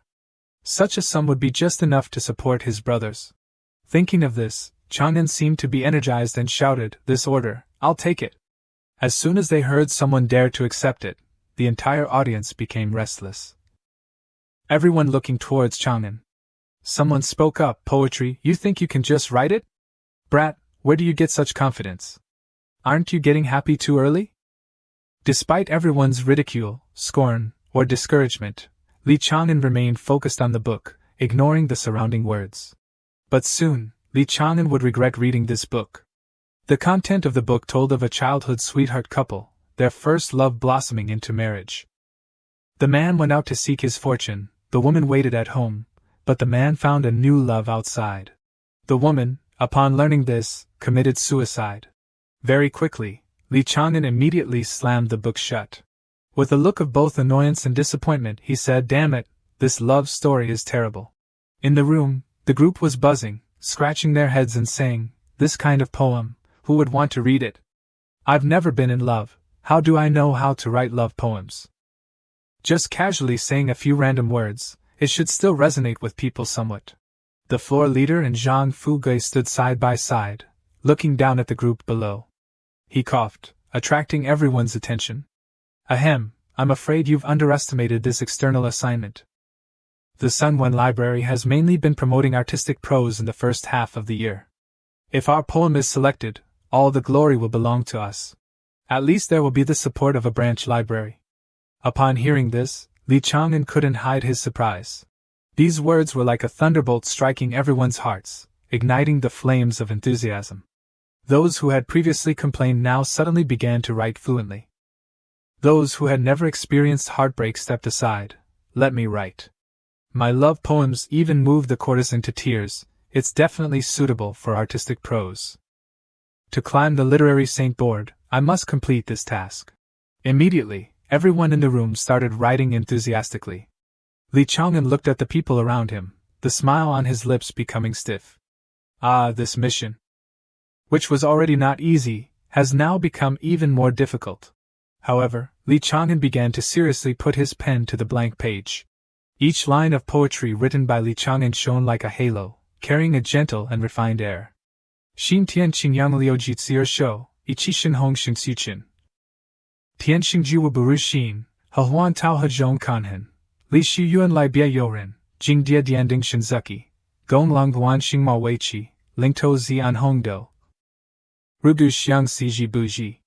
Chang'an looked at the poem with satisfaction and thought, when it comes to love poems, who can compare to this one? A moment later, Li Chang'an gently knocked on the door. He carefully opened the door and stepped in, saying, "Two elders studently Tai Bai is here to submit the artistic prose and poetry pairing." The two of them looked at Li Chang'an with a contemplative expression. The elder in the red robe said thoughtfully, "Tai Bai, I forgot to tell you that." Before he could finish, the elder beside him interrupted, "This poem, you're the only one on the 9th floor who doesn't need to submit it." Li Chang'an was extremely surprised, his face paling, and asked, "Why? What did this student do wrong?" The elder in the red robe stepped forward to explain to Li Chang'an, "You did nothing wrong. It's just that your starting point, the 9th floor of the Lantern Terrace, is too high. If your next poem fails, those with ulterior motives will seize the opportunity to demote you, leaving you with nothing. To be safe, it's better to wait a few more months." Li Chang'an listened to the elder's explanation and said, "So that's how it is." This student thanks the two elders for their consideration. However, he still stepped forward, bowed, and presented his work to the elder. "But I still want to try." Li Chang'an lowered his head, but his eyes were filled with determination. "If I were alone, it would be most appropriate to follow the elder's arrangement. But now, my brothers have been working tirelessly to deal with the Long Hu gang. This artistic prose is worth 500 taels, I can't afford to not fight for it." The elder, seeing his determination, had a knowing smile on his face. "Young and vigorous, easy to suffer losses, are you that determined?"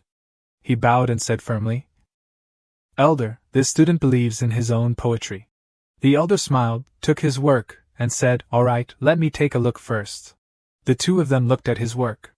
As soon as they read the first line, the entire work emitted a light, stunning them, as if they were drawn into another world. As if immersed in a rosy world, the two held hands and spun around happily. The elder in red laughed loudly, praising. The first line uses red silk and peach pits to express the resentment of the abandoned woman. The elder next to him added, the second line uses the image of lighting a lamp at the bottom of a well, and a game of go to express the woman's love for her lover. Then suddenly, the two elders transformed into a bride and groom. The one playing the bride was graceful and elegant, each sentence expressing true feelings. Each sentence containing deep meaning. Those two lines were enough to clearly express the love of women throughout the world. The one playing the groom spoke powerfully, especially the last two lines, which made people feel a lingering melancholy, stirring one's heart. Truly marvelous. They embraced each other, their eyes filled with affection, wife, husband, they seemed to be merging into the lines of the poem, Ling Xian Hong Do, Rugu Xiangxi without even realizing it. We want to be together forever. Li Chang'an looked at this scene, stunned and speechless. The smile on his lips froze as he said, two elders, what's wrong with you two? Only then did the two of them snap back to reality, and look at each other. Immediately, they hurriedly let go of each other. One elder spoke, trying to dispel the awkward atmosphere, ahem, this poem isn't bad. I'll submit it to the Sunwen Bureau. You can go back now. Hearing this, Li Chang'an happily cupped his hands and bowed to thank the elder. Having completed the task, he happily left. Only the two of them remained in the room. The elder holding his poem sighed, smiled, and said, although it doesn't reach the realm of the 9th floor of the Lantern Terrace, it meets the standards of a master. His poetry completely crushes the works of the other students.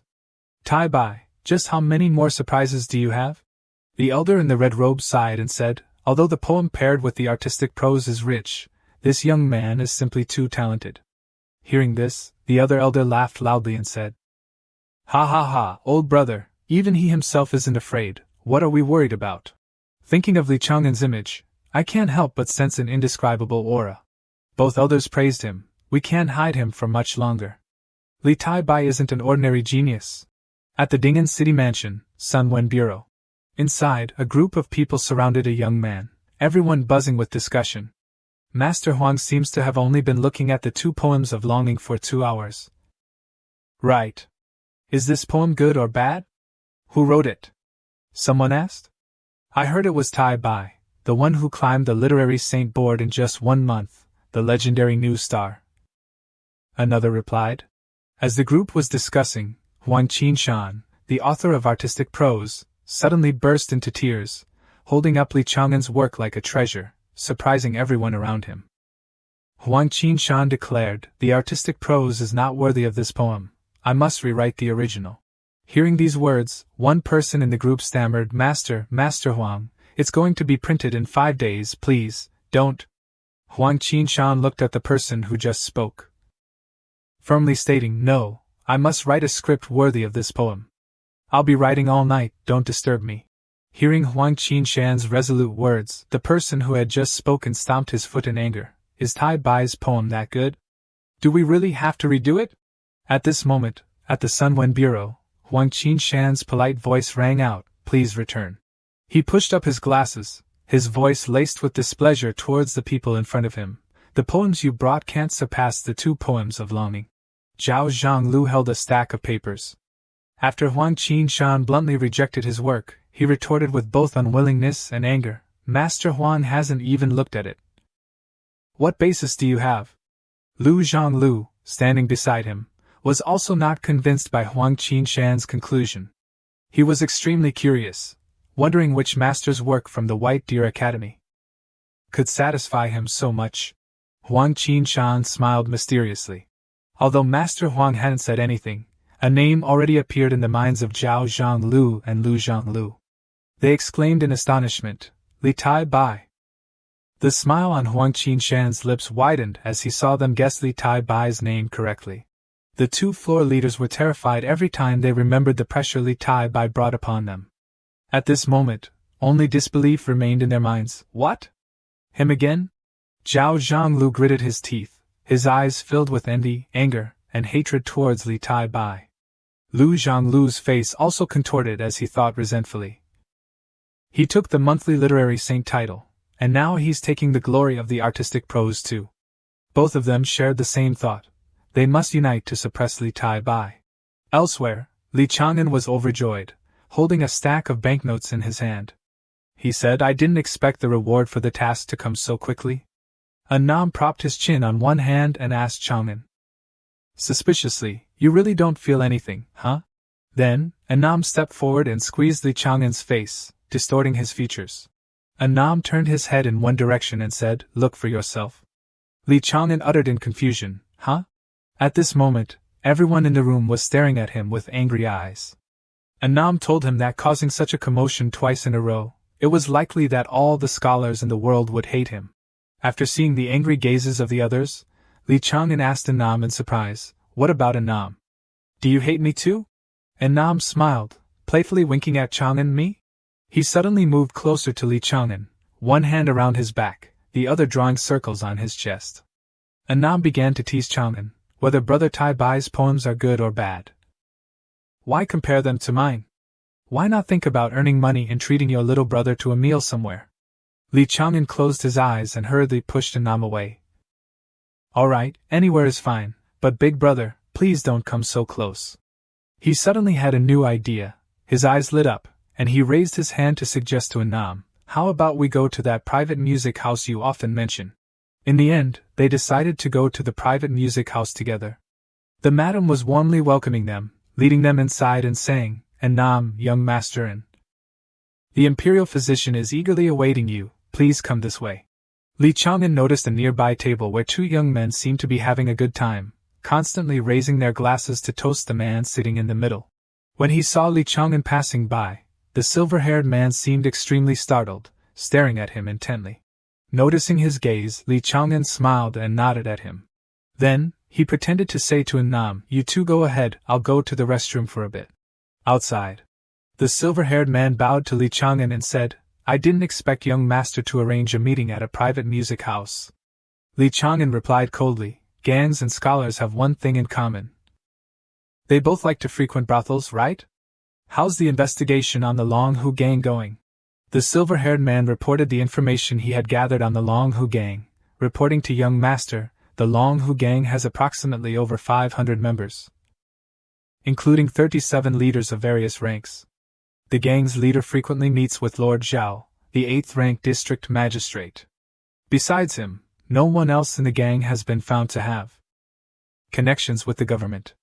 The Long Hu gang is at odds with the 8th-rank district magistrate and is colluding with the Kuthun sect. Among the gangs in the city, the Kuthun sect is the Long Hu gang's biggest rival."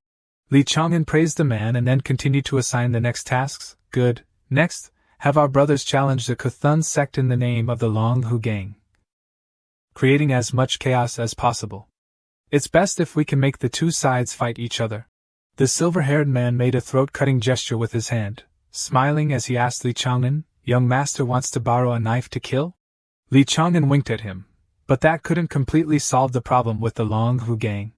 Next, he needed Uncle Dian to find a few leaders, preferably those with similar appearances to our men. Most importantly, Uncle Dian seemed to have understood his intentions, his eyes widening in surprise. Just then, Annam's voice called out from inside, "Brother Tai Si, are you still not feeling well?"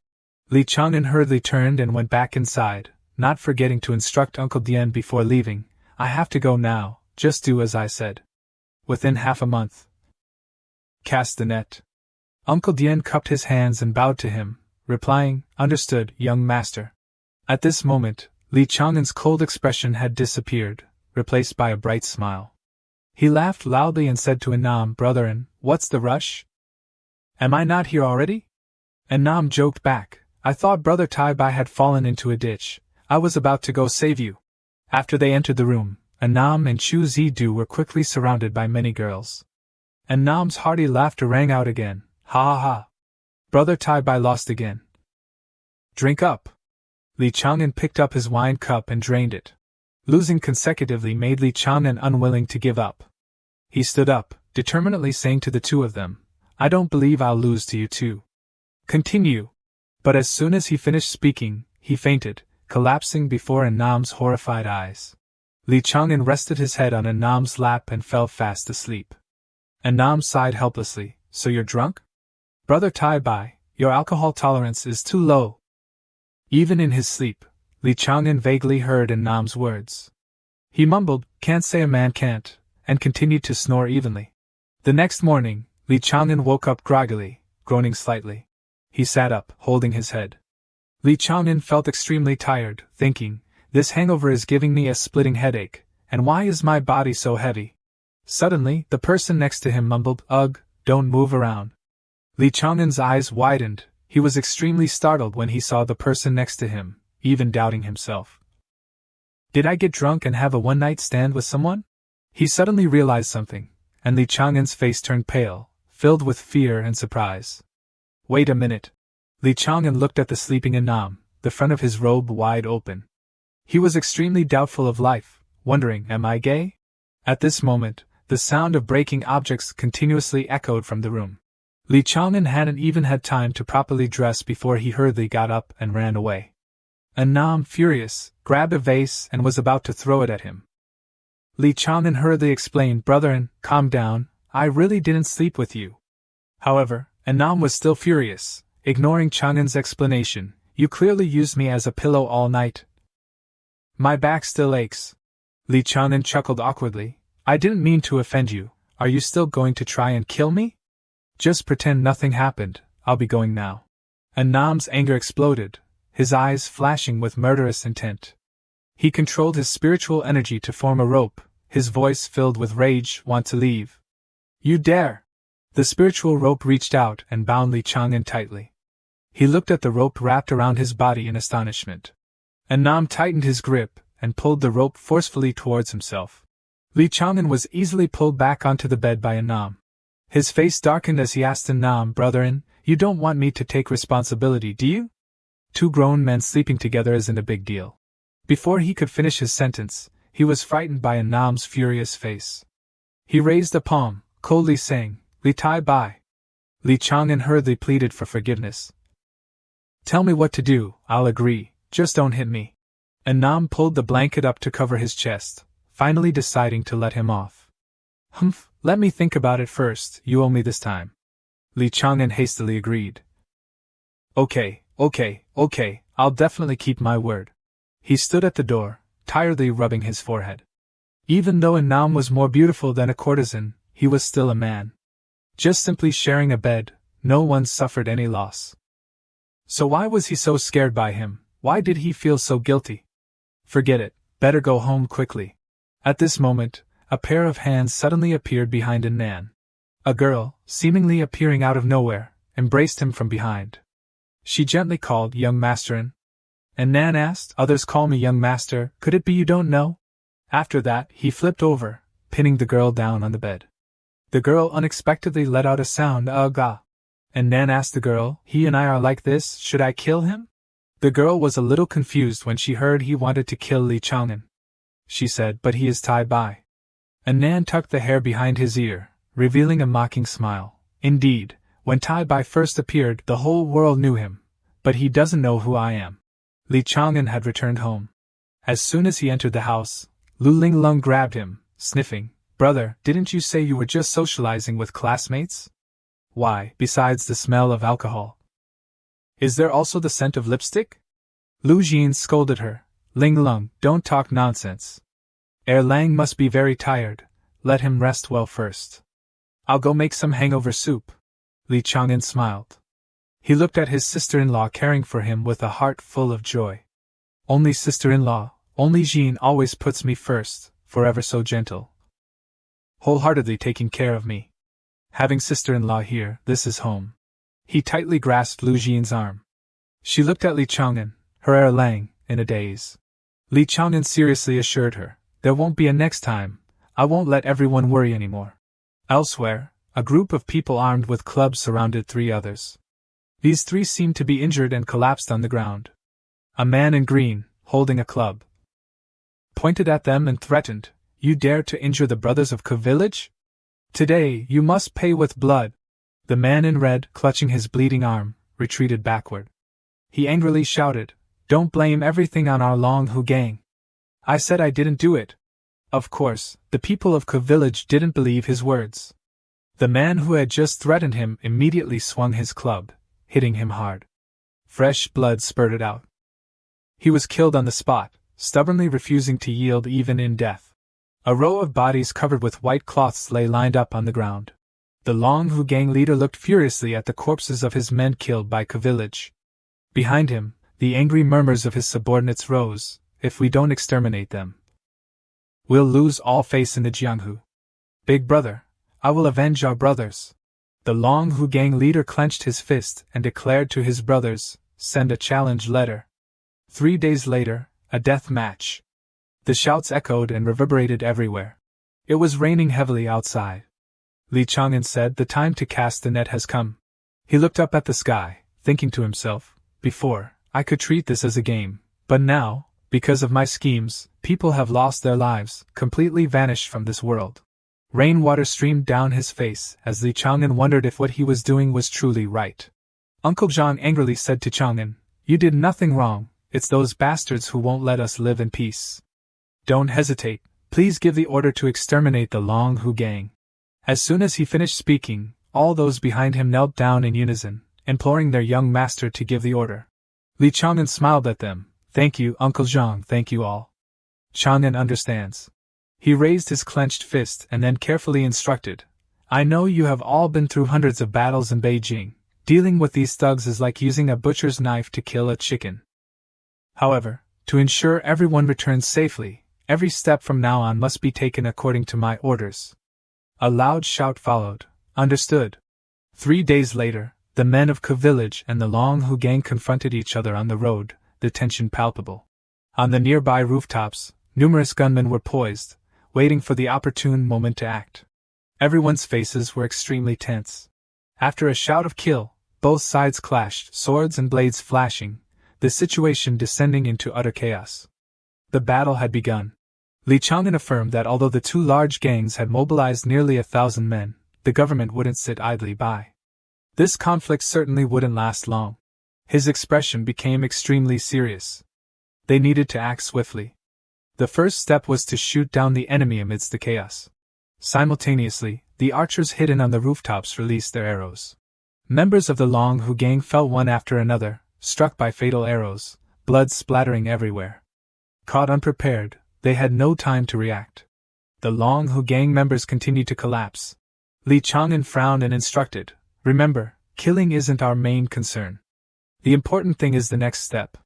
A man dressed in Long Hu gang attire coldly held a club, looking down at the corpses at his feet. A human skin mask was removed, wrinkled and hideous. Uncle Tian put the human skin mask on his head. His original face was completely transformed, unrecognizable. All of Li Chang'an's infiltrators used human skin masks to alter their appearances, blending into the Long Hu gang, silently replacing their members. Li Chang'an instructed Uncle Zhang to ensure the faces of the corpses were destroyed to avoid exposure. However, Uncle Zhang still felt worried. What then? Are we going to become the butchers wielding the knives instead of the bullied? Li Chang'an turned around, looking at him with indignation. Of course not. He explained to Uncle Zhang the potential consequences of the Long Hu gang's destruction. Had Uncle Zhang considered that even without the Long Hu gang, other gangs might emerge? Evil would still prevail, and ordinary people would still have no way to live. They had beaten innocent people mercilessly without a flicker of hesitation. Li Chang'an had truly made up his mind. Instead of placing hope in others, it was better to take control themselves, using the Long Hu gang's shell to rise up in a place where they could rule, so that everyone could live true to themselves. Uncle Zhang was stunned by his powerful words. He asked doubtfully, take control ourselves. Chang'an, you had this plan from the beginning, didn't you? Li Chang'an confidently affirmed, Uncle Zhang, trust me, that day is not far off. Outside, the rain continued to pour heavily. At this moment, 3 bound kidnappers knelt before Li Chang'an.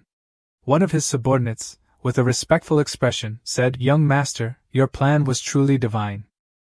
Another added, except for old Tian who was intentionally injured to avoid suspicion, none of our brothers suffered any casualties. Another voice excitedly exclaimed, Damn, killing 47 of the Long Hu gang, Needless to say how exhilarating that was. Li Chang'an looked at them and said, "You've all worked hard." Only then did they remember the kidnappers kneeling on the ground. Moreover, they had brought gifts for their young master, having captured the scum who had kidnapped his sister-in-law and younger sister. Li Chang'an's face darkened as he coldly looked down at the kidnappers.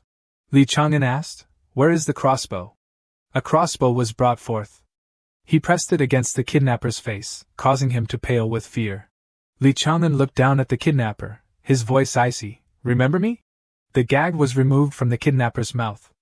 Cold sweat dripped down his face in terror, but he still stubbornly shouted, "I don't care who you are. I'm a member of the Long Hu gang. You better let me go." At this point, Li Chang'an's eyes were bloodshot with rage as he interrogated the kidnapper. "You don't remember?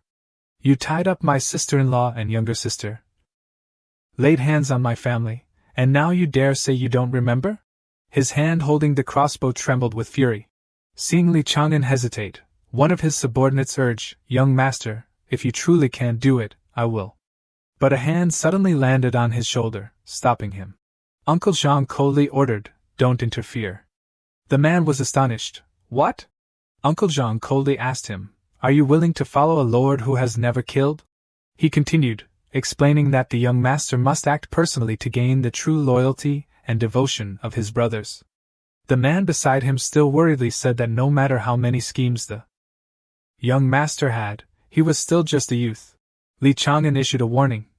"I am not a saint, nor do I desire to kill, but if you dare touch my reverse scale, the consequences will be dire." Finally, the arrow was released, piercing straight through the kidnapper's chest.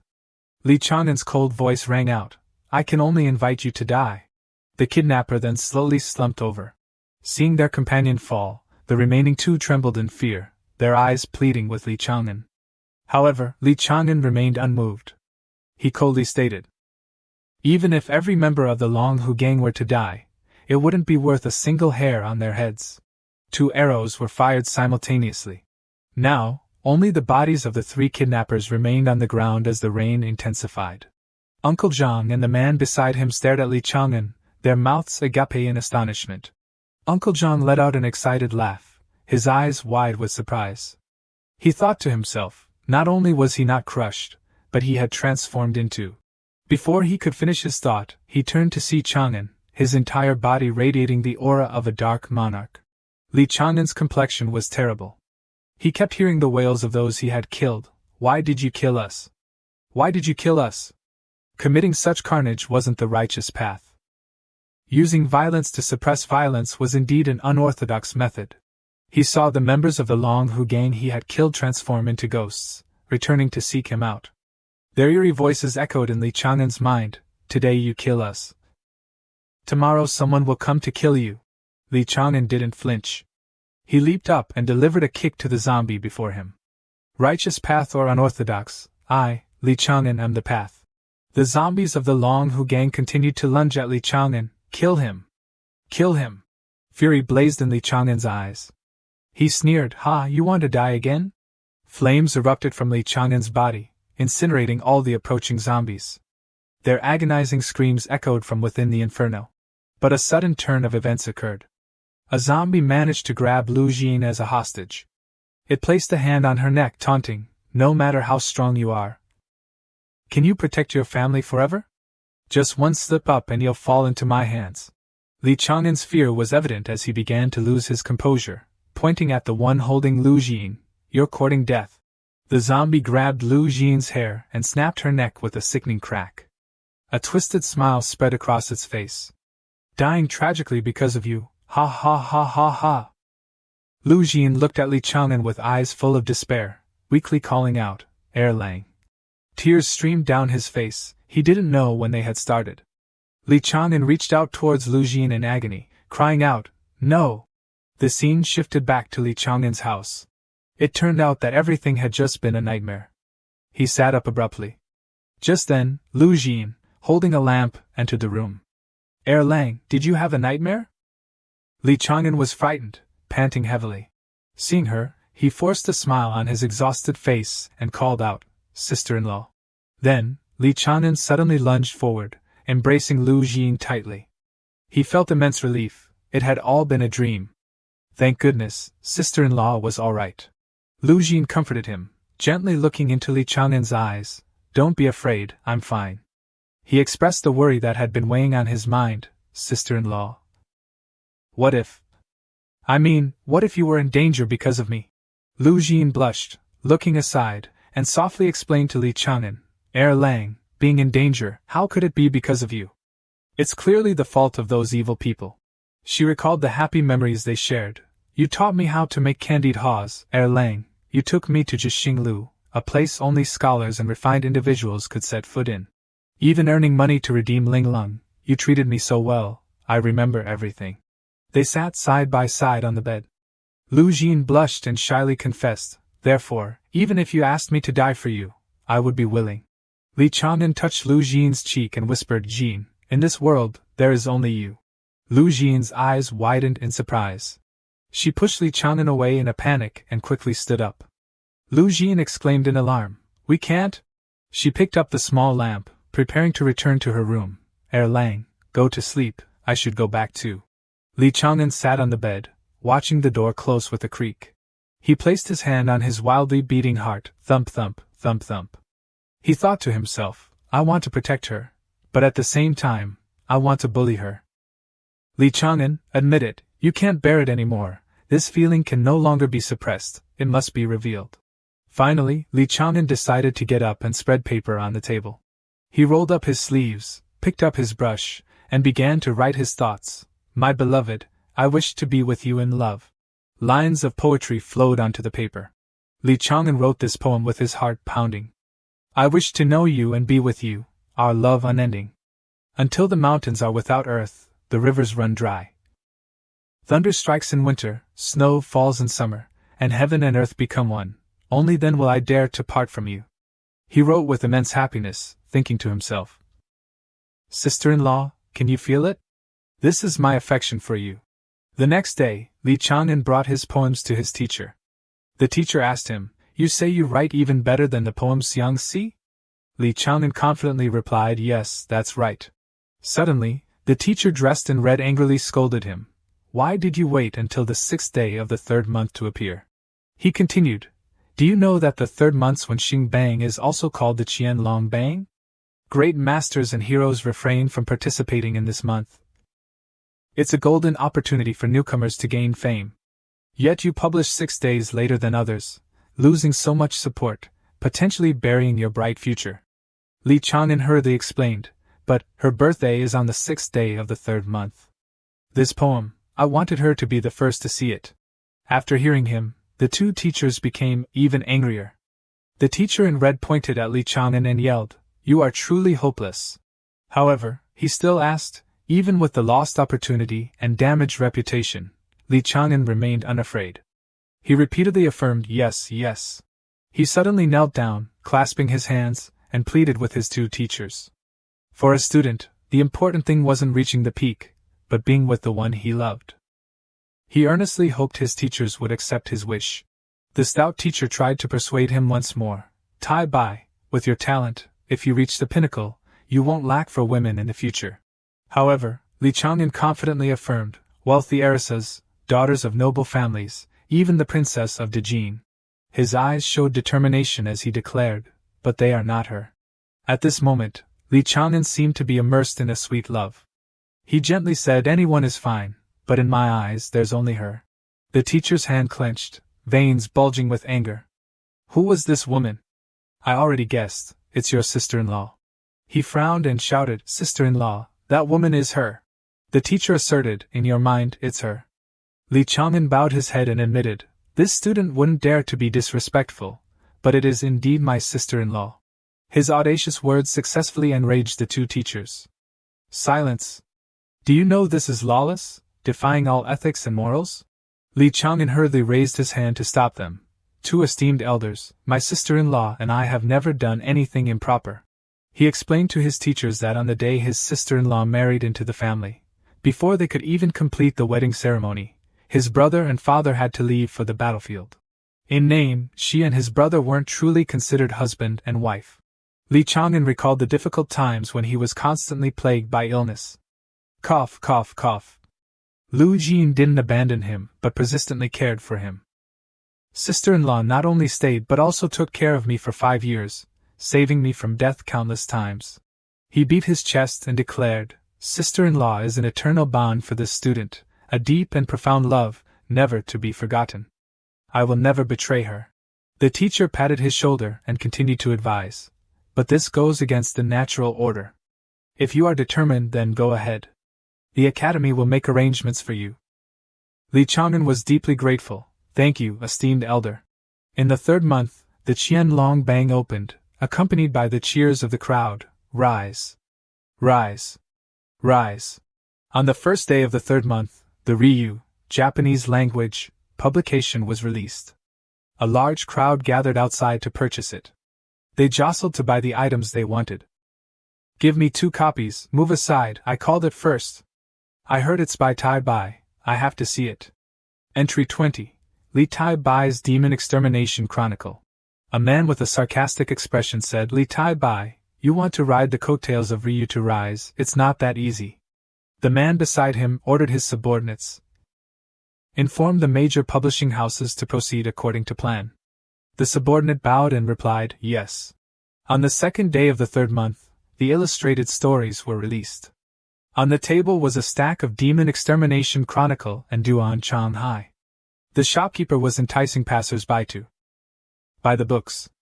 These 2 newly published illustrated stories depict the grand affairs of the world, filled with vigor and excitement, incomparable to those lovey-dovey stories.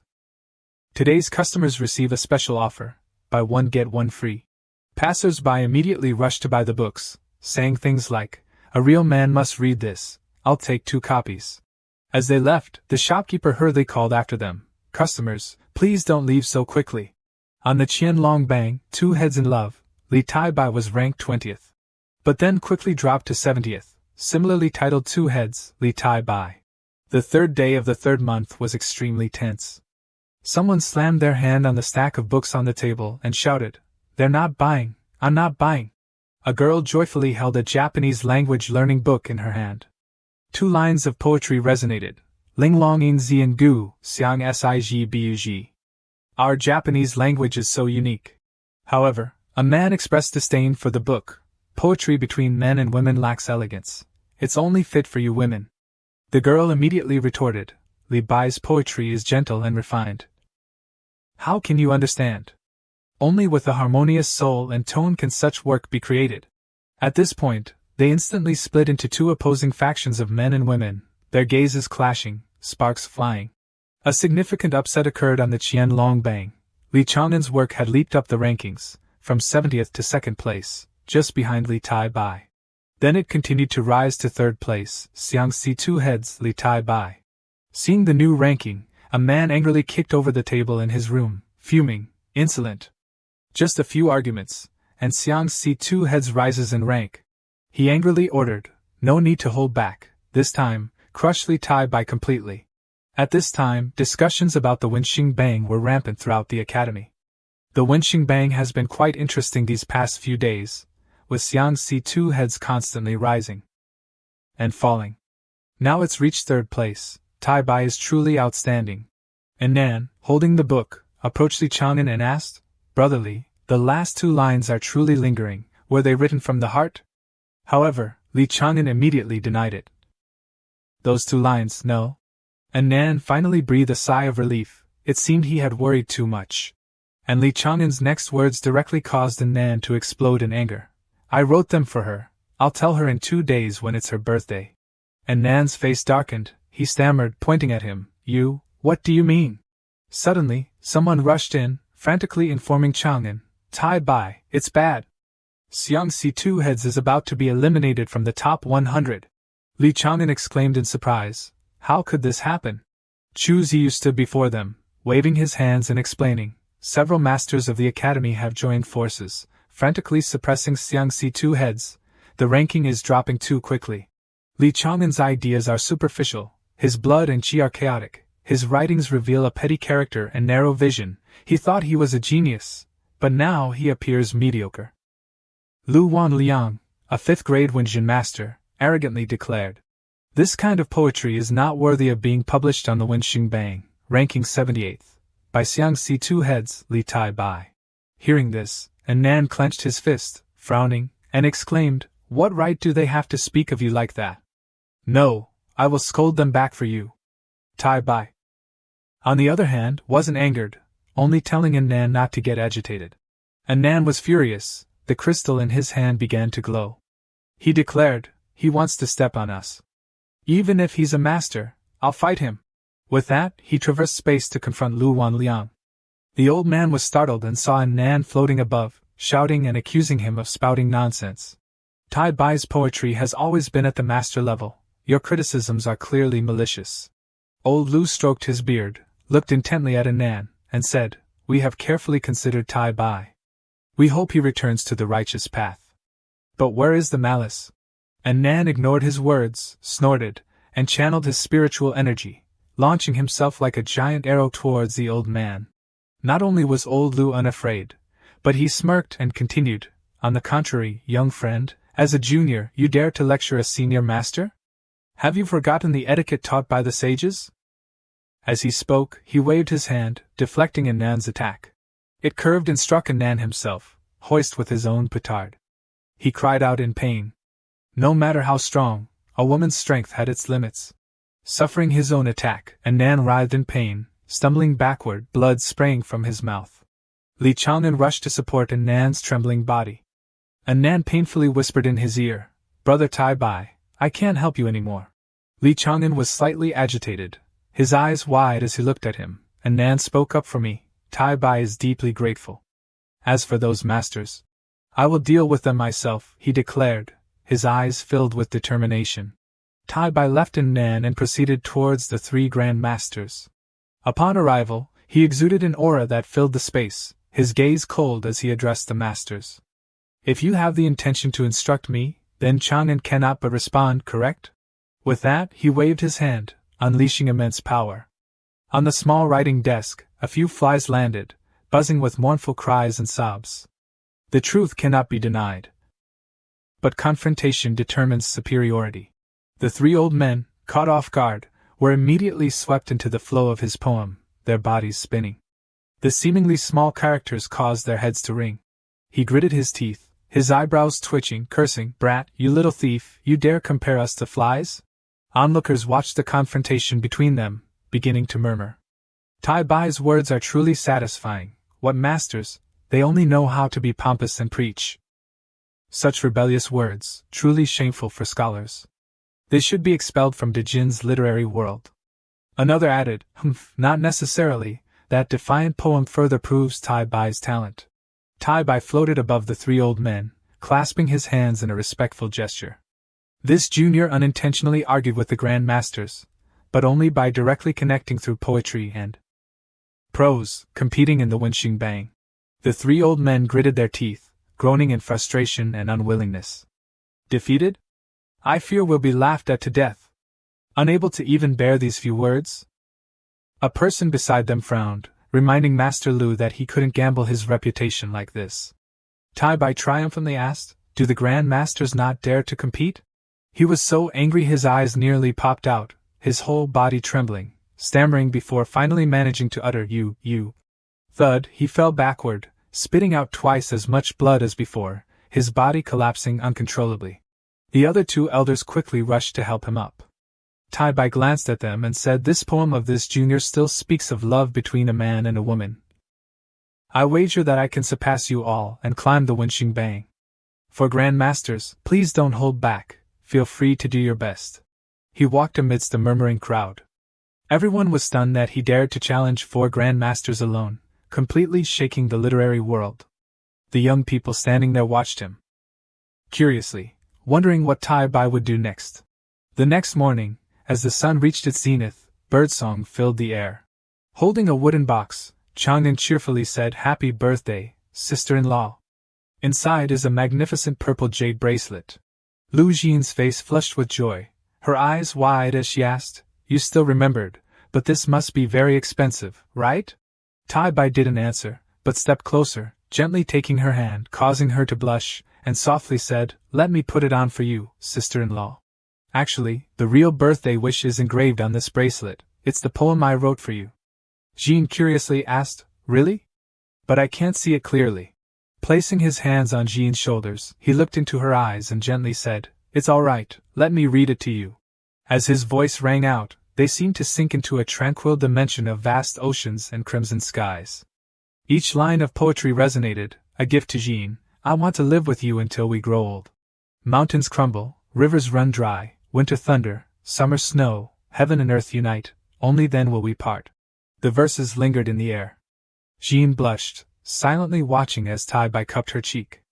The distance between them gradually closed, almost to the point of a kiss. Tai-Bai, his cheeks flushed, smiled and confessed to Jean, I like you. Tears welled up in Lu Jean's eyes.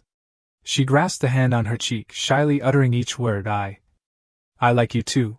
Before they could finish speaking, they rushed into each other's arms. His strong hands embraced her slender back, bending down, their lips meeting.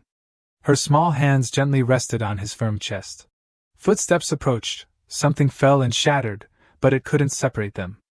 Instead, they held each other even tighter. Lu Linglong froze, her eyes wide, mouth agape, staring at them in disbelief. She loudly asked, What are you two doing? Hearing Linglong's shout, they startled and pulled apart. Jean was embarrassed, covering her mouth with her hands, softly calling Linglong's name. Li Chang'an looked at her, stammering an explanation. Not letting him explain, she jumped up and down, shouting, I don't care. If brother kissed sister-in-law, he has to kiss me too. Chang'an was stunned, his body stiffening, only able to utter a confused, Huh? Before he could react, Linglong darted forward, hugging his neck and planting a kiss on his cheek. Tai-Bai could only stand there helplessly, caught completely off guard. He awkwardly pushed Linglong away. She looked at him with a slightly dazed expression and seriously said, Brother, you can't play favorites. You can like sister-in-law the most. But I have to be second. Chang'an gave a strained laugh. All right, I'll do as you say. Jean finally spoke. Erlang, Chang'an, I'm so happy this birthday, thank you. He smiled at her. Jean, today isn't over yet. I have another surprise for you. Her eyes lit up with curiosity, an adorable expression on her face. At night, the three stood in the courtyard, gazing at the sky. Linglong danced excitedly, pointing, Look, so many wishing lanterns. The streets outside were bustling with laughter. So beautiful. The twinkling lanterns illuminated the sky, everyone looking up in awe. That woman called Jean is so enviable, spending such a large sum just for a woman's birthday? All the good men are taken, it's infuriating. Chang'an put his arm around Jean's shoulders and gently said, Not only in Dongyu, I want the whole world to know my feelings for you. These lanterns bear my poem. Wishing you peace and joy year after year, my love, Jean, happy birthday. The next morning, at dawn, a sigh could be heard. And Nan, upon opening his eyes, hurriedly inquired, Seems like spending the night with your beloved took quite a toll. Brother Tai-Bai, please take care of your health. Looking at the jade tablet in his hand, his eyes dark circles, he sighed, No, I couldn't sleep because of this. Last night, I submitted the poem dedicated to her, it needs to reach the top for it to be truly complete. Looking at the words in the system, Xiangxi 2 heads. Li Tai-Bai, rank 12th, Shang Ta to Jean, Li Tai-Bai, not ranked. He sighed, saying the effect wasn't as he'd hoped.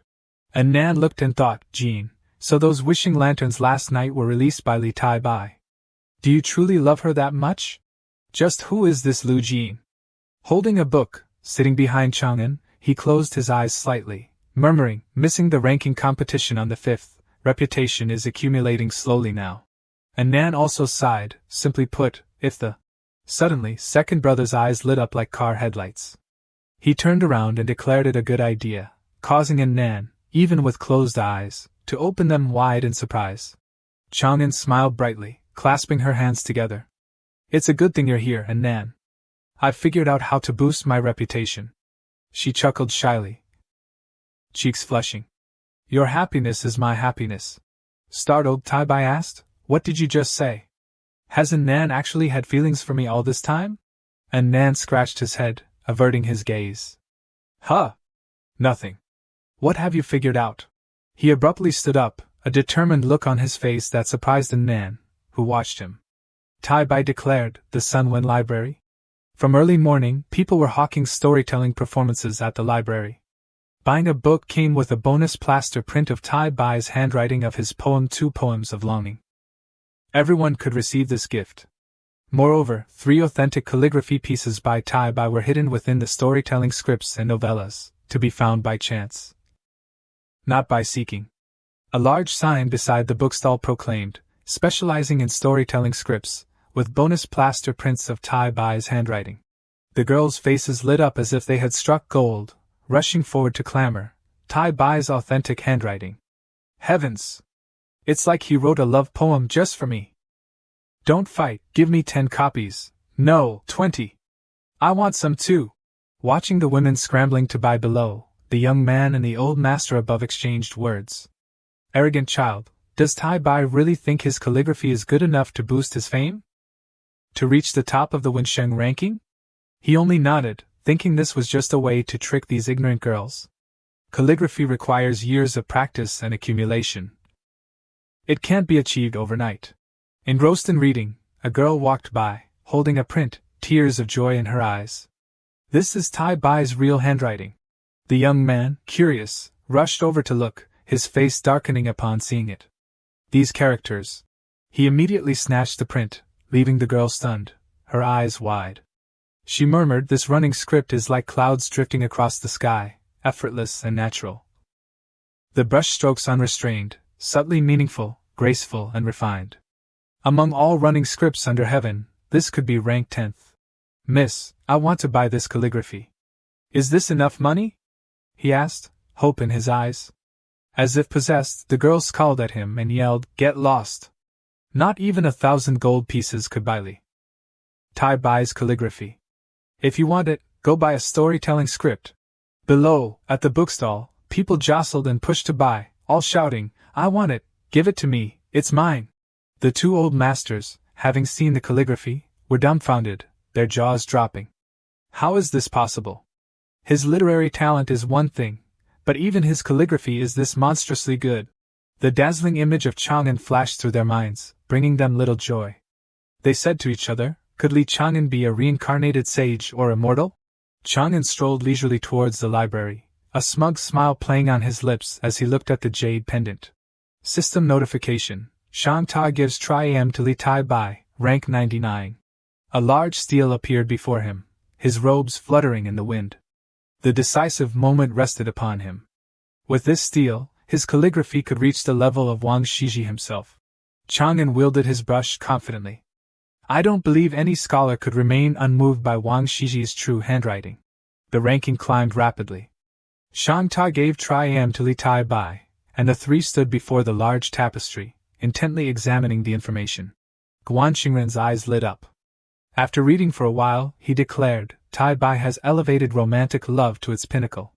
Who says love poems cannot reach the highest heights? He Wanyu beside him cupped her face in her hands, eyes wide. No! How can he like someone else? Who is this tri-am anyway? Lu Wenliang, unlike the 2 youths, was furious. He seethed inwardly, truly unable to contain himself. What right does that bratly Tai Bai have to possess such literary prowess? Early morning, as the sun rose, rays of light pierced through glistening dewdrops. Fu Zhonglu, holding a jade piece, chuckled. Haha, thanks to Teacher Gu bringing Chang'an here. Bailu Academy has unearthed a true treasure. A knock at the door interrupted him. He turned curiously as Chang'an poked his head in. Deputy Headmaster Fu, are you busy? Could I request a leave of absence?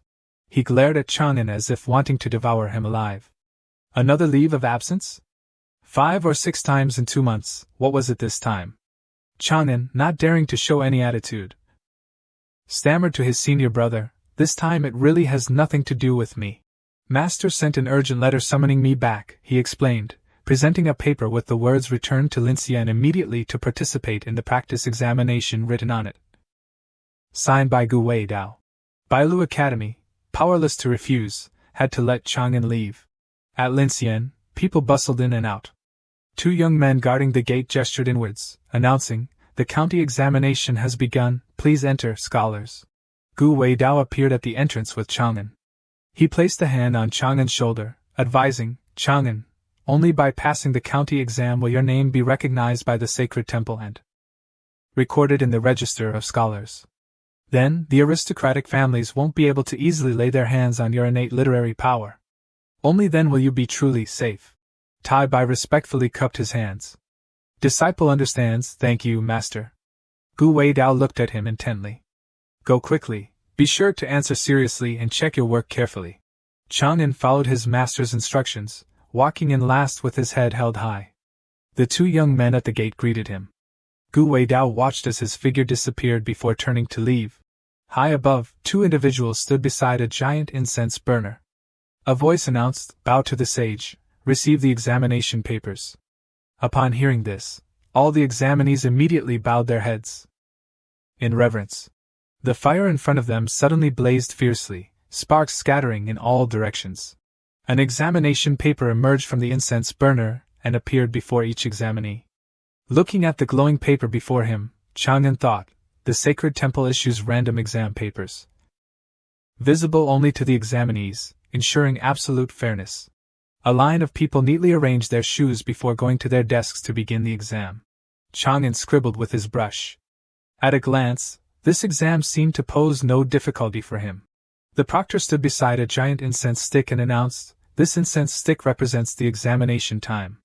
Scholars, you may begin. The incense will burn for approximately 10 hours. The sun reached its zenith.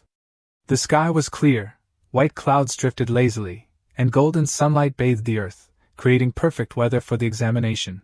Each examinee was separated by 2 walls to prevent cheating, such as peeking or exchanging papers. The exam questions were only visible to the recipient. Suddenly, Chang'an raised his hand. Excuse me, teacher, I have finished my exam. May I submit it early?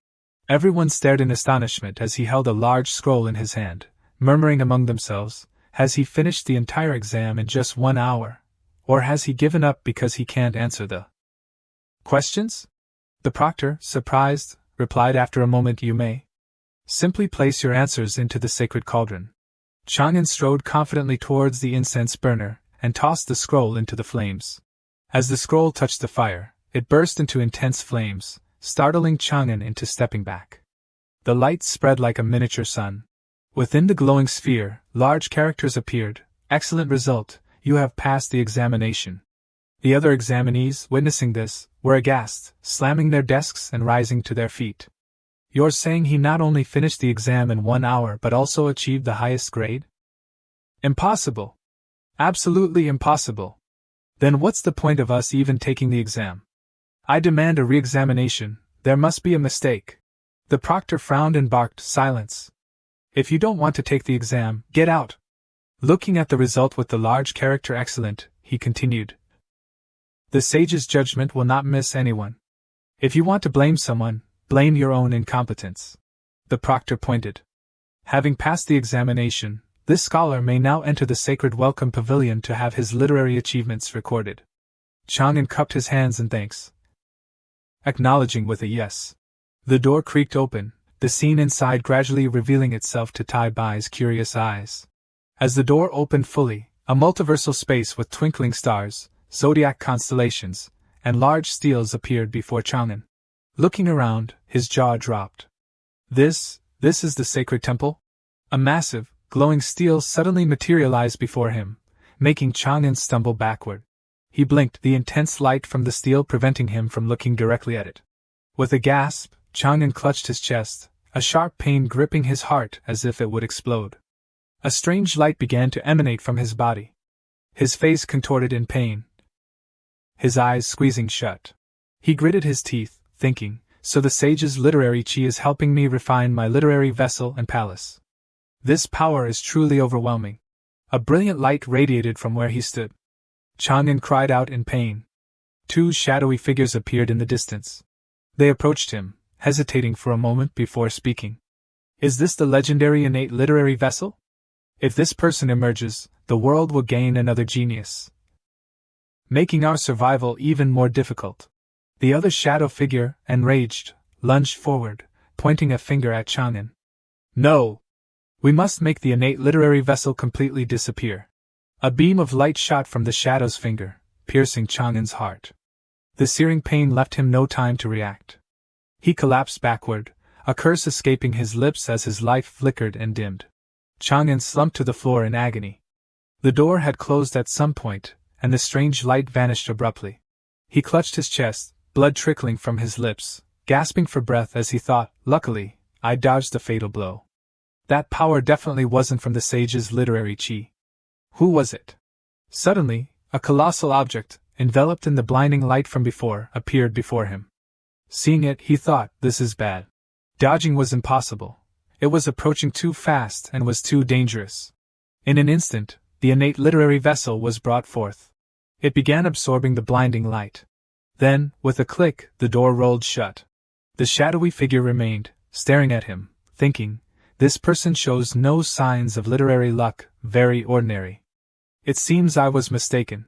He waved his hand. Retreat! He grunted, annoyed. What a waste of effort. He stood before the giant stele inscribed with thousands of lines of poetry, the light gradually retracting inwards. Chang'an watched, surprised, as the wave of light before him didn't crash into him. Instead, it receded. He wondered, did it not harm me because the Yangji Jade book concealed the literary vessel in time? Then what it wanted to destroy wasn't me, but the innate literary vessel. Thinking this, he patted his chest, sighing in relief. Phew, that was close. Suddenly, beams of light shot towards him, but none penetrated his body. His eyes snapped open. Chang'an found himself bound tightly by glowing threads, unable to move. The threads emanated from the large steels surrounding him. Seeing this, Chang'an felt a sense of foreboding. A voice echoed, in the name of the sage, I bestow upon you a literary palace. Chang'an shook his head frantically. No, I already have one. The threads pulsed with lines of poetry, sending jolts of energy through him, causing him intense pain. He cried out. The Yangji Jade book, to evade the attack, concealed the literary vessel, making the sage think I was a new scholar without one. So, the sage created a completely new, ordinary literary vessel for me. Looking at the two shining objects above my head, I wonder if this means I'll have two literary palaces? Suddenly, the light from the Yangji Jade book and the new literary palace merged, surging into his body. Chang'an coughed up a mouthful of blood. He collapsed, blood seeping from his wounds. Once a literary palace appears, it's bound to the life of its owner. If one of us has a problem, none of us can escape death. A scroll unfurled before him, revealing a bright red flame, its radiant light dazzling. Chang'an swallowed the blood in his mouth, his eyes shining brightly as his entire body ignited. He looked at the flame, murmuring, literary Dharma primordial fire. He roared, and the binding threads snapped, shattering into fragments. The flames within him blazed fiercely, growing stronger. The Yangji Jade book and the new literary palace erupted in flames, enveloped in fire and radiating a brilliant, sun-like light. Chang'an trembled, clutching his body as he slowly rose to his feet. I barely managed to deplete the literary chi of the innate literary vessel, and the new literary palace is barely holding on. At the end of the third month, when the Wenxing ranking is tallied, the literary chi of the two poems will surge. By then, the palace will likely collapse in an instant, and I will die. He stumbled out of the door, clutching his chest, each step a struggle. Half a month has passed, perhaps the literary palace won't be able to merge with the innate literary vessel. At the county city, in the literature bureau, he held a book in his hand, asking, "What's wrong with my book?" The shopkeeper raised his hand in a gesture of oath. Honestly, romance doesn't sell anymore. Even Master Huang Qinchan's artwork has to rely on Tai Bai's brilliance. Young master, I apologize. Looking at the plaque inscribed with the characters Liang Zhu, he thought, the butterfly lovers hasn't been released yet. Right now, I can only use Liang Zhu. He presented the book, smiling. Shopkeeper, how about this? I'll pay for the printing myself. What do you think? The shopkeeper hesitated. Young master, that way there's no profit for us. The money will basically be thrown away. He cleared his throat. I'm serious. Cough cough, I'll pay for the printing myself. I just hope the literature bureau can help sell it. The shopkeeper nodded. That's fine then. According to the library's regulations, the fee for placing an order of 10,000 copies is 14 won, and the selling price is 23 won. Chang'an stared at him. Then please, shopkeeper, prepare a contract. I'll pay for the printing of 100,000 copies. The shopkeeper exclaimed, Young master, 100,000 copies is 1,000 taels of silver. Even if you sell them all, you'll still lose money. Chang'an remained unfazed, saying that it was fine. Reassured by his answer, the shopkeeper gestured. Young master, this way please. The workers, overhearing their conversation, began to gossip. Another rich kid using money to buy fame, one said. His companion agreed. Does this kind of person really think money can buy everything? Fame isn't something you can trick people into giving you. There are a lot of fools, but there's no need to pay attention to him. The shopkeeper led him to a table, produced a paper, and said, Please sign here, young master. Chang'an stared at the paper, thinking, if the heavenly literary vessel uses the name Tai Bai, why not also use Li Bai for the literary palace? Li Bai styled Tai Bai, residing in Chang'an, he wrote with a flourish. Qinglian Jushu, a picturesque scene unfolded before his eyes, pages fluttering gently in the wind. Tai Bai literary palace, Chang'an maintained the flame in his palm within the space. He opened his eyes, breathing a sigh of relief. The scene shifted back to reality, to his old bed. Sitting there, he thought, the literary chi of the Qinglian literary palace doesn't seem to have increased at all. However, Liang Shu hasn't sold much in the past 2 days either. If this continues, I'll have to burn the literary chi of the Tai Bai literary palace, but that will only last a few days. He lay down on the bed with a sigh, wondering how his previous works had become so popular. Before, some thought it was just luck that it spread, eventually reaching the common people. Even the masters read it and confirmed that. Asking the masters for recommendations would definitely reveal that Qinglian and Tai Bai are the same person. Tai Bai's reputation isn't guaranteed to increase. So it's better to keep my identity secret. If no one knows I'm Qinglian, it could become my greatest trump card in the future. Suddenly, an idea struck him, his eyes widening as he froze for a moment. Chang'an sat up abruptly, a smirk playing on his lips. What if I change the method of propagation? What if I let the common people spread the story of Liang Zhu by word of mouth? The next morning, at the pleasure pavilion. As soon as Chang'an opened his eyes, he rushed to make his request, clasping his hands. I've come to ask. But before he could finish, the other party nodded. I agree. Chang'an was stunned. Jingshi had agreed before he even stated his request. He stared at her in surprise. Jingshi, with a love-struck gaze, continued playing her instrument, her voice gentle. Young master, this young woman agrees, I am willing to be with you. Chang'an, overjoyed, quickly retrieved the book from his sleeve, smiling. Then thank you, Miss Yen. Could you please tell the story of Liang Zhu? But please, don't let anyone know that I wrote it. She seemed disappointed, lowering her head, a hint of sadness in her eyes, thinking, so he wasn't here to propose. Seeing her silence, Chang'an asked curiously, Miss Yen, is something wrong? Is there something inconvenient to say? She could only hide her feelings, forcing a smile. It's nothing. Since young Master Li has requested it, this young woman is willing to do anything for you. Jingshi's music filled the room, blending with the clear sky, soothing the soul and washing away worries with every note. Seated on the stage, having finished her piece, she stopped playing and announced to the audience that she had a love song to share. All eyes turned to her. Her gentle voice accompanied the melodious music as she sang of a talented and beautiful young woman who disguised herself as a man to attend school, meeting Liang Shanbo along the way. They connected at first sight, concealing their love for 3 years of study. Ingtai revealed her true identity as a woman, their love set for 3 years before seeking their family's blessings. Love has always been accompanied by sorrow, parents forcing separation upon the lovers.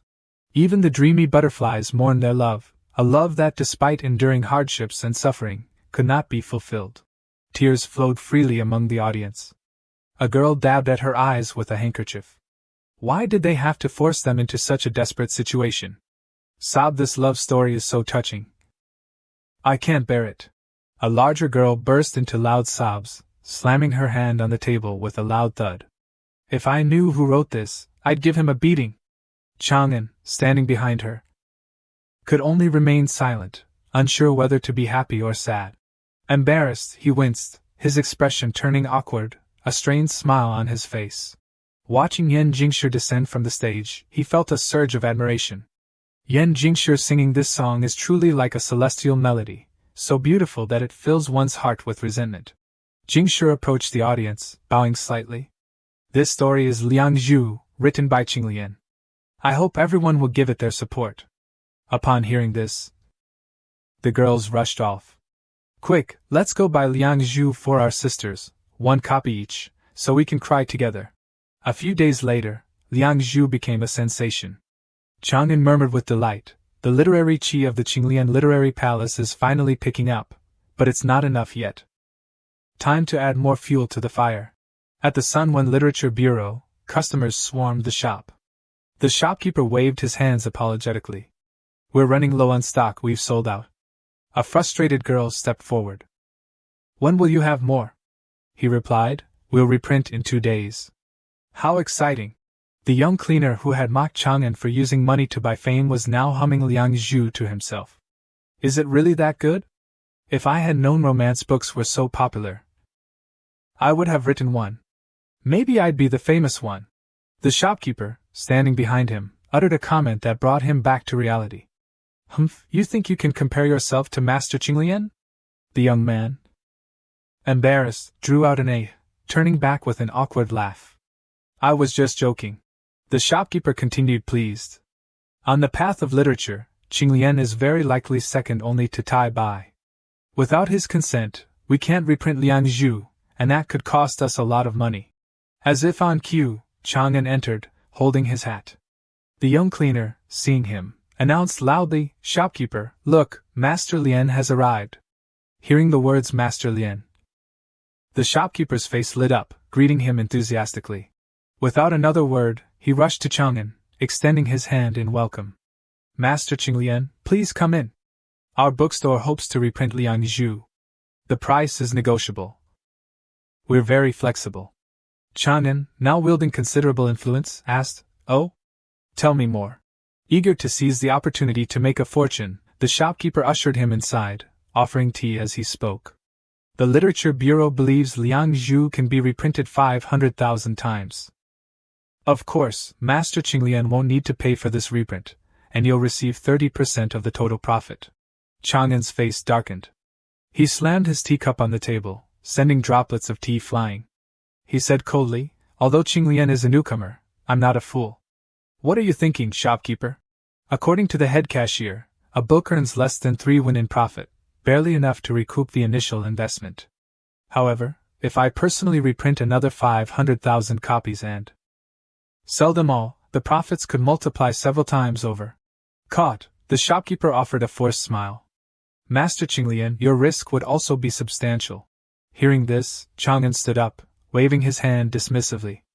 If you're not sincere, there's no need to discuss further. I'll find another literature bureau that meets my requirements. The shopkeeper panicked, quickly raising 3 fingers. 30% of the total sales revenue. Chang'an smirked, glancing back at the shopkeeper before agreeing to the deal. With that settled, he turned to leave. At the door, he saw a bald man waiting, bowing respectfully. Young master! Chang'an started, looking up to see who it was. Recognizing the familiar attire, he frowned, thinking, Brother Song wouldn't come to me without a reason. Something must have happened with the Long Hu gang. That morning, at the veterans' resting place, Li Chang'an stood amidst a group of soldiers. He asked, What's the situation? A soldier quickly replied, The Long Hu gang is under control. But the Dang family won't reveal how to contact Zhao Yinghuan.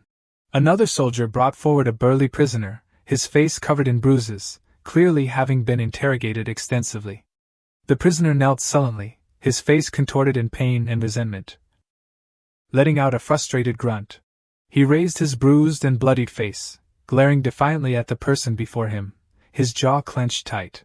Before him stood Li Chang'an, an aura of killing intent emanating from him, his face obscured by the shadow of his hat, his expression unreadable. The Long Hu gang leader, seeing Li Chang'an's slender frame, scoffed. This is the boss you're talking about. A weak scholar. Ha! A guard immediately grabbed the arrogant prisoner, yelling, Show some respect. Li Chang'an, displeased by the prisoner's insolence, ordered coldly, If we can't interrogate him, kill him. He continued calculatingly, Just announce that he died in a woman's embrace, and someone will naturally seek out the current gang leader. As for the authorities, with a little bribe, no one really cares who controls the Longhu gang. The burly man's face paled, his brow furrowing in fear. What? Li Chang'an, hands clasped behind his back, stood tall and imposing. The most important thing now is to ensure our brother can take charge. As soon as he finished speaking, the soldiers understood, immediately executing the burly prisoner. Only a spray of blood and his dying scream remained. Having dealt with the immediate problem, Li Chang'an addressed the soldiers seriously. The threat of the Longhu gang has been eliminated. Now, brothers, you have two paths to choose from. Li Chang'an clearly laid out the two options. He explained that the Gold Division wouldn't need to worry about other matters, focusing solely on legitimate business and establishing families. The Shadow Division, however, would continue to operate in secrecy, infiltrating the Longbang society to gather intelligence and carry out covert missions. He continued, stating that specific tasks would be assigned, and everyone would have the right to choose. The soldiers cheered at this news, some exclaiming, "Great, we can finally have some peaceful days," while others eagerly anticipated a wife, children, a warm bed, and money too. Some laughed and commented frankly, "Only a fool would choose the Gold Division." Li Chang'an, having anticipated this reaction, remained composed, either strongly objecting nor agreeing. "I know the Shadow Division won't be easy, so you'll receive additional benefits. First, depending on mission completion, resources allocated to the Shadow Division will include, but are not limited to, money, weapons, raw materials, and treasures. Second, I will establish a school for the children of the Shadow Division members, covering all expenses. Those with literary talent will be accepted into the academy." As expected, this strategy proved highly effective. A veteran soldier, after a moment of thought, said softly, "We're not commodities to be traded. It's better to think of our children." A younger soldier immediately agreed. "Brother Tong is right, let's go, to the Shadow Division." Another enthusiastic soldier added, "Young master treats us well. We're lucky to have come to the city garrison."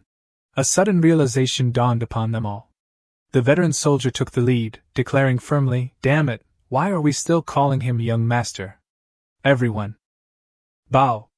Dozens of soldiers turned towards Li Chang'an, cupping their hands and shouting in unison, "We greet our lord." Li Chang'an assumed this new role with his own calculations in mind. He addressed the soldiers seriously. "We can no longer operate under the name of the Longhu gang. We need a new name. The human race has existed for nearly 10,000 years, the Great Han for 5,000, sages rising like a forest, never yielding to surrounding enemies." With that, the new title seemed to have been decided instantly.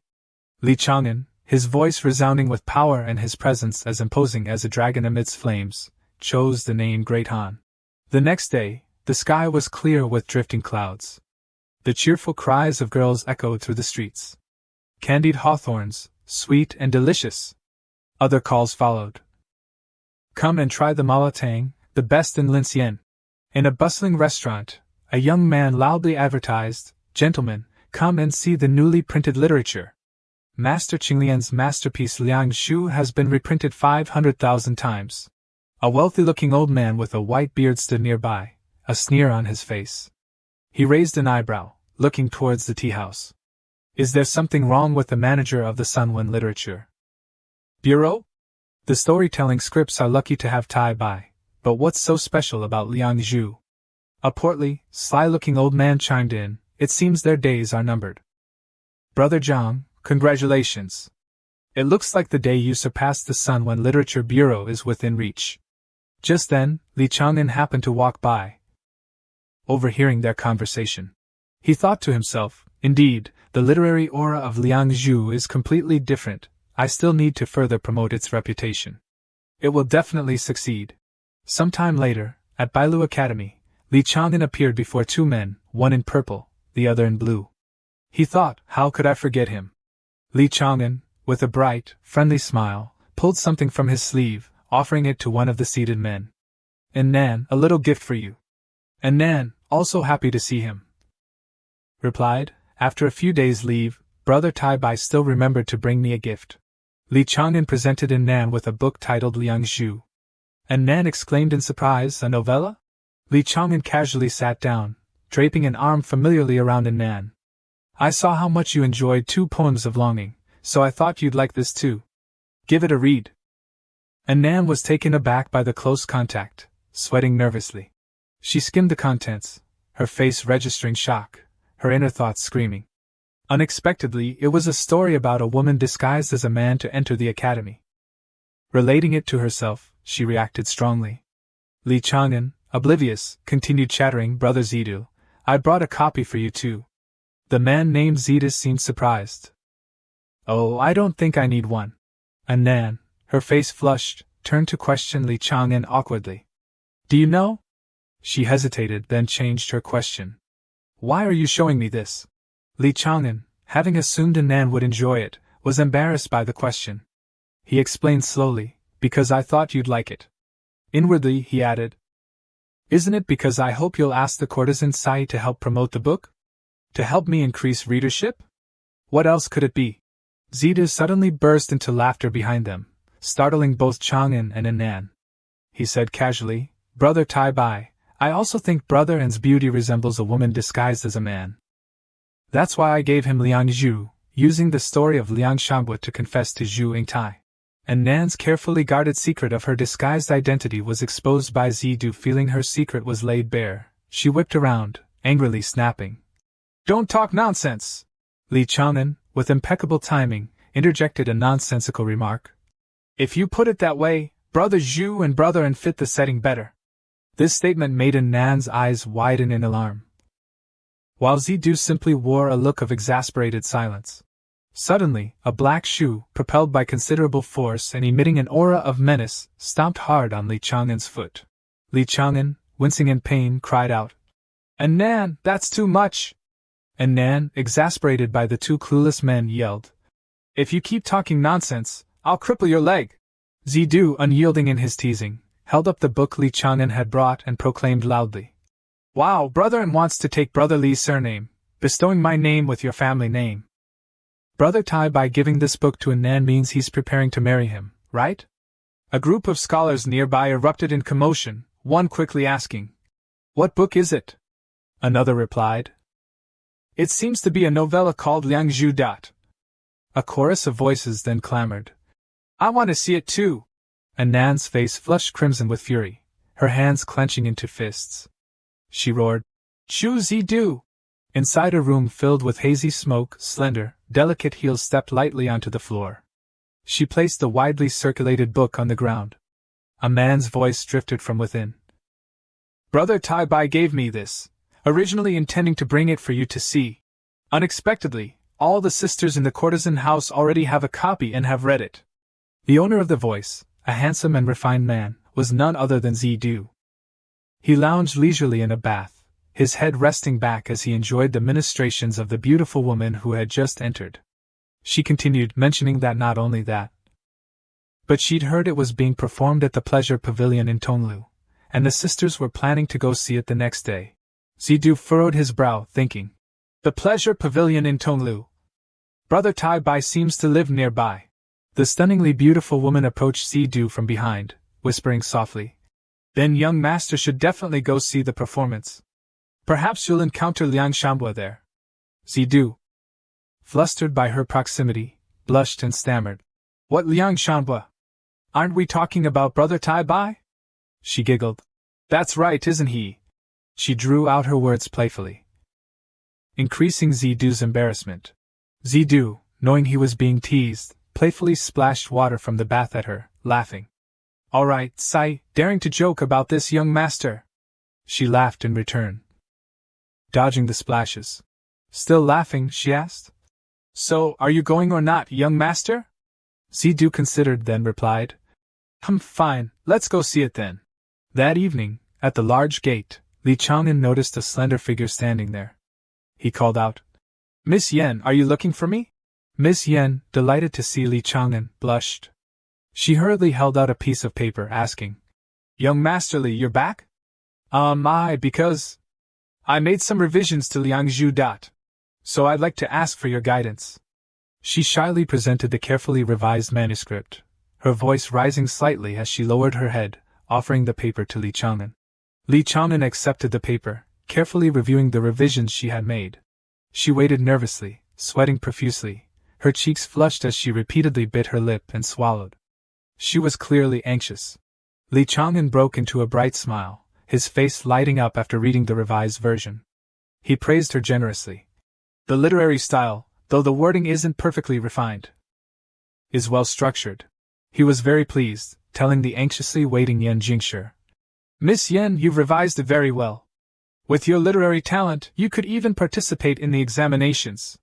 Yen Jingshi, flattered, looked away shyly, her face reddening. "I'm not as talented as you say, young master." Having received the desired approval, she happily turned to leave. After a few steps, she looked back, raising her hand to tell Li Chang'an, "Tomorrow, the Pleasure Pavilion will be performing the new version of Liang Shu. I hope you can come and see it." Li Chang'an replied, "Since Miss Yen has invited me, I will certainly come and listen." After she left, he remained, lost in thought about this talented woman. He mused, such a talented woman, reduced to making a living at the Pleasure Pavilion. What a pity. How should I help her? Deep in thought, he didn't notice another female figure approach from behind, her expression less than cheerful. She shouted angrily, "Brother, who is that woman?" Her sudden outburst startled Li Chang'an, nearly scaring him out of his wits. She pouted, hands on her hips, demanding an answer. "Besides me and sister, do you have someone else, brother?" This beautiful woman was Lu Linglong, and beside her stood none other than her sister, Lu Triam. Lu Triam said gently, "If Chang'an truly likes her, we can arrange a matchmaker." Li Chang'an quickly understood, forcing a laugh as he waved his hands in denial. "It's a misunderstanding. There's really nothing like that between Miss Yen and me." Lu Linglong, still unconvinced, grabbed his hand, her voice coquettish. "Brother, swear it. You really don't have any feelings for her?" Li Chang'an, flustered by her touch, stammered, "I..." Unable to reassure the young girl, she pouted, her face a picture of, and declared, "So there is." She shrieked, pulling him towards the back courtyard. "Miss Yen likes brother, and brother likes her. Then what about Linglong? Why don't you give me a baby tonight?" "Brother?" Li Chang'an froze, terrified, crying out, "Sister-in-law, help me!" Lu Triam, standing at a distance, could only offer a helpless, "Chang'an, just go with Linglong." Moonlight streamed through the window, illuminating a man and a woman lying on the bed in a decidedly ambiguous position. Lu Linglong, surprisingly, had taken the dominant position, pinning Li Chang'an beneath her, both their faces unusually flushed. He stammered, "Linglong, don't!" Her face crimson, she remained resolute. She slowly untied her outer robe, revealing the thin undergarment beneath. Her voice, filled with both petulance and a sweet tenderness, said, "Sister is gentle and virtuous, Miss Yen is literary and beautiful, and Linglong has nothing. But if Linglong gives brother a baby, then brother's eyes will only be on Linglong." As she finished speaking, Li Chang'an firmly placed his hands on her slender shoulders. He unexpectedly flipped their positions, rolling her onto the bed and quickly sitting up.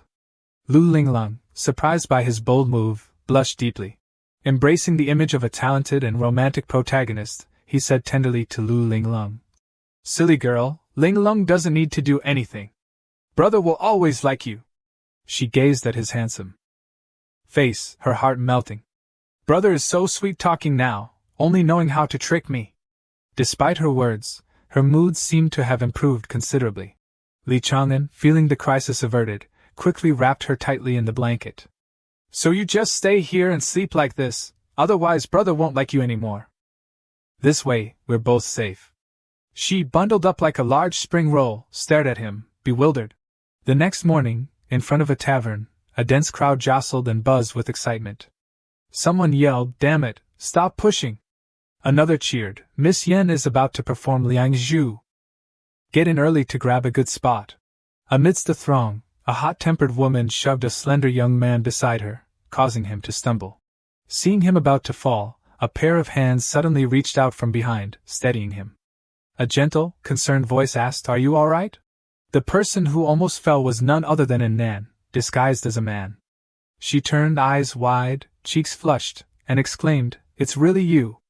The man who helped her was none other than Chang'an. He smiled and asked, "What a coincidence. Brother-in is also here in Gulen to listen to Liang Zhu?" A burly, hardy-looking man suddenly appeared, booming, "Everyone line up. Anyone who causes trouble in Gulen disrespects our Long Bang society." Several other young men, dressed similarly, followed behind him. The crowd murmured, some asking, "The Long Bang society is maintaining order in Gulen?" Others quipped, "Have they gone soft? Or are they after Miss Yen?" The large man, either not hearing or not caring, cheerfully organized the line. "Lining up is the right thing to do, so everyone can quickly get in to hear the performance. Please enter." Li Chang'an felt reassured, his face beaming. He praised inwardly, Song Ji's management has helped Long Bang society develop tremendously. Not bad, I should give him a raise. Suddenly, a waiter with a cheerful face approached Chang'an. He said, "Mr. Li, Miss Yen requests your presence backstage to enjoy the performance." Li Chang'an was genuinely surprised.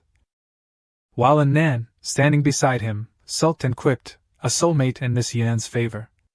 Brother Tai Bai is truly a popular man." Li Chang'an, both blessed and alarmed, looked dejected. He sighed inwardly. "I didn't expect things to develop to this point."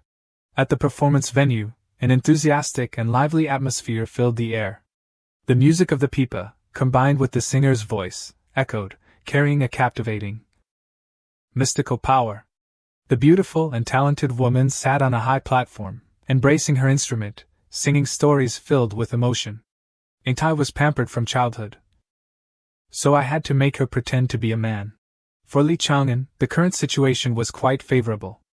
The fame he received immediately transformed into Wen Qi, penetrating deep into his storage. He rejoiced inwardly, thinking, after Yan Qingxi's pipa performance, Liang Zhu's reputation will surely soar even higher. But worry still lingered, and Li Chang'an pondered, his face darkening. The Wen Qi of the Qinglianwen Palace is overflowing, but it still can't dispel all my anxieties. It cannot compare to the Tai Bai Wen Palace. Indeed, if I were to use an image to describe them, the Tai Bai Wen Palace is like the dazzling sun, brilliant and firmly established. The current Qinglianwen Palace is merely a small star that has just begun to shine, still facing many difficulties and disadvantages. Deep within his inner world, a massive, towering board, burning with a golden hue like fire, stood before Li Chang'an. This was the Destiny Board. Li Chang'an swallowed hard, lamenting inwardly, "This month's end-of-month report is my death warrant." Suddenly, blinding lightning bolts descended from above, carrying an irresistible destructive force. They converged on a single point, all aimed at Li Chang'an. As expected, a bolt of lightning struck him directly. The strike was swift and powerful, searing his muscles and bones, causing him to cry out in pain. Frightening cracks appeared on the golden board. Severely injured, Li Chang'an coughed up blood, his face contorted, sensing that things were spiraling out of control. "Too much Wen Qi, if this continues, I fear I won't survive." Suppressing his agonizing pain, Li Chang'an formed hand seals. A fierce flame ignited from his fingertips, raising the surrounding temperature. He strained to recite the incantation. Tin Tin Hua Liao Yuan. As Li Chang'an finished the incantation, a massive flame erupted. The inferno's scorching heat forced him to dodge aside cautiously. Yet, the result was no better. Li Chang'an's entire body was engulfed in the hellish flames. He thought, still not enough, not nearly enough to consume the Wen Qi. The rate of consumption can't match the rate of absorption. At this rate, the gates of hell will close before I can pass through. Utterly exhausted, his body racked with pain, he collapsed face down. A terrifying thought crossed his mind. From within the sea of fire, Li Chang'an coughed up blood, staining his lips. "I'm going to die," he thought. A blinding golden light descended from above. It was unclear whether it was accumulated energy, or simply a ray of light. It struck the golden board, already riddled with terrifying cracks. Miraculously, after this earth-shattering event, the cracks vanished completely. The golden board was restored to its pristine state, bearing the two large characters Liang Zhu clearly inscribed upon it. Emerging from the illusion, Li Chang'an now lay sprawled alone in his study, seemingly unconscious. After a while, he slowly opened his heavy eyelids. The events that had just transpired still deeply affected him. His face was covered in wounds, and the blood on his lips continued to drip onto the cold floor. He strained to sit up despite his injuries, wiping the blood from his mouth with one hand. Li Chang'an breathed heavily. Ugh. I'm still alive. He dragged his heavy feet forward, the bloodstains on his shoes leaving a horrifying trail on the ground. Li Chang'an understood why he had survived this ordeal. The Yangji Jade book saved me once again. Leaving the study, Li Chang'an was extremely weak and frail, his clothes tattered and stained with dried blood, his pale face shocking Nan and Deputy Manager Fu. Seeing him in such a weakened state, Nan cried out, "Brother Tai Bai."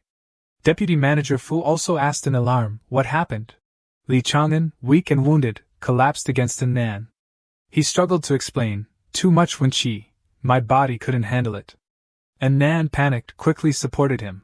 Sensing the dire situation, Deputy Manager Fu turned and ran, calling to Nan, who was still holding Chang'an, "Quickly, follow me to treat his wounds."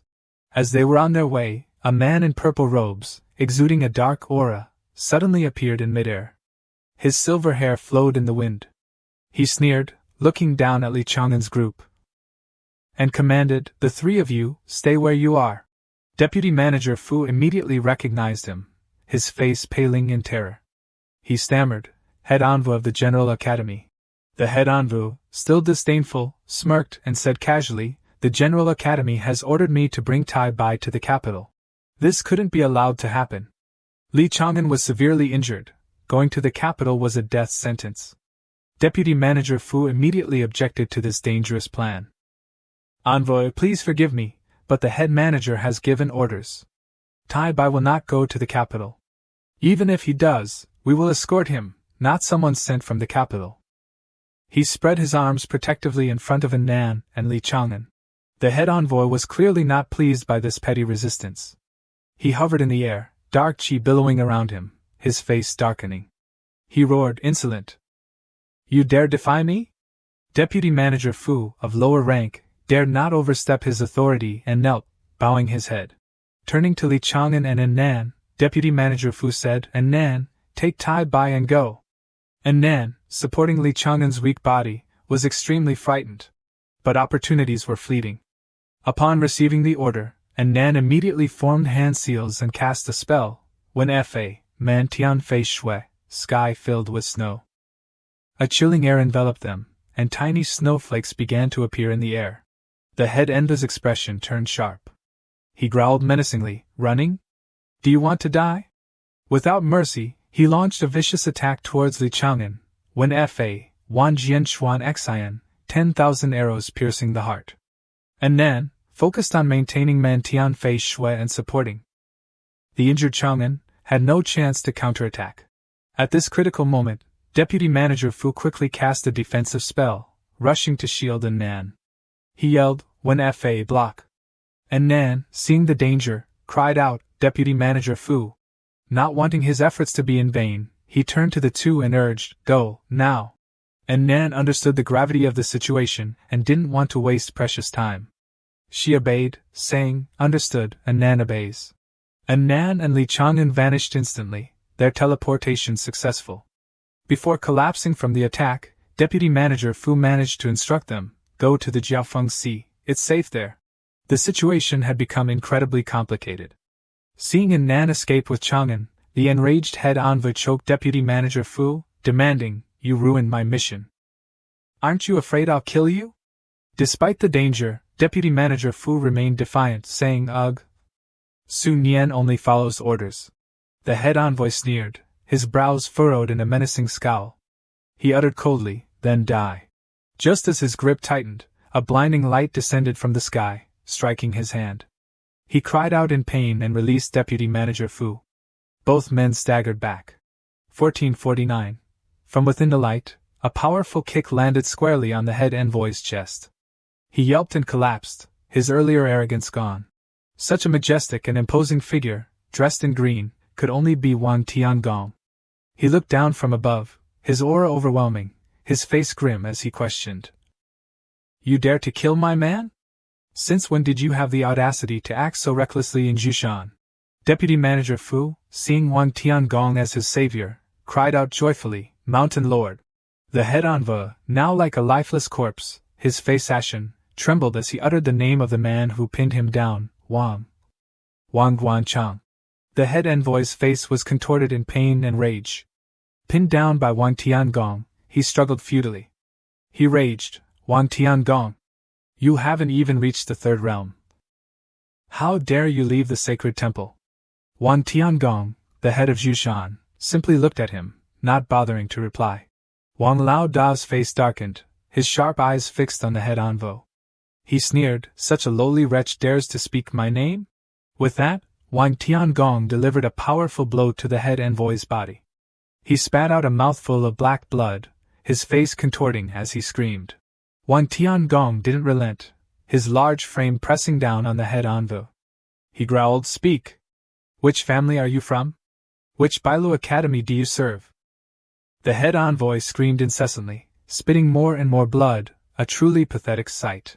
Pale and in agony, at the brink of death, he clutched a green command token, groaning, Clan leader, save me! With a ferocious expression, he crushed the token in his hand, shattering it into countless fragments. Within the light, a tall man appeared. He addressed Wang Tiangong, stop! We only want what's best for Li Tai Bai. Wang Tiangong looked at him, sneering, so it's the Western Sichuanli clan. Tell me, what do you mean by what's best for him? The Western Sichuanli clan representative said gravely, a few days ago, I received intelligence that the three vain masters of the other academies, along with the Imperial Academy, held a meeting. Though the details of their discussion are unknown, they are undoubtedly plotting against Li Tai Bai. He has reached the Deng Ding on the sacred board, becoming a thorn in everyone's side. Why not hand him over to us for protection? Wang Tiangong kicked the weakened man to the ground. He said coldly, protection or imprisonment. With a stern expression, Wang Tiangong narrowed his eyes and declared, a supreme genius like Tai Bai is the future hope of Bailu. I will not allow you to harm him. Anyone who dares to touch Tai Bai will have to step over my dead body. Meanwhile, at the Jiaofeng Sea, two beautiful young women stood by a bedside, looking at each other in bewilderment. The one with green hair whispered, I can't get him to swallow any medicine. What should we do? The beautiful woman with blue hair, her face serious and beads of sweat on her forehead, carefully took the bowl of medicine from the other woman's hand. Let me try. She drank the medicine herself, her beautiful face wrinkling at the unpleasant taste. The bitterness was truly unbearable. After finishing the bowl, she slammed it down, breaking it. With a worried frown, she then proceeded to mouth-feed the medicine to Li Chang'an. He parted his lips slightly, receiving the transferred liquid. As expected, the medicine was incredibly effective. Invigorated, Li Chang'an slowly opened his weary eyes. The woman who had just fed him the medicine was overjoyed. She wiped away the remaining medicine from the corner of his mouth, thinking to herself, Deputy Manager Fu's golden body elixir is truly effective. His injuries are recovering so quickly. Li Chang'an, still in a daze, thought about this young woman. He heard someone say, it's fortunate that someone has been caring for him day and night. Young Master Li is truly lucky. His brows still furrowed in confusion. He then heard another voice say, don't gossip like that, do you hear?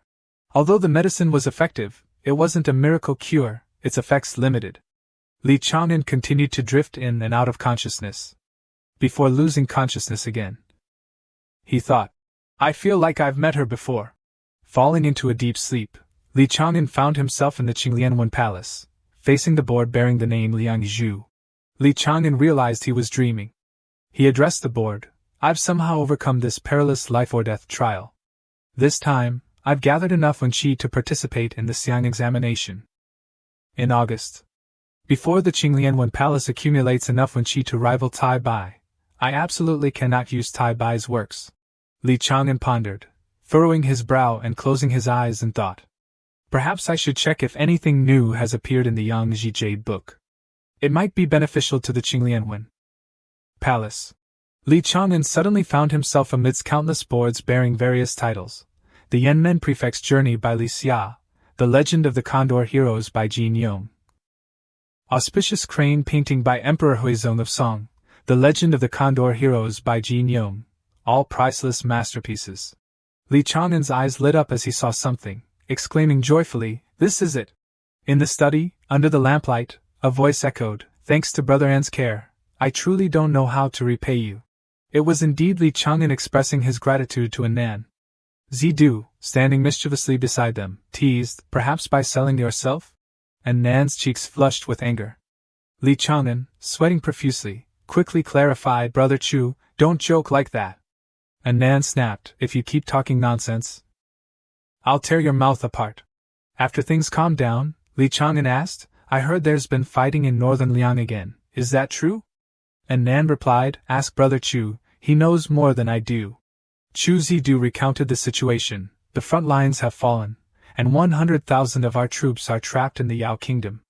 General Hu Wei, my father, is preparing to send reinforcements." Li Chang'an spat out his tea upon hearing this.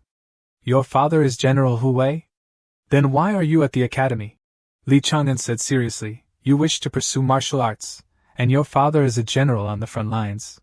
Why stay here if you don't want to?" Zidu chuckled wryly, waving his hand dismissively. "My father believes martial arts have no future, so he forced my 7 brothers and me to cultivate the literary path. But I'm not reconciled, and I still persist in pursuing martial arts." Zidu returned to the main topic. 2 days ago, a Wenzong called upon everyone to write war poems to boost morale. Both Chang'an and Nan listened attentively. Zidu asked Li Chang'an, half-jokingly, "Tai Bai, which poem will you use to scare everyone this time?" Li Chang'an unexpectedly said he wouldn't write one. Zidu was genuinely surprised, his brow furrowing. "You're not participating?" Chang'an replied again, "Yes." Chu Zidu lamented, "The person who challenged the Grand Masters last month is now retreating like this. They will surely mock and belittle you." Li Chang'an remained calm, replying, "Let them. I just want to take care of my health now." Chu Zidu was about to retort, but Nan stuffed a large apple into his mouth. She said, "Shut up. Tai Bai's health is critical, understand?" In the study, a manager with a beaming face addressed Li Chang'an, "Young Master Qinglian, another new romance story? I suppose if you release another one, I'll have to start calling you Grandmaster." He continuously refilled Li Chang'an's teacup, his face full of flattery. Li Chang'an smiled mysteriously, pulling a book titled The Legend of the Condor Heroes from his robes. "Manager, you misunderstand. This time I'm writing." As expected, the manager gasped in astonishment. "Martial arts?" He immediately objected, his brows furrowed in concern, sweat beading on his forehead. "Young master, are you confused? The great song has always valued literature over martial arts. No one enjoys reading martial arts stories. Selling 100,000 copies would be a blessing. But Liang Zhu has already sold 3 million copies. This venture will lose money. I'm afraid I can't accept it." Li Chang'an's face darkened. He lowered his head seriously and said, "It's not martial arts, it's wuxia." He then smiled confidently, looking up at the manager, holding up The Legend of the Condor Heroes. "Trust me, this one is different." Li Chang'an continued calmly, "If the manager can't decide, please invite someone with authority to come here." The manager paled, sweat dripping down his face, his mouth opening and closing without words. The manager then led Li Chang'an to meet the decision-makers. Behind a door, in a dark room, he said, "Young Master Qinglian, these are the chief managers of our Sunwen Publishing." 3 blurry figures appeared before Li Chang'an, notably floating in midair, surrounded by a strange green light. The figure in the middle, the most imposing, said sternly, "Just for a martial arts story you summoned us? Young Master Qinglian, don't disappoint us." The other 2 elderly figures on either side also frowned deeply. Li Chang'an realized these were transmitted images and voices through talismans. Undaunted, Li Chang'an tossed the manuscript into the air. "You'll understand once you see it." The pages of the manuscript appeared before the 3 figures. Under the green light, they carefully read each word, flipping through the pages until they reached the end. As Li Chang'an anticipated, after finishing the manuscript, the most critical figure in the middle exclaimed in astonishment, "Martial arts can be written like this?" The image of Guojing leading the Mongol army westward, fulfilling the prophecy of the flower withers, the sun perishes, the nation falls, appeared in their minds. A large man on horseback, wielding a saber, charged forward, looking incredibly imposing and powerful. The writing was so tragic and heroic that the critical figure felt as if the saber and horse were about to charge at him. He cried out in fear, "Help!" sweat pouring down his face. His brows furrowed. At that very moment, a majestic golden dragon appeared, its scales shining like countless pieces of solid iron and steel. The 18 dragons' subduing palms immediately attacked the man. He and his horse were swept away, drifting into an unknown direction.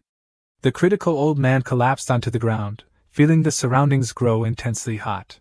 The powerful youth who had repelled the attacker was Guijing. He said calmly, "A true wuxia hero serves the country and its people." What kind of hero kills indiscriminately?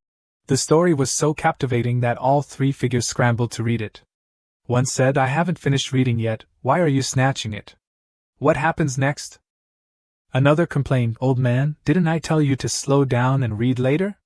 The last one clutched the manuscript, exclaiming, "The description of national and familial feuds is truly moving. Unprecedented." Li Chang'an, who had been watching the commotion, finally spoke. "You see." The man who had previously doubted his work now said, "Young Master Qinglian, we wish to sign a publishing contract for the Legend of the Condor Heroes." As if to further reassure Li Chang'an, he added gravely, "The first print run will be 600,000 copies. Young Master Qinglian, if you have any more works, please contact me directly. Sun Wen will offer you the best treatment." Li Chang'an immediately stepped forward. He extended his hand towards Manager Yu. "Manager Yu, happy cooperation." The manager was still confused.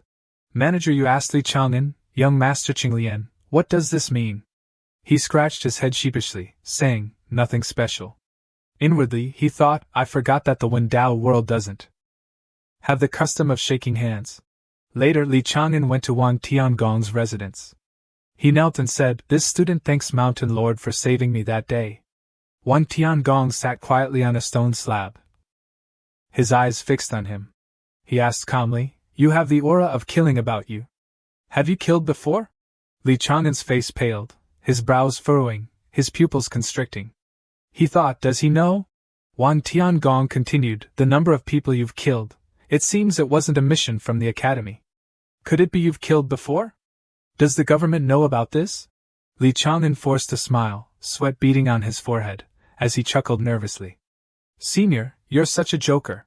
Wang Tiangong, unmoved, radiated a dazzling golden light, as if static electricity was accumulating around him. He said sternly, "Have you killed before? If not, and your yang qi is intact, then it's still salvageable." With that, Wang Tiangong levitated and vanished instantly. Li Chang'an, stunned by the sight, called out, "Mountain Lord," thinking, "He's gone just like that." Suddenly, a voice boomed from behind, "Freeze!" Wang Tiangong reappeared directly behind him, looking incredibly strange. Li Chang'an realized one thing: before Wang Tiangong, he was utterly powerless. He thought, "I can't even move or kill myself. Before him, I'm no different from an ant."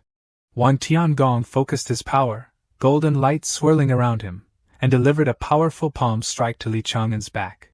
Li Chang'an gasped in agony, his face contorted, sweat pouring down his body. Wang Tiangong chuckled, "Boy, you'd better hold your breath. Inhale deeply. Otherwise, you'll die." The shock of the blow and Wang Tiangong's stern words forced Li Chang'an to not only endure the pain but also hold his breath. The intense pressure of the surrounding spiritual energy made breathing even more difficult. His face turned pale from lack of oxygen, but he remained resolute, refusing to take a single breath. Wang Tiangong looked down at him, a satisfied smile on his face. "This kid is not bad. He's about to suffocate, yet he persists in holding his breath." He kept his hand firmly on Li Chang'an's shoulder, the spiritual energy intensifying, his voice echoing, "Hold it a little longer, almost done."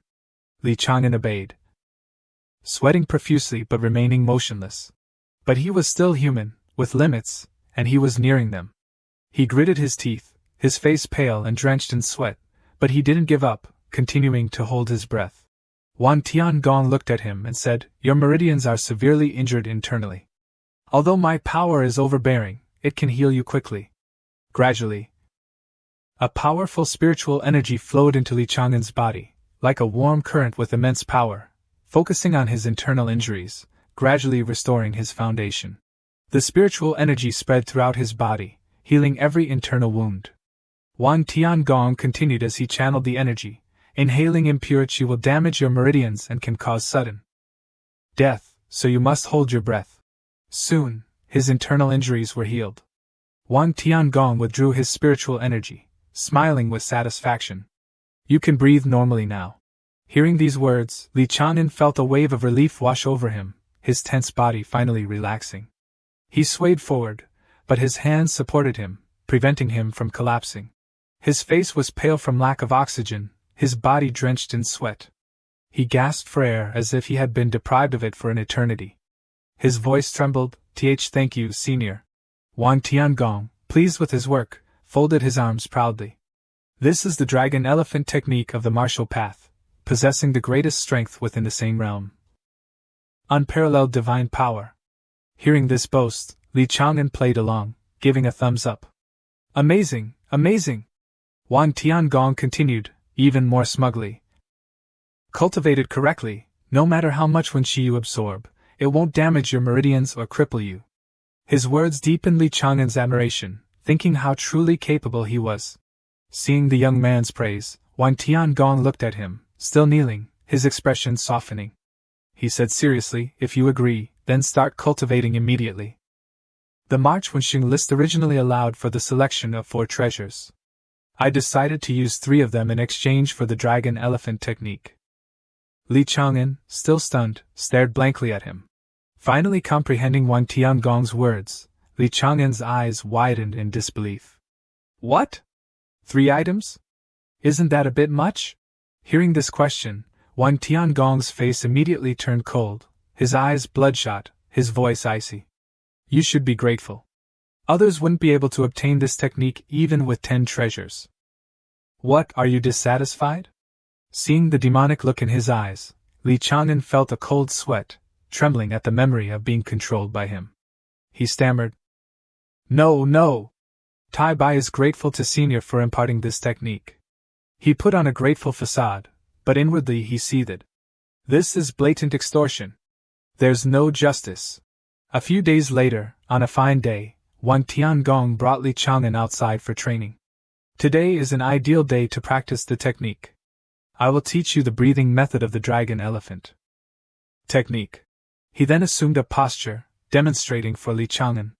He closed his eyes, inhaled deeply through his nose, drawing the air into his body. This was dragon inhalation.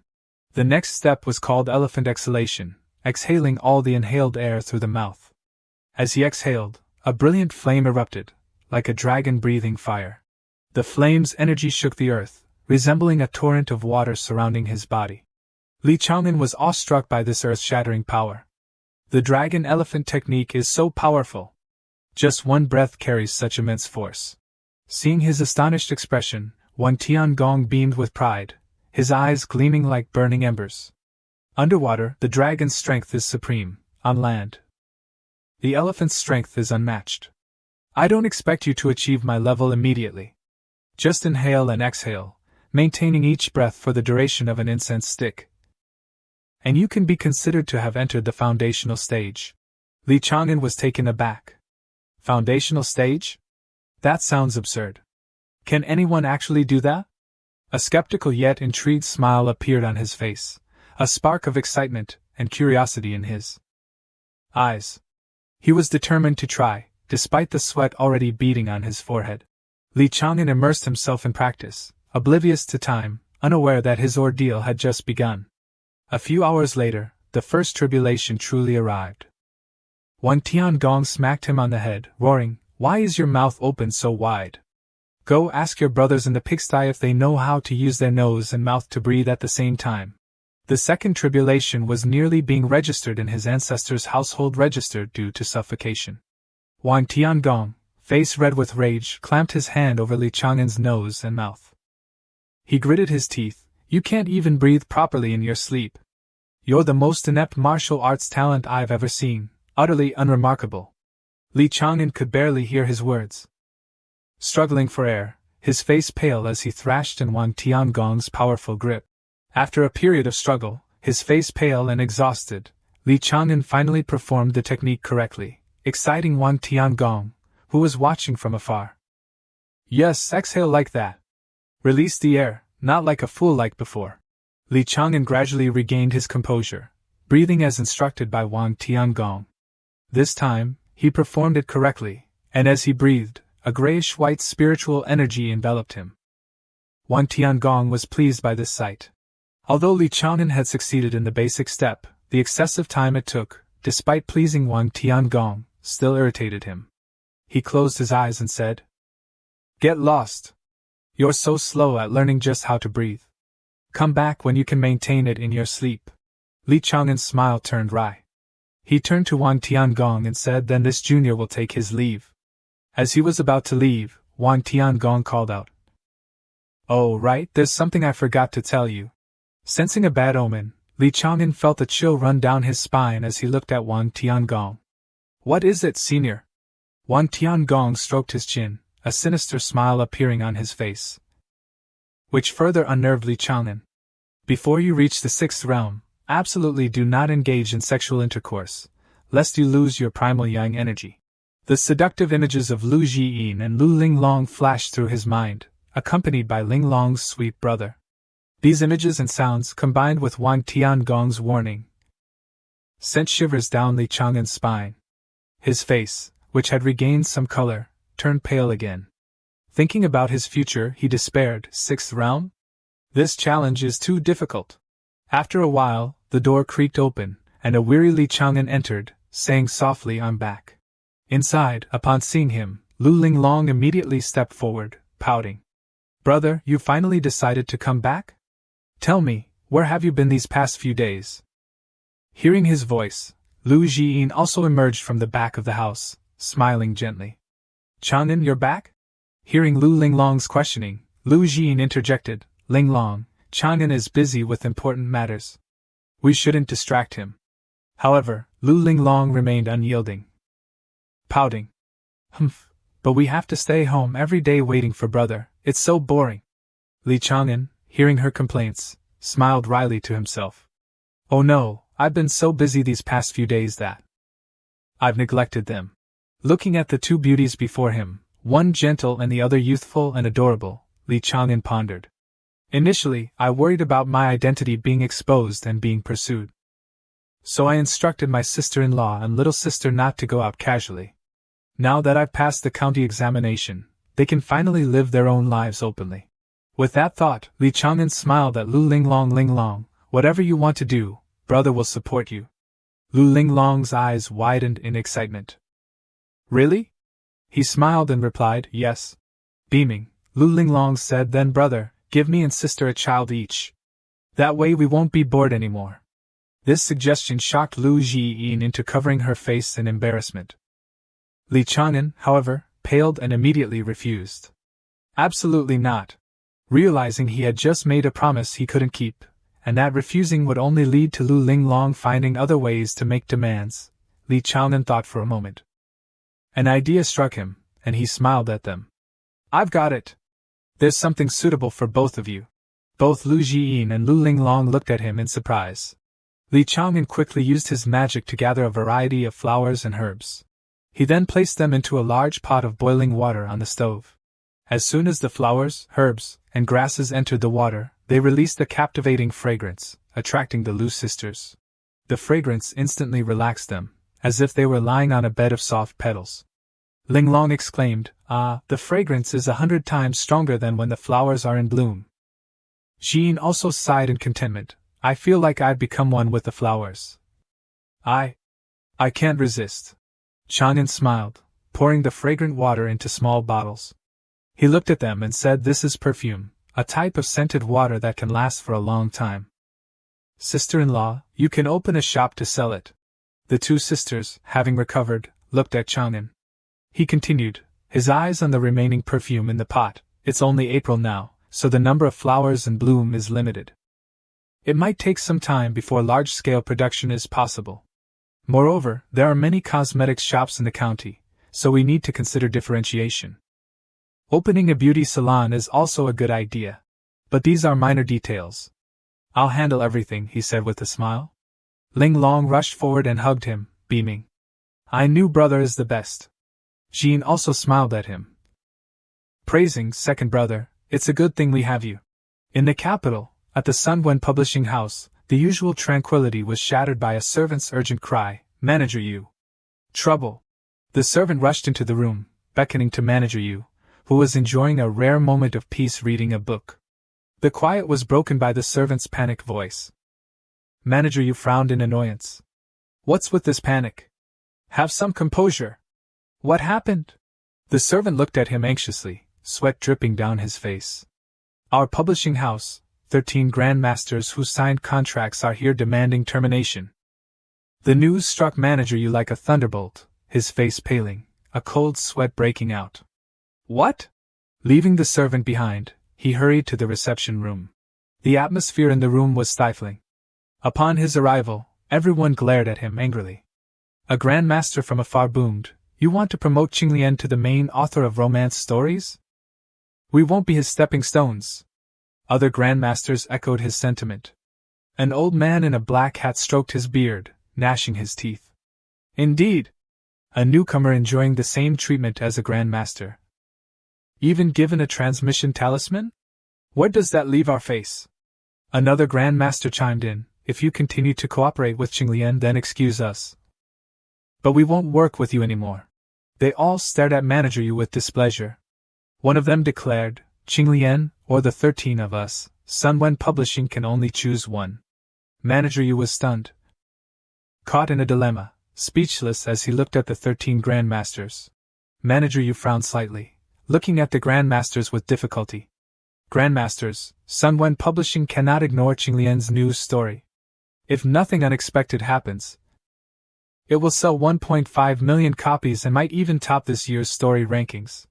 He observed them carefully as he spoke. Upon hearing this, the group was taken aback. The Grandmaster in the black hat frowned, looking at Manager Yu skeptically. 1.5 million copies? Is Manager Yu joking?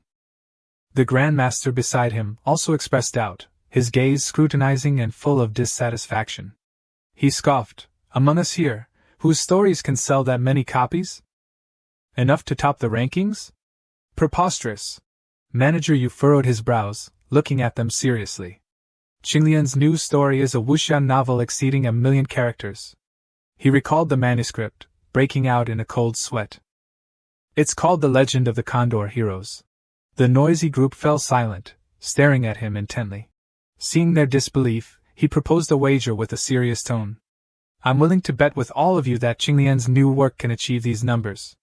If I lose, I will resign and give each Grandmaster 5,000 taels of silver. But if I win, I hope you Grandmasters will stay with Sunwen Publishing. A Grandmaster, seemingly speaking for the group, sneered. You're dreaming. But we accept the bet. Manager Yu looked at him, sweat dripping from his forehead. But his gaze remained firm. Qinglian, my fate rests on you. With both sides agreeing, they shook hands, sealing the wager. Meanwhile, in Chang'an, Li Chang'an stood in a space, looking at the various literary treasures floating before him. Stroking his chin, he pondered. Whether literary treasures or martial weapons, they all come with heavy responsibilities. It's best to choose a literary technique suitable for the Qinglian Wen Palace, capable of rivaling the Tai Bai Wen Palace. Sense with the literary seal, capture with Wen Qi. Thinking this, he immediately cast the water element literary technique. After casting the technique, suitable types of Wen Qi were enveloped in a blue light. Li Chang'an carefully observed each marked item. He suddenly froze, his eyes narrowing. His gaze landed on a brightly shining Wen Qi, one depicting a drop of water and a stone. His eyes lit up as if he had discovered a treasure. He quickly reached out and grabbed the Wen Qi. This technique, like Tinhuo Liao Yuan, it's you! The Wen Qi flew to his side. And Li Chang'an exclaimed joyfully, Shui Di Shi Chuan, water dripping stone pierces. As he grasped the Wen Qi, a stream of pure water appeared. He manipulated the water with one hand and conjured a flame with the other, skillfully attempting to merge these two opposing elements. Tinhuo can refine the origin, flowing water can erode stone. He hadn't finished his thought when a powerful force pulled him outwards. A voice boomed, You've chosen your treasure, so what are you still standing there for? The force dragged Li Chang'an out of the space and threw him roughly to the ground. As his backside hit the ground, he winced. Ouch! That hurts. Beside him, Wang Tiangong chuckled. Were you practicing today? Did you manage to breathe for the duration of an incense stick? When will you finally grasp the basics? The barrage of questions left Li Chang'an flustered. He looked up at Wang Tiangong, forcing a smile. Senior, it seems the Zhushan treasure is learning from you. I remember being thrown out last time too. Wang Tiangong saw through his attempt to avoid the question and roared, still trying to talk your way out of it. Get to practicing. Seeing his anger, Li Chang'an immediately straightened up. Yes, I'll start now. 9 days later, the day of his story's release arrived. From afar, he saw a group of people cheering and waving flags bearing the words love, hate, and brotherhood in the Jianghu. Below, people shouted promotional slogans. Qinglian's new work is published. Founding a new genre, over 1 million characters, a wuxia novel. A parade marched through the streets, beating drums and carrying signs, creating a lively atmosphere that drew the attention of passers-by. Isn't Qinglian the author of Liang Zhu? This new novel, wuxia, isn't that just a martial arts story? This is clearly an exaggeration. Does he think he can establish a new genre just by changing a word?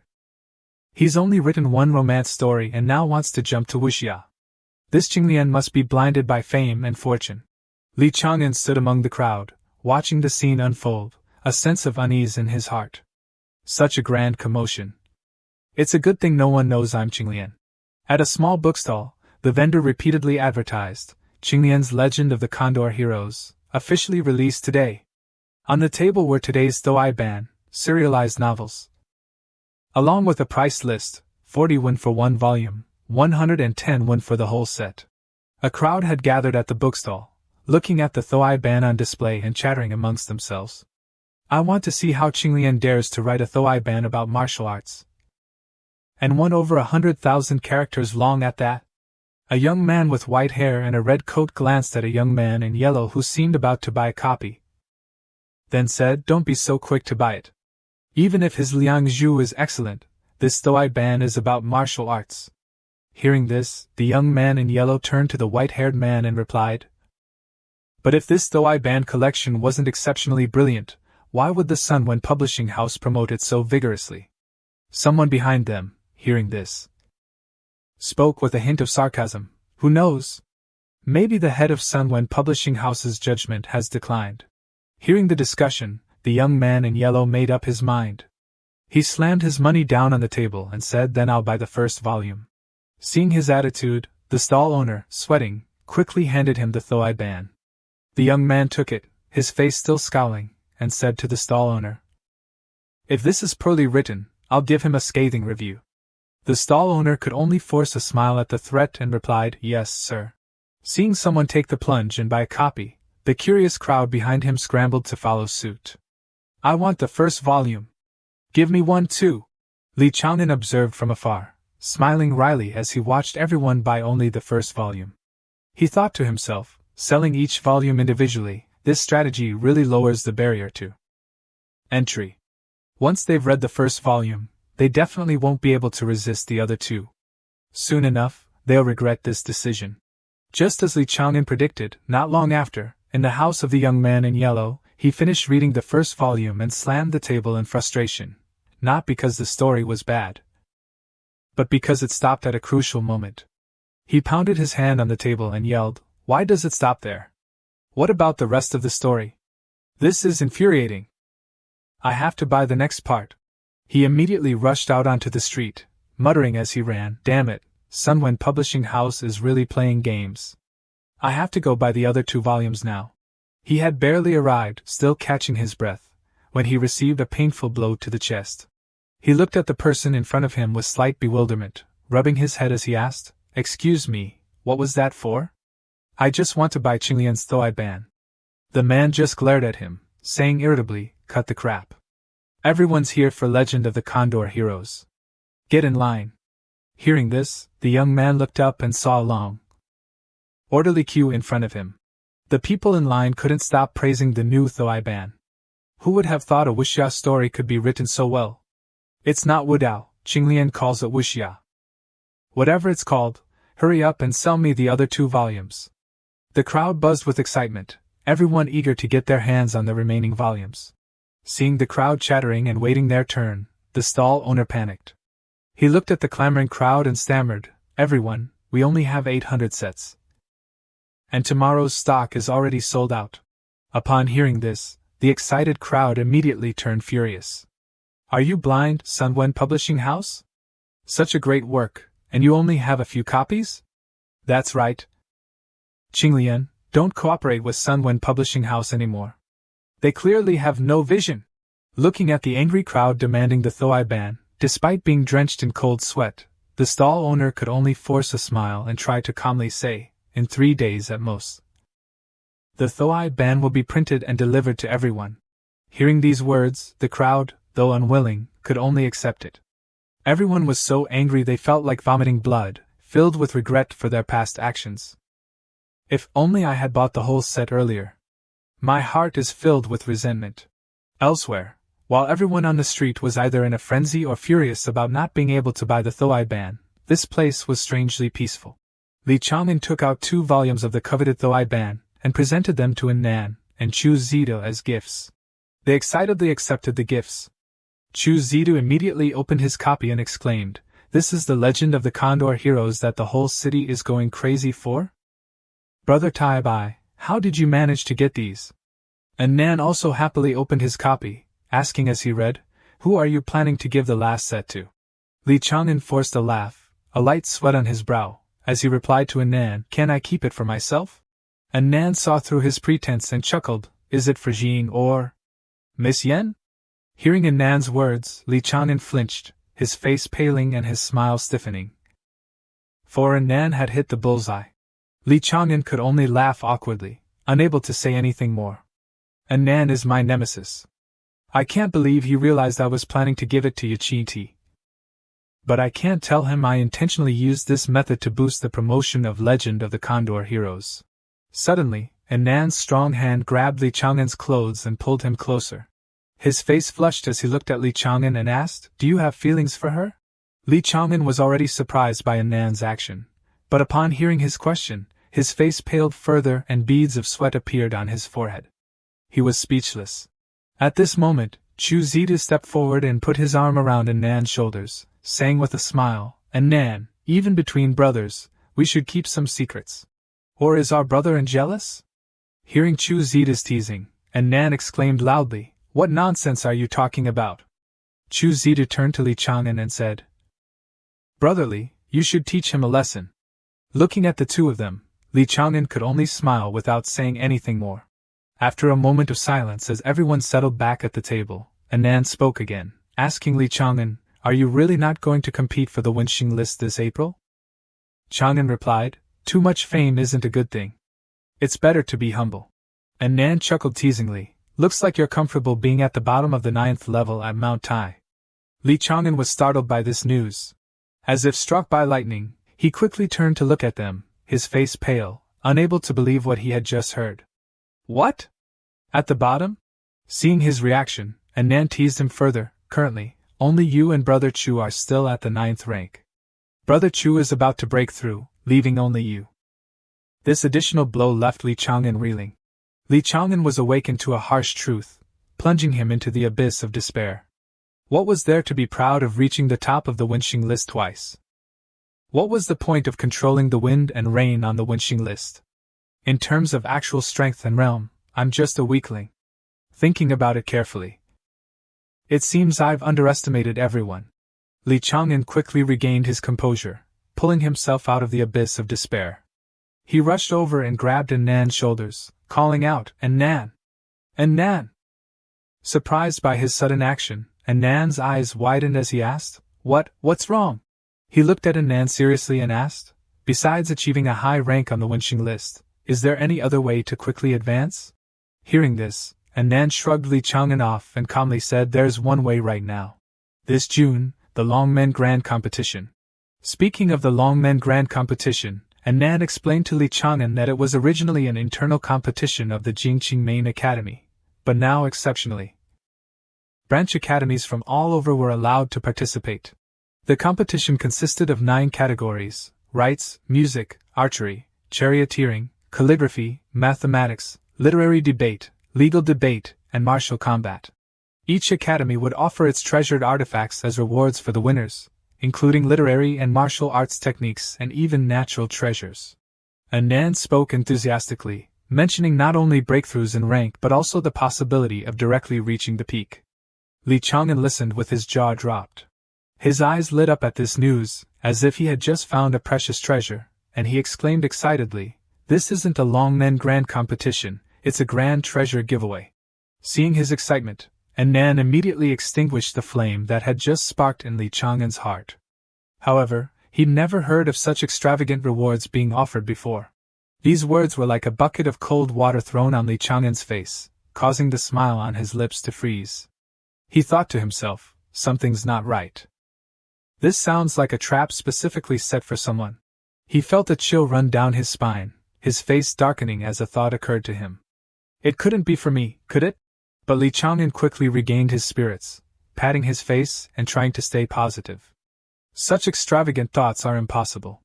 No matter how talented Tai Bai is, it's not worth such a huge expenditure. Before he could collect his thoughts, a shoe came flying from afar at lightning speed. And of course, it landed squarely in the middle of Li Chang'an's face. Startled and unable to react, he fell backward. Chu Zita looked at him in alarm. "Brotherly!" Anan exclaimed in surprise. "Tai Bai!" At the doorway unnoticed, Wang Tiangang stood with a darkened face, staring intently at Li Chang'an. He strode forward, his face red with anger, and roared, "Useless! You can't even breathe properly! You're the worst disciple I've ever taught! Get over here, we're intensifying your training." Li Chang'an lay on the floor, his head spinning and his eyes pale. He said, "Yes, Mountain Chief." Inwardly, he laughed self-deprecatingly, "Haha, so what if the Longmen Grand competition is a trap aimed at me? I have to survive first, then worry about everything else." With this thought, Wan Tiangang dragged him to a waterfall and forcefully pushed his head underwater. Feeling the cold water rushing past his ears, Li Chang'an closed his eyes tightly, trying to hold his breath as the weight on his head pushed him deeper. After a long while, he finally lifted his head out of the water. As he coughed and sputtered, trying to catch his breath, Wang Tiangang sat beside him and said, "See? You've learned it now. Even the dragon elephant earth breathing technique can hold its breath." For half an incense stick, Li Chang'an just raised an eyebrow at him without saying a word. Somewhere else, a hand dropped limply onto a table, as if its owner had just been struck by disbelief. Huang Qishan sat with a gloomy expression, gritting his teeth in silence. Beside him were two people, possibly instructors. The old man with long hair looked at Huang Qishan and offered comfort. "Qinshan, it's all right. Wait until Qinglian fails, then we'll see who dares to say your Thoai ban is inferior to his." The person standing behind him added, "He dared to challenge us with a Wudao Thoai ban. Don't blame anyone but himself for courting death." The long-haired old man, his face full of sarcasm, picked up a copy of Legend of the Condor Heroes and scoffed, "Director, you even personally delivered a copy, asking for my expert opinion. Ha! I'll critique him to death." Upon seeing the Thoai ban in the old man's hand, Huang Qinshan's face flushed with anger. He reached out and said, "Let me see that." As he took the Thoai ban, a blonde beauty approached, clinging to his arm. Her face flushed, her voice seductive and provocative. "My lord, how can a book compare to me on this spring night?"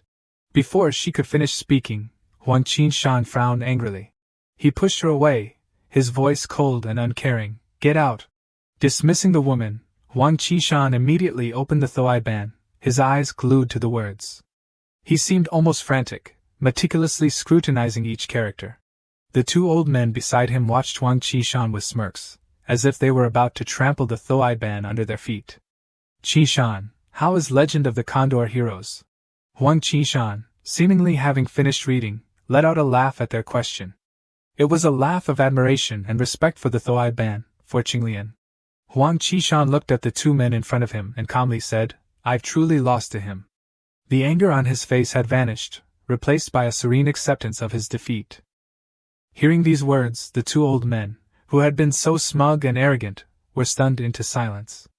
Before they could speak, Huang Qinshan added, "Compared to Qinglian, you two are nothing but trash." Back with Li Chang'an, night had fallen, bringing with it the dampness and chill of the mountains. The moon hung high in the sky, and the distant calls of birds created a strangely peaceful atmosphere. The silence was broken by Li Chang'an's sneeze.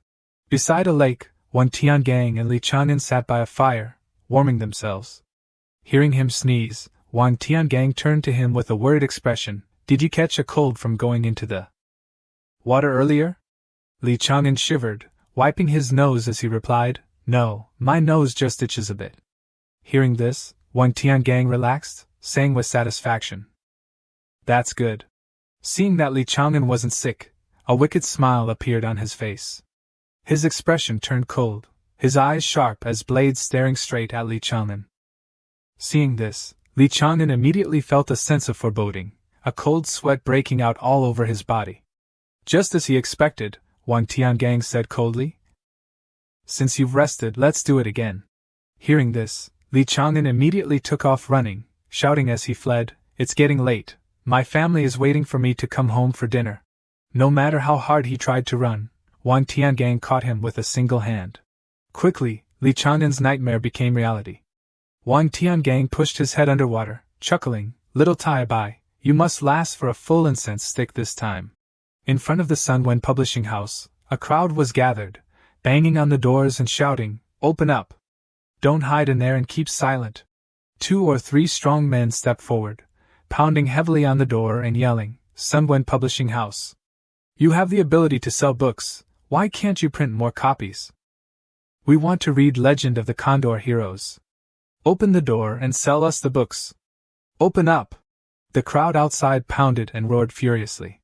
Inside, Director Yu and his servants were in a panic. A young man standing next to Director Yu asked nervously, Director, not just the main office, but all branches are being overwhelmed by people wanting to buy the book. How many more sets should we print? Director Yu, looking at the situation, stammered, 100, no, 2 million sets. He paced anxiously, muttering worriedly, Not enough, it's still not enough. With that, he took out a 1,000-li sound transmission talisman, and, unable to maintain his composure, called out, Young master! A tall figure appeared before him, a deep, authoritative voice echoing, Immediately print 5 million more copies. Also, keep Qinglian at Sunwen Publishing House. No matter the cost. The words sent shivers down Director Yu's spine, causing him to break out in a cold sweat. Director Yu bowed his head respectfully and asked nervously, Young master, 5 million, isn't that too risky? The mysterious young master's anger flared like a raging fire. He replied, Risky? I'm worried it won't be enough. His Majesty has decreed that Qinglian's Legend of the Condor Heroes is to be used to gather fortune for the war. The image of a man radiating immense energy, glowing with brilliant golden light, appeared. The energy converged in the sky, forming a radiant golden sphere before a group of soldiers. Someone shouted, We must win! Kill! He continued to explain, I fear that from now on, no one will be able to stop Qinglian from becoming the top Thoiban author. Hearing this, Director Yu and another man beside him were stunned. The scene shifted to the mountain waterfall where Li Chang'an was training, and a voice called out, Your recent progress has been good. Come and change your clothes. Li Chang'an emerged from the nearby river, dripping wet. He took the clothes from Wang Tiangang and said with a smile, Thank you, Mountain Chief. Immediately afterwards, the clothes and Li Chang'an's arm dropped to the ground with a thud, as if they were incredibly heavy. Wang Tiangang burst into laughter and explained, Oh, I forgot to mention, I added 1,000 gene talisman to the inner robe. That's 100 kilograms. Li Chang'an's hand blistered from the pain, and he cursed under his breath. Hearing the expletives, Wang Tiangang's face darkened. He turned back and growled, What did you just say? Li Chang'an immediately lowered his head, kneeling on the ground and changing his tone, Senior is too kind to me. Wang Tiangang replied with satisfaction, Get dressed and get out. Maintain the breathing technique for a full incense stick, and I will teach you the first formula of the dragon-elephant technique. The scene shifted to building number 9. Li Chang'an trembled under the weight of the clothes, thinking, so heavy. Suddenly, someone patted him on the back. Yo, brother Li! Good afternoon. It was Chu Zidu, greeting him playfully. Immediately, Li Chang'an lost his balance and fell forward, crying out, Brother Li! He tumbled into the arms of someone standing in front of him. It was Nan. He sniffed the air slightly, and then smiled unconsciously. Li Chang'an, clinging to Nan, exclaimed, "Brother, you smell so good." This truly angered Nan, evident on his face. And Nan turned away, causing Li Chang'an to fall heavily to the ground. Li Chang'an cried out in pain, "Hey, Nan, that's too much! I just felt a little uncomfortable," yelled a bit, and disciplined that little girl. "Are you still going to spout nonsense?" Later, the scene transitioned to the three of them sitting together, talking. Chu Zidu started, "Brotherly, you're too worn out. A young man must exercise restraint. Otherwise, when you're older." He laughed heartily. Li Chang'an, sprawled on the table, replied, "It's just my mountain chief's training. Don't overthink it." Hearing this, Chu Zidu played along, teasing, I understand. Brethren, and I will keep your secret." Li Chang'an retorted helplessly, "You understand my ass." After a while, Nan suddenly asked, "Are you planning to participate in next month's wishing list?" Li Chang'an, resting his chin on his hand, replied, "Probably not." Chu Zidu immediately clenched his fist and exclaimed, "Of course you must participate." He continued emphatically, explaining that the previous Grand Master had challenged Li Chang'an by mocking him, belittling him, calling him a coward, and claiming he wasn't as talented as Qinglian. If they continued such insults, it was likely that the literary reputation Li Chang'an had painstakingly built would be ruined. He kept commenting, "How can our Tai Bai be inferior to others? Ridiculous! For your sake, you must defeat Qinglian." Li Chang'an suddenly exclaimed, "Huh?" He pictured Tai Bai fighting Qinglian, which was no different from him fighting himself. "Me hitting myself, in the end, the only one hurt would be me. No more thinking!" he exclaimed, clearing his throat. All right, I'll consider it." The scene shifted to a shop, with a voice announcing, "Wang Fuji's grand opening, 20% off store-wide. Welcome, esteemed customers." A person resembling Li Chang'an appeared, greeting the shopkeeper and saying, "Uncle Zhang and everyone have worked hard lately. Our main branch's Rouge shop is also opening soon. Please take extra care, Uncle Zhang." The shopkeeper replied, "Young master, you're too kind. This is all part of my job." The shopkeeper looked inside and saw a young woman waiting. He said, "Miss Yen is here again." It was Qin Ti, looking around. The shopkeeper continued, "She's been coming every day, hoping to see young master." Seeing this, Li Chang'an wanted to see her as well and sent someone to invite her over. Click, clack. A woman's footsteps approached. Li Chang'an was waiting for her inside the room. She exclaimed, "Young master, have you been avoiding me lately? Even the Thoai ban was delivered by someone else. Did Qin do something wrong?" He closed his eyes, replying internally that she had done nothing wrong, but every encounter made his heart race uncontrollably. She began to undress, continuing, "Qin knows her beauty is ordinary and unworthy of young master's attention, but I only wish to be by your side, no matter the task." Then, naked, she embraced him from behind. The atmosphere became intimate as she pleaded, "Please, young master, have mercy on me." Her words made him blush. He cried out in alarm, "What are you doing?"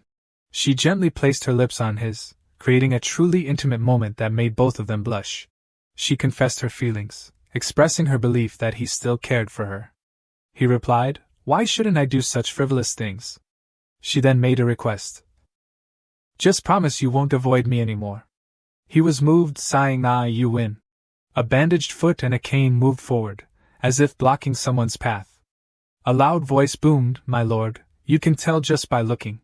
It was a bald man, missing a leg and using a cane to walk. He stood there, explaining to Tai Bai, "Look, he's just standing there, stunned, watching everyone around him get hurt." At this point, everyone turned to look at him. Tai Bai asked, "What's going on here?" A nearby man approached and reported, "My lord, they are all soldiers I brought here, and he is Zhang Mao." An image appeared of soldiers being attacked by monsters. He explained that the northern border had recently erupted in war, and they had faced countless demon armies in fierce battles that lasted 4 days. Images of bloodied and severely injured soldiers flashed amidst smoke and fire. He continued, saying that even though they survived, their bodies were heavily wounded, and they could no longer return to the battlefield. A one-eyed man cried out, "Zhang Tu, we've all become cripples." The others also wept in despair. Suddenly, someone knelt heavily on the ground. Zhang Mao pleaded with Tai Bai. Zhang Mao dares to implore my lord, please give them a way to live. There are many more injured behind me. Tai Bai's face darkened. He murmured everyone. He then looked up, his expression brightening. He praised all the soldiers. He proudly announced, please recuperate well for the next few days. I will cover all expenses. After your wounds heal, if you wish to leave, I will provide 20 taels as severance pay. If you agree to stay with me. Upon hearing this, everyone's faces lit up with joy. Before he could finish, someone, with tears streaming down their face, raised their hand and agreed, I agree. I would rather die than betray my lord. From now on, wherever my lord points, I will follow. Then, the man turned to the others behind him and said, I've already spoken. Why are you all staring at me? Everything I said is from the bottom of my heart. Then, everyone burst into laughter and shouted in unison, little brother, you're right. We swear to dedicate our lives to our Lord. Our Lord treats us well. We are willing to give our lives for him. Suddenly, flames seemed to ignite around him. He realized that the thoughts and beliefs of soldiers were more resolute and pure than mere fame, and it was this that inspired Yang Jiu, the scholar, to create a new chapter. Suddenly, a brilliant light emanated from a book titled Liangzhou Ci by Wang Han. Then, the following lines appeared. Grape wine luminous cup, urging to drink on horseback. Don't laugh if I lie drunk on the battlefield, how many have returned from ancient wars. Simultaneously, the book glowed brightly. Tai Bai laughed joyfully, recognized by the Yang Jiu scholar technique, this was indeed the right decision. Suddenly he turned, his face falling as he clutched his hands and cried, watching his money disappear. He muttered dejectedly, but the royalties I just received. I haven't even held them tight, and they're all gone. Not far from him, a beam of light suddenly struck down upon the buildings, causing him to turn and look in surprise. His face was filled with worry, his thoughts racing. Bailu's emergency signal, summoning all students to return, could something major have happened? After receiving the signal, everyone gathered at the Bailu Academy. At this moment, someone spoke calmly and seriously, with a smile, today, our student from Song Academy is here. Suddenly, a purple aura enveloped him, causing the Bailu students to feel uneasy. He declared confidently, challenging Bailu to a special competition. Everyone hurriedly shielded themselves, some exclaiming in surprise, huh? Affected by the purple light from the music, a man suddenly stumbled into Tai Bai. He quickly caught the man, letting out a soft grunt. It was Qian Zhuangzhuang, the son of the richest man in Qing district. Qian Zhuangzhuang addressed Tai Bai, are you all right? Tai Bai stared at him, pondering the challenge. Was this merely a simple competition, or was there another motive? Qian Zhuangzhuang scoffed, urging him impatiently. Hurry up, how long do you want us to wait? Then, he opened his eyes, glancing around with a mocking smile. Or is your Bailu Academy afraid? Hearing the taunt, a Bailu student immediately yelled angrily, you cur, how dare you say that? Another student roared furiously, beat him to a pulp. Even if we have to tear him limb from limb. We'll teach him some manners. The two students launched attacks towards him. 3 attacks, glowing red, blue, and yellow, approached him, but he remained motionless. The attacks were almost upon him, yet a smile remained on his face. Suddenly, a burst of purple light erupted, shielding him from the attacks and creating an explosion with billowing smoke. As the smoke cleared, his smug expression was revealed. Pity. He lowered his head and remarked, it would be better if you actually injured them. Injuring your fellow students to the point of having to come to us for guidance. I wonder how the world will scorn you, huh, Vice Headmaster? The Vice Headmaster's face darkened. He retorted, coming to seek guidance is an honorable act. He immediately laughed and proposed, fine then, let's have a 6 arts competition. Anyone here can challenge us until no one dares to fight anymore. Everyone erupted in clamor. Tai Bai pondered, they're looking for someone, could it be them? At that moment, Qian Zhuangzhuang whispered to Tai Bai, they're here for you, so brotherly, you absolutely cannot fight. As for those other trash, we'll deal with them. He gave a confident thumbs up, causing Tai Bai to hesitate and call out, Brother Qian. Suddenly, 2 figures appeared before the Song group, radiating red and blue auras. There were 3 students, Qin Jingwu, 8th rank scholar, Xing Xianfeng, proficient in the 6 arts of music, and finally, Qian Zhuangzhuang, number 1 in self-cultivation techniques. All 3 declared in unison, "We request a match." A shady-looking man with buck teeth held a calculator, pressing buttons and shouting, 1 times 1 equals 1, 2 times 2 equals 4. 64. He growled, 9 times 9 equals 81. Instantly, a bright red energy beam shot out, heading straight for Qian Zhuangzhuang. Struck by the attack, he coughed up blood and fell backward. Fortunately, Tai Bai was standing behind him and quickly caught him, calling out worriedly, "Brother Qian." Qian Zhuangzhuang looked at Tai Bai in pain and said, I'm sorry, I've lost." The Song students immediately burst into laughter, jeering, "Balo vs. Song, 6 arts competition, 5 losses, 1 win." One of the Song officials sneered, his voice dripping with disdain, "Balo Academy, living up to its reputation. Truly useless." Suddenly, an old man standing nearby laughed loudly and added, "We almost forgot, you still have a Tai Bai. I wonder if he can prop up this crumbling building?" Hearing this, the Balo students were enraged, their eyes blazing red as they shouted, "This is outrageous bullying." Meanwhile, Tai Bai remained silent, his expression serious. He pondered deeply. If he didn't intervene, the morale of all the Balo students would shatter. Suddenly a hand landed on his shoulder from behind. It was Qian Huangzuan. With a worried expression, he warned, "Don't be impulsive. They're trying to provoke you into fighting." He then seriously reminded Tai Bai that if his identity were exposed, countless schemes would await him. He absolutely mustn't fall for their trap. He was Bailu's hope. Tai Bai smiled reassuringly, "Don't worry, Brother Qian. I won't reveal myself so easily, but I can't just stand by while Bailu is insulted." He immediately prepared to unleash his literary technique, Spark of Inspiration. With a snap of his fingers, a ring of fire suddenly surrounded the Song musicians, catching them off guard. He declared firmly, "Tai Bai is just an ordinary student. Why are you all so worried?" The rising flames obscured the Song students' vision. The old man yelled, "Tai Bai, why don't you dare show yourself? Are you afraid? Worried you'll follow in your classmates' footsteps?" Instantly, a fiery hand appeared beside the old man, accompanied by a voice, "Ridiculous. If you want a competition, let's make it a big one. Let's wager the top spot on the Mei Wenxing list."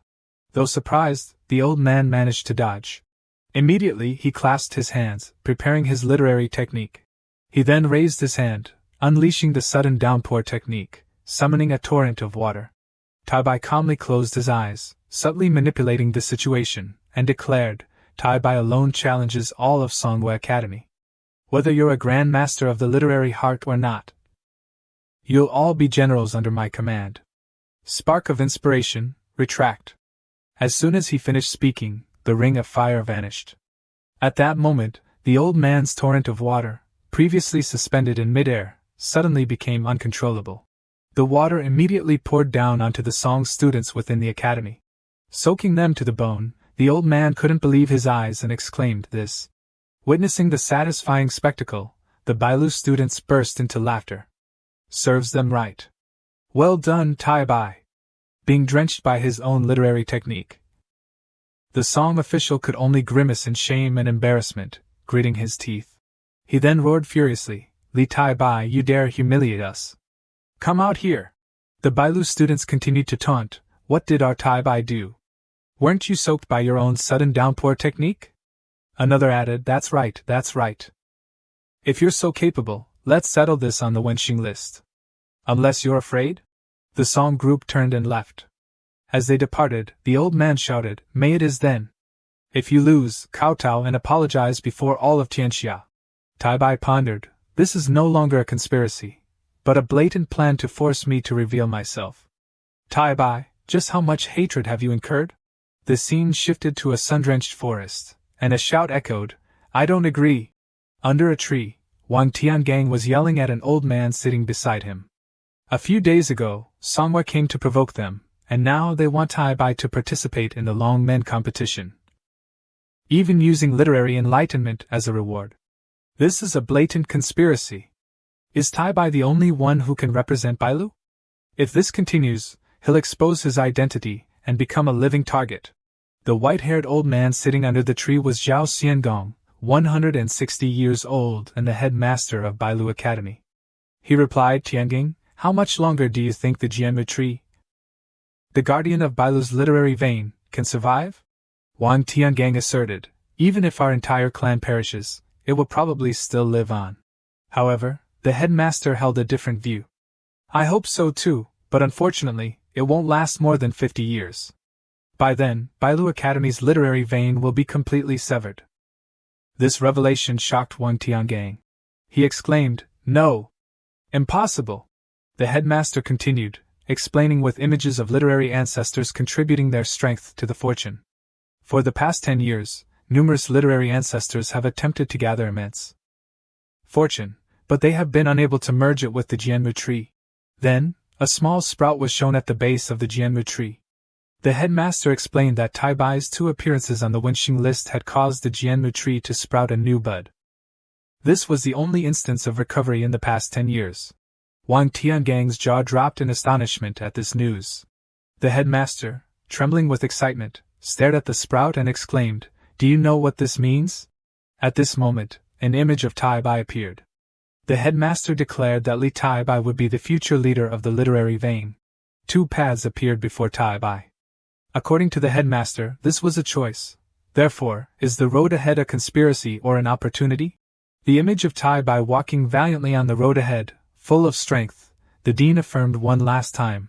Li Tai Bai could not help but move forward. At the residential area, a loud shout echoed resoundingly. A book was thrown, followed by a curse. Just one person dares to challenge the entire Songhua library? Li Tai Bai, you truly are my father! He luckily caught the book that was flying straight towards him. Li Chang'an, without any fear, said, This isn't it good? Even Tiangang makes mistakes. Zhang Fugui was so angry he couldn't speak, pointing at him and criticizing. You. Is that the point? He shouted loudly, If you lose, you will fall into a 10,000 zhang abyss and become a cripple. He didn't intend to listen, still trying to explain, but the students couldn't bear the insults towards Bailu. As soon as he finished speaking, the manager was furious. He wished he could beat him up to make him come to his senses. This bastard, do you want to anger me to death? 2 people nearby saw the situation wasn't good and rushed out to grab his legs. Deputy manager, you absolutely can't. Zhang Fugui frowned. Let go of me, both of you. They still resolutely refused to let go. No, Brother Tai Bai is only standing up for Bailu's reputation. Chu Zidu agreed. Moreover, with the combined efforts of the entire library, we might still be able to put Brother Li at the top of the list. He paused for a moment. Li Chang'an took the opportunity to express his sincerity. The student was willing to bet his own luck and reputation, also for the reputation of Bailu Library, to crush those people from Songhua Library, with heroic spirit soaring to the sky, and a brilliant halo behind him. Everyone behind him also happily agreed. This is the spirit that we scholars should have. If Tai Bai hadn't fought back, we probably wouldn't be able to hold our heads up now. Brother Tai Bai, go ahead and do it, we will fully support you. He was moved by everyone's sincerity, and his face showed confidence as he was enthusiastically supported by his fellow disciples. Li Chang'an cupped his hands and bowed before everyone, saying, Tai Bai will not disappoint you. Seeing this, everyone also cupped their hands and prayed for him. The scene shifts to another place, where there is majestic mountain scenery and a gently flowing waterfall. Li Chang'an is meditating under the waterfall, his eyebrows furrowed, showing a determined fighting spirit. He can breathe underwater and sit calmly to cultivate his strength. As soon as 5th month Tai Bai takes action, the balance of Wenxi will immediately be broken. Qinglian's words are not strong enough, he needs to have his name on the Xinwen list. Gurgle, gurgle. While thinking, he suddenly felt a lack of oxygen. He gritted his teeth, trying to resist. Li Chang'an hurriedly swam up. Just a little bit more. Could it be that he would fail? He clenched his fists, not wanting to fail, not wanting to let everyone down. No, he couldn't give up like this. His whole body emitted a faint golden light, illuminating the dark water. The entire river, especially where he surfaced with bubbles, that light emitted was extremely powerful. It became increasingly clearer. A tremendous power surges from beneath the water, like a fierce vortex. Wang Tiansung ran from afar, attracted by that strange light. As he got closer, he couldn't hide the joy on his face. He asked loudly, Tai Bai, have you broken through? The older brother, soaked, walked ashore, the glow still there. Li Chang'an confidently replied, yes, senior. Wang Tiansan clenched his fists, laughing with satisfaction. Good, very good. Ordinary people would take at least 1 or 2 years to cultivate Long Xiang Na Qi. I didn't expect you to be a kid with such exceptional martial arts talent. He stroked his chin, muttering to himself, damn it, this kid's literary talent is astonishing. If he weren't bound, I would make him specialize in martial arts as well. So frustrating. He looked at him with questioning eyes. Wang Tiansang, what's wrong? Seeing him looking at him with a judging gaze, he pretended to laugh it off. Cough, cough, it's nothing, you guys just continue cultivating. From nowhere, he pulled out a stick and started tapping it between his legs. Calm down, calm down. Following the instructions, Li Chang'an got into a martial arts stance. He asked incredulously, Senior, is this method really a high-level move of Long Xiang Gong? He calmly replied, this is just the basics, wait until you reach the peak. If you can do it, you will become a true dragon. That holy statue, Wang Tianseng's smile at this moment had become demonic and terrifying. Don't you want to become someone like that? For someone as ambitious as him, this was truly exciting. Of course, I also want to pursue divine martial arts. He smiled with satisfaction, then put his arm around his shoulder and said ambitious, then add another 100 jin. Suddenly, the ground beneath his feet unexpectedly caved in. Li Chang'an's head spun, his whole body buried under the earth. Senior, I could have been a little taller. A few days later, at Sunwen Book Bureau, the man's voice was full of excitement. Qinglian's new work. Young Master Qinglian? Li Chang'an, after finishing his cultivation, began his journey of revenge. Manager Huang, Qinglian hopes that Sunwen Book Bureau can use all its power to promote this book. He held the Return of the Condor Heroes in his hand, his face full of excitement and anticipation. He was quickly persuaded, you are now a renowned master, how dare we neglect this? He hurriedly raised his hand to stop him. This time will be different from before. Qinglian wants to compete in the Wenxing list in the 5th month, so he wants to use the influence of this new book to empower his poetry. Manager Huang broke out in a sweat and said, I wonder what young Master Qinglian's poem is? Yuing Pipa Ma Shang Si Yui, Gu Lai Jing Zhang Ji Ren Hui. Putao Meijiu Yihuan Bei, Zui Wa Sha Chang Jun Mo Shao. With immense momentum. Li Chang'an unleashed his power, the image of the army suppressing the rebellion appeared. This frightened him so much that he fell to the ground with a thud. He strode out boldly, Qinglian's work here is done, so should Tai Bai on the other side begin? He clenched the finished product in his hand, his face full of defiance. Everyone at Songwei? Are you ready? Time is running out. His tone sounded concerned, but full of sarcasm. The moment for his revenge had arrived. The announcement was made very quickly, the 5th month's Wenxing list will focus on poetry, with a total of 8 Wenzong and 77 grandmasters participating. A brilliant golden light flashed quickly. The rankings were immediately announced. Bei Liang's Su Qinglian ranked 9th. The people below cheered quickly, ah! Lian Qing is 9th on the Wenxing list. The girls cheered loudly, they were extremely excited and kept calling, Lian Qing, you are our idol. Even if you're not a Wenzong, Lian Qing is still number 1 in our hearts. A Bailu student standing there heard this and was extremely jealous.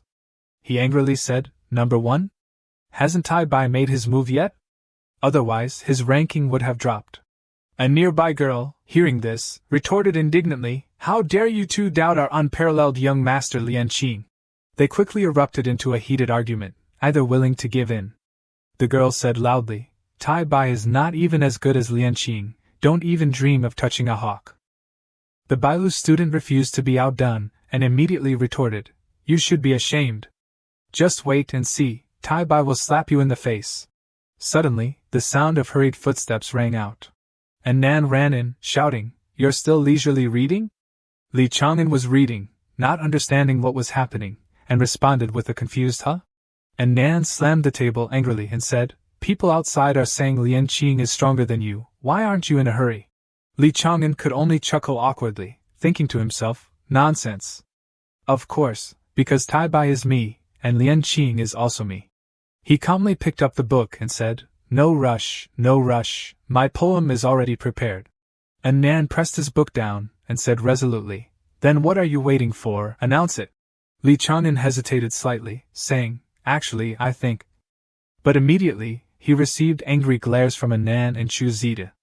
Li Chang'an was so scared that he broke out in a cold sweat, and hurriedly said, "I'll write it immediately."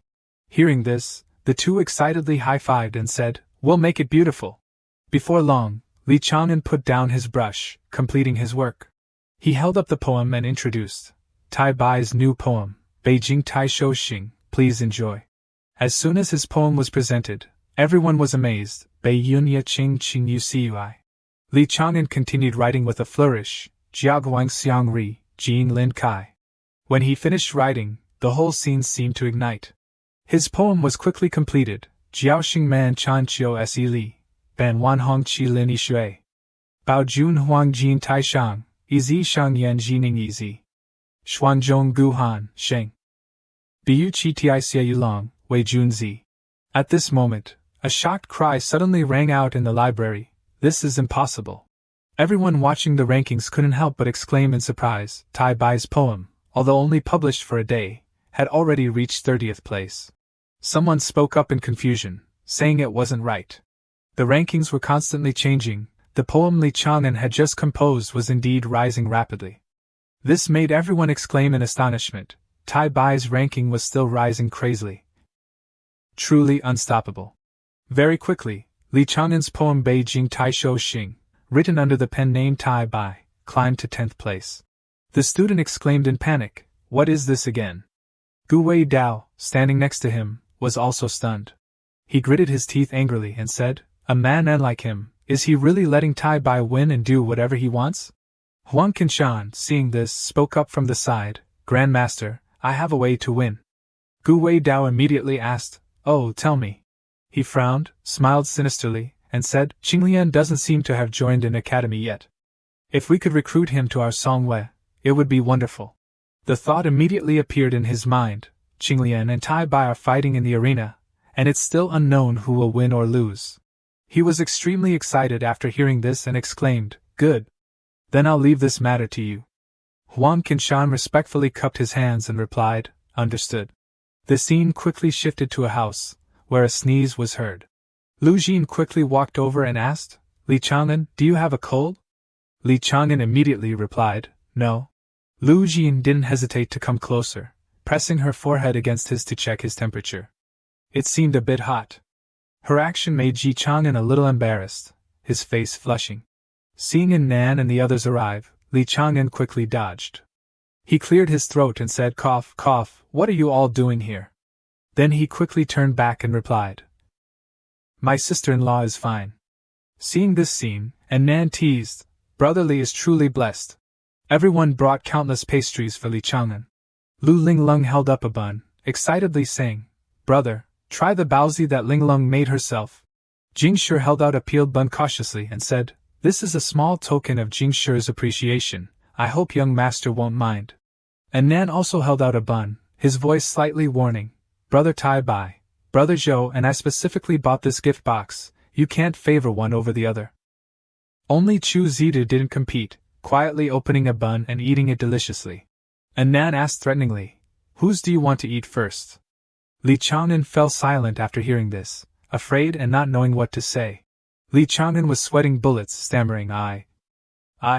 Suddenly he snatched the bun from Chu Zita's hand, leaving her dumbfounded and unable to react. He held the bun and said with a smile, "Brother Zhou and I are as close as brothers, me eating his is the same as eating mine." While Chu Zita was still dumbfounded, the others glared at him resentfully. Suddenly, a scene of Li Chang'an's wedding ceremony appeared. The ceremony was completed and he was taken to the bridal chamber. Li Chang'an shyly reached out and called, "Wife." Suddenly, a protest came from behind from Lu Linglong. She waved her hands and shouted, "No way!"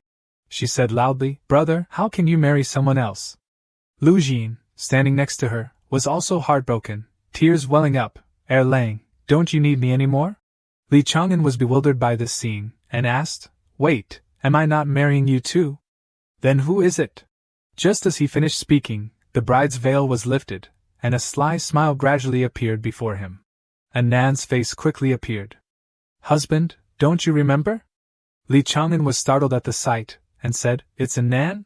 And Nan immediately denied it. I'm not a Nan, I'm Li Xing's younger sister. Li Chang'an retreated in panic. Damn it, what's going on? Suddenly, at this moment, Jingshi embraced him and said, Young master, this servant truly wants to be your bride. Before Li Chang'an could speak, Lu Linglong rushed over and said, Humph, you tell me, brother. He looked hesitantly at the expectant faces before him. Lu Linglong said angrily, Who do you want as your bride? Li Chang'an was bewildered, repeatedly slapping his face. I'm dreaming, I must be dreaming, he told himself. At this moment, a slap landed squarely on his face. Wake up, Li Chang'an. After a Nan's slap, he woke up with a start. He looked bewilderedly at everyone silently observing him, all of them looking extremely satisfied. And Nan immediately laughed teasingly. Ha ha ha, brother Li, are you awake? Chu Zita also chimed in. I never thought just 1 cup of Hung Hong Tu would knock out our great poet. Lu Linglong teased. Brother's alcohol tolerance is too bad. And Nan also joined in. Brother Tai Bai, you're not doing so well, huh? Li Chang'an could only scratch his head and laugh awkwardly at their teasing. At this time, Lu Jin brought over a cup of tea. Lang, drink this cup of hangover tea first. He couldn't help but feel moved after hearing this, thinking to himself. Jin is still the one who treats me well. Time flies, and all good things must come to an end.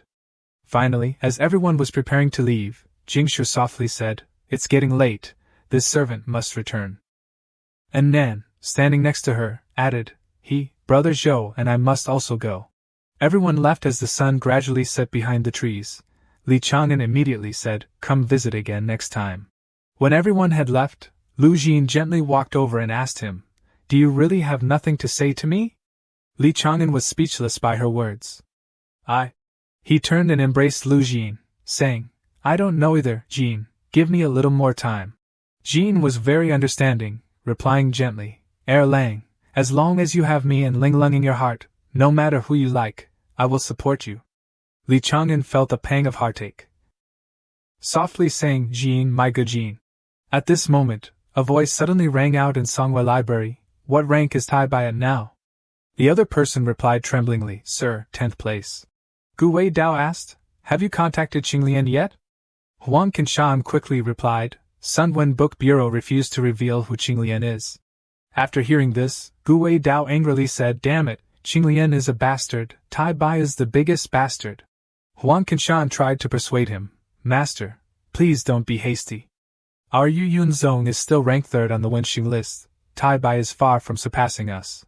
He shouted angrily after hearing this, Not surpassing us? That's ridiculous. Our pressure is about to be unable to contain him. The 11th of May quickly arrived. Those on the ranking list gathered there, including Ling Junzhou, Lin Xingjie, Yiman Jianghu, Sun Zong, Beijing Taishou Xing, Gu Duling, and Yi. Very quickly, a mysterious figure appeared. As soon as that person appeared, everyone immediately buzzed with excitement. Unexpectedly, the top spot in the poetry battle belonged to Bai Liang's Qinglian. It's truly astonishing that he could create Xin1fa that regards death as nothing. The younger generation is truly formidable. At that moment, a sudden loud noise startled everyone. Someone immediately pointed and shouted, Look, what's that? Tai Bai's Beijing Taishou Xing also became Zhanshi, war poem. A person on the ranking list, seeing this, angrily said, I can't believe a brat can force us into this situation. Humph. Victory or defeat hasn't been decided yet. Just escaping this battlefield doesn't guarantee he'll be crowned the victor. Suddenly, a light emitted, Hey Yunya Qingwen Fa, Toi Jun Jian Riwen Fa, Zhong Jun Ji Wen Fa. At this moment, Li Chang'an shouted. That light shot straight up into the sky. The power of that light was so strong that it blew away everyone nearby. That power also frightened the others. One person on the ranking list fearfully thought to himself, We've lost. We have failed, there is no hope of turning the tables. The announcement came quickly, Li Tai Bai reached the summit. At the cliff, 2 lights of different colors collided, creating earth-shattering sounds. One light was blue, the other red, looking incredibly dazzling. Those 2 lights were Qinglian Wenqi and Tai Bai Wenqi, simultaneously converging within Li Chang'an's body. 2 lights carrying terrifying power struck the body of a mortal. Li Chang'an naturally couldn't withstand it, crying out in pain. Wang Tiansung, standing outside, was extremely panicked. He realized that with each day of practicing Long Xianggong, this kid's body had become comparable to a 9th-grade martial artist. Just how much when she has been poured in? If this continues, Wang Tiansung feared that Li Chang'an wouldn't be able to endure it. The image of a shattered body appeared in his mind. Wang Tiansung was utterly terrified that Tai Bai would die from his body exploding. After the final strike from Qinglian Wengong, the 2 streams of qi finally dissipated, but Li Chang'an's body had suffered severe damage. He screamed, and his whole body seemed to be entering a state of qi deviation. Wang Tiansung quickly stepped forward to support Li Chang'an. Li Chang'an could only collapse, almost unconscious. They used instantaneous movement. Wang Tiansung then brought Li Chang'an to a place with a vast lake. He tried to set Li Chang'an down gently. Then, he muttered to himself, "The qi is gone, now there's only one way to save him." Wang Tiansung chanted an incantation, causing his body to burst into flames, the heat swirling the water into spirals, floating around Li Chang'an. This was the forbidden technique, Shenlong Ji Shui, which only existed in legends. A blood-red dragon immediately appeared, coiling around Li Chang'an's body. He was still unconscious, blood continuously flowing from the corner of his mouth. This forbidden technique wasn't something to be used lightly. Wang Tiansung was clearly severely affected. He groaned slightly, thinking to himself, "Kid Bailu only has this true dragon blood left to repair your body." The dragon immediately transformed into a stream of red qi, flowing into Li Chang'an's chest. Li Chang'an immediately absorbed that spiritual energy. Wang Tiansung clearly knew how dangerous what he was doing was. He told himself, "If you can't overcome this, I will kill you." Then, he continued to exert his power, hoping this dragon could save Li Chang'an. After an unknown amount of time, Li Chang'an heavily opened his closed eyes. Before him was a sheer cliff face. His body almost fully recovered. Li Chang'an sat up. Wang Tiansung, sitting opposite him, said, "Awake?" Li Chang'an immediately cupped his hands and said, "This student thanks senior for saving me." Wang Tiansung replied, "If you truly want to thank me, agree to one thing." Unexpectedly, at this moment, Wang Tiansung brought that matter up again. He proposed, participate in the 6-month-long Lan Grand competition and obtain the Xingren Wen Qi. Li Chang'an was so stunned that his eyes widened. He said, "Wouldn't that tell the world who Tai Bai is?" "Then if I don't die, Lu Yu will die." Wang Tiansung clearly foresaw that outcome. He said, "Yes, but the academy is at a critical juncture of life and death." Saying this, he suddenly knelt on both knees. A righteous man like Wang Tiansung actually said, "I beg you." Li Chang'an helplessly rushed to help him up, repeatedly saying, "Heavens, senior, please don't do this. I won't participate, but my poems can." Wang Tiansung asked blankly, "What do you mean?" Li Chang'an said jokingly, "Someone else can use my poems to participate, as long as the academy compensates me appropriately." Wang Tiansung found a way to save the academy. His heart filled with joy, he cried and patted Li Chang'an's shoulder, saying, "Kid, you're taking a loss. Take as many heavenly and earthly treasures as you want, you're such a good kid." Li Chang'an replied, "Multi-value business. Tai Bai gains fame again, I'm truly done for, might as well exchange for valuable treasures." At the 5th-month Emperor's place, a golden plaque sat there, emitting a gentle light. The Wenxing list was covered in dust, falling to the ground. Still remembering Li Tai Bai once said, "Wenxing commentary list. Everyone at Shongyue Library, please work harder, so you can at least reach my knees." The seasoned elders were all there, angrily shouting, "Li Tai Bai!" They shouted together loudly, "Li Tai Bai!" At the same time, one morning at Balo Library, Li Chang'an, with a puzzled expression, asked, "Fellow disciples? Why are you all looking at me like that?" Li Chang'an wondered silently.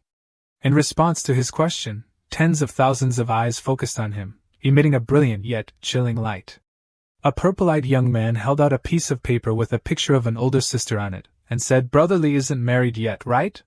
"I have an older sister."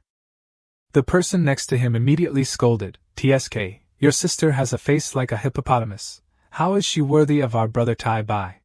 A long-haired young master said, "My younger sister is 15 this year, she's very suitable for you." After a barrage of scolding, Li Chang'an ran away as fast as he could, but didn't forget to stammer, "No, no need." But escaping wasn't that easy. Several hands immediately grabbed Li Chang'an, pleading incessantly, "Don't go, brotherly." The scene became chaotic, one person saying main wife, concubine, anything is fine, another saying brother Tai Bai, please accept. Amidst the case, a slender hand suddenly touched Li Chang'an's head lightly. And Nan, rarely having a chance to be mischievous, said, "Hopeless case, let's bury him, shall we?" Zidu, standing next to her, laughed heartily, saying, "A literary genius almost crushed to death by portraits, a name that will go down in history." Li Chang'an, lying on the ground, hearing this, immediately raised his middle finger and cursed. Zidu picked up a picture of a young girl and said, "If that doesn't work, then choose another one, brother, there are so many beauties here." And Nan reached out to help Li Chang'an up, saying, "You've laid down long enough, get up." Li Chang'an took in Nan's hand, laughing and saying, "Who could be more beautiful than our brother-in? Honestly, if brother-in were a woman, I might have to reconsider." And Nan was obviously irritated by this frivolous remark, blushing and saying angrily, "What are you talking about?" Li Chang'an just waved his hand dismissively, replying softly, just kidding, just kidding." No one expected Li Chang'an to slip on a painting, falling down and pulling Nan down with him. The two fell on top of each other, their hearts fluttering, faces flushed. And Nan stammered, "You." And Nan exclaimed in panic, "Brotherly, get up quickly." Not only did Li Chang'an not get up, he held in Nan's face and shouted, "Don't move." His action stunned her, leaving her unable to react. Li Chang'an uttered a completely absurd sentence, "There seems to be poetry in your eyes." And Nan's face went blank upon hearing this. And Nan's eyes were truly beautiful, her delicate eyelashes curved upwards, her pupils sparkling like thousands of stars. Li Chang'an pondered the verse, "Zui ho biu ji tian zai shui, man chuan qing meng ye xing he. Shi feng che lao dong ting bo, yi xiang jun bai fa duo. Zui ho biu ji tian zai shui, man chuan qing meng ye xing he." Meaning, the west wind blows, aging the Dongting waves over Nig. The general gains many white hairs. Drunk, I know not the skies and the water, a boat full of blue dreams presses down the Milky Way. At that moment, the words appeared on the golden P. Lac, dedicating to Longon County, Qingchao Lake. And Nan seemed unable to contain her anger. A piece of ice suddenly appeared in her hand. She shouted, "Damn it!" and was about to stab Li Chang'an. Li Chang'an cried out in terror. A piece of ice split in two, then floated down. Li Chang'an was stabbed in both shoulders by the two newly appeared ice shards, yelling, "It hurts, it hurts." He asked shakily, "Nan, what are you trying to do?" Meanwhile, Nan had successfully stood up. Nan, still flushed on her cheeks, said, "Next time you dare lay a hand on me, I won't hesitate to send you to the palace as a eunuch." Zidu, behind them, seized the opportunity to tease them. The next morning, at a majestic and splendid pavilion, Li Chang'an was still pondering the events of that day. It was so strange, clearly Qinglian and Tai Bai's when she were equally matched, yet somehow Tai Bai reached the top, while Qinglian only ranked fourth. He was still holding a blue relief in his hand. Li Chang'an couldn't figure it out, his face pale. What on earth was going on? And Nan sat opposite him, smiling cheerfully, gesturing towards the window and saying, "It's simple, look." Outside, a crowd was cheering and making a commotion. Two people held a large cloth stretched across. On the cloth it read, "The Great Gathering to Scold Qinglian." Li Chang'an looked down and saw a young man struggling to confront the crowd, thinking, "Is that Chu Zidu? What are they doing?" Chu Zidu stood below, shouting non-stop. A young man held a book in his hand, crying and saying, "My little dragon girl has been defiled. I can't accept this kind of thing." Another person stuck needles into a doll, lamenting, "He must change it, otherwise I curse him to be struck by lightning." Another man with sharp eyes holding a spear said aggressively, "As for me, I'll chop Qinglian. 1 chop, 2 chops, whatever I want. Won't chop too much." The crowd behind him suddenly echoed, "Right, right." And Nan smiled and said, "Understand? Pages that can be cursed by everyone in the Great Gene, it definitely can only be Qinglian." She continued to explain to Li Chang'an. Those scholars tore up the book when they read that part, but after tearing it, they wanted to read the rest of the story. Having no other choice, they had to buy the book again, doubling the value of Qinglian's books. Therefore, he couldn't be compared with you. Li Chang'an's face went blank, seeming to have understood everything. He chuckled awkwardly, saying, "So that's how it is, he's really hateful." Thinking 1,000 times over, I can't reveal my identity. Inside the forest, a wooden stele stood tall. Wang Tiantsang was teaching Li Chang'an archery. He said, "The bow's shape resembles an elephant. Shooting arrows can help you further understand Xianggong." At this moment, Li Chang'an was firmly holding the bow, drawing the string, and aiming at the target. Li Chang'an released his hand, the arrow whizzing forward. The arrow he shot aimed straight for the bullseye and hit successfully.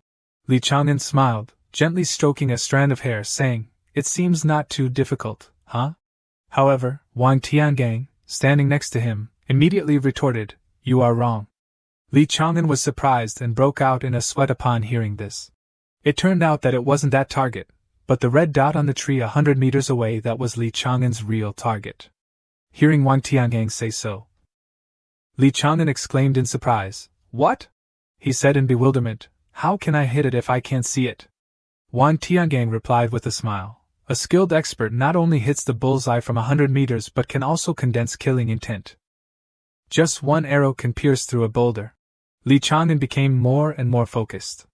He aimed the bow again, thinking in his head, killing intent piercing through boulders.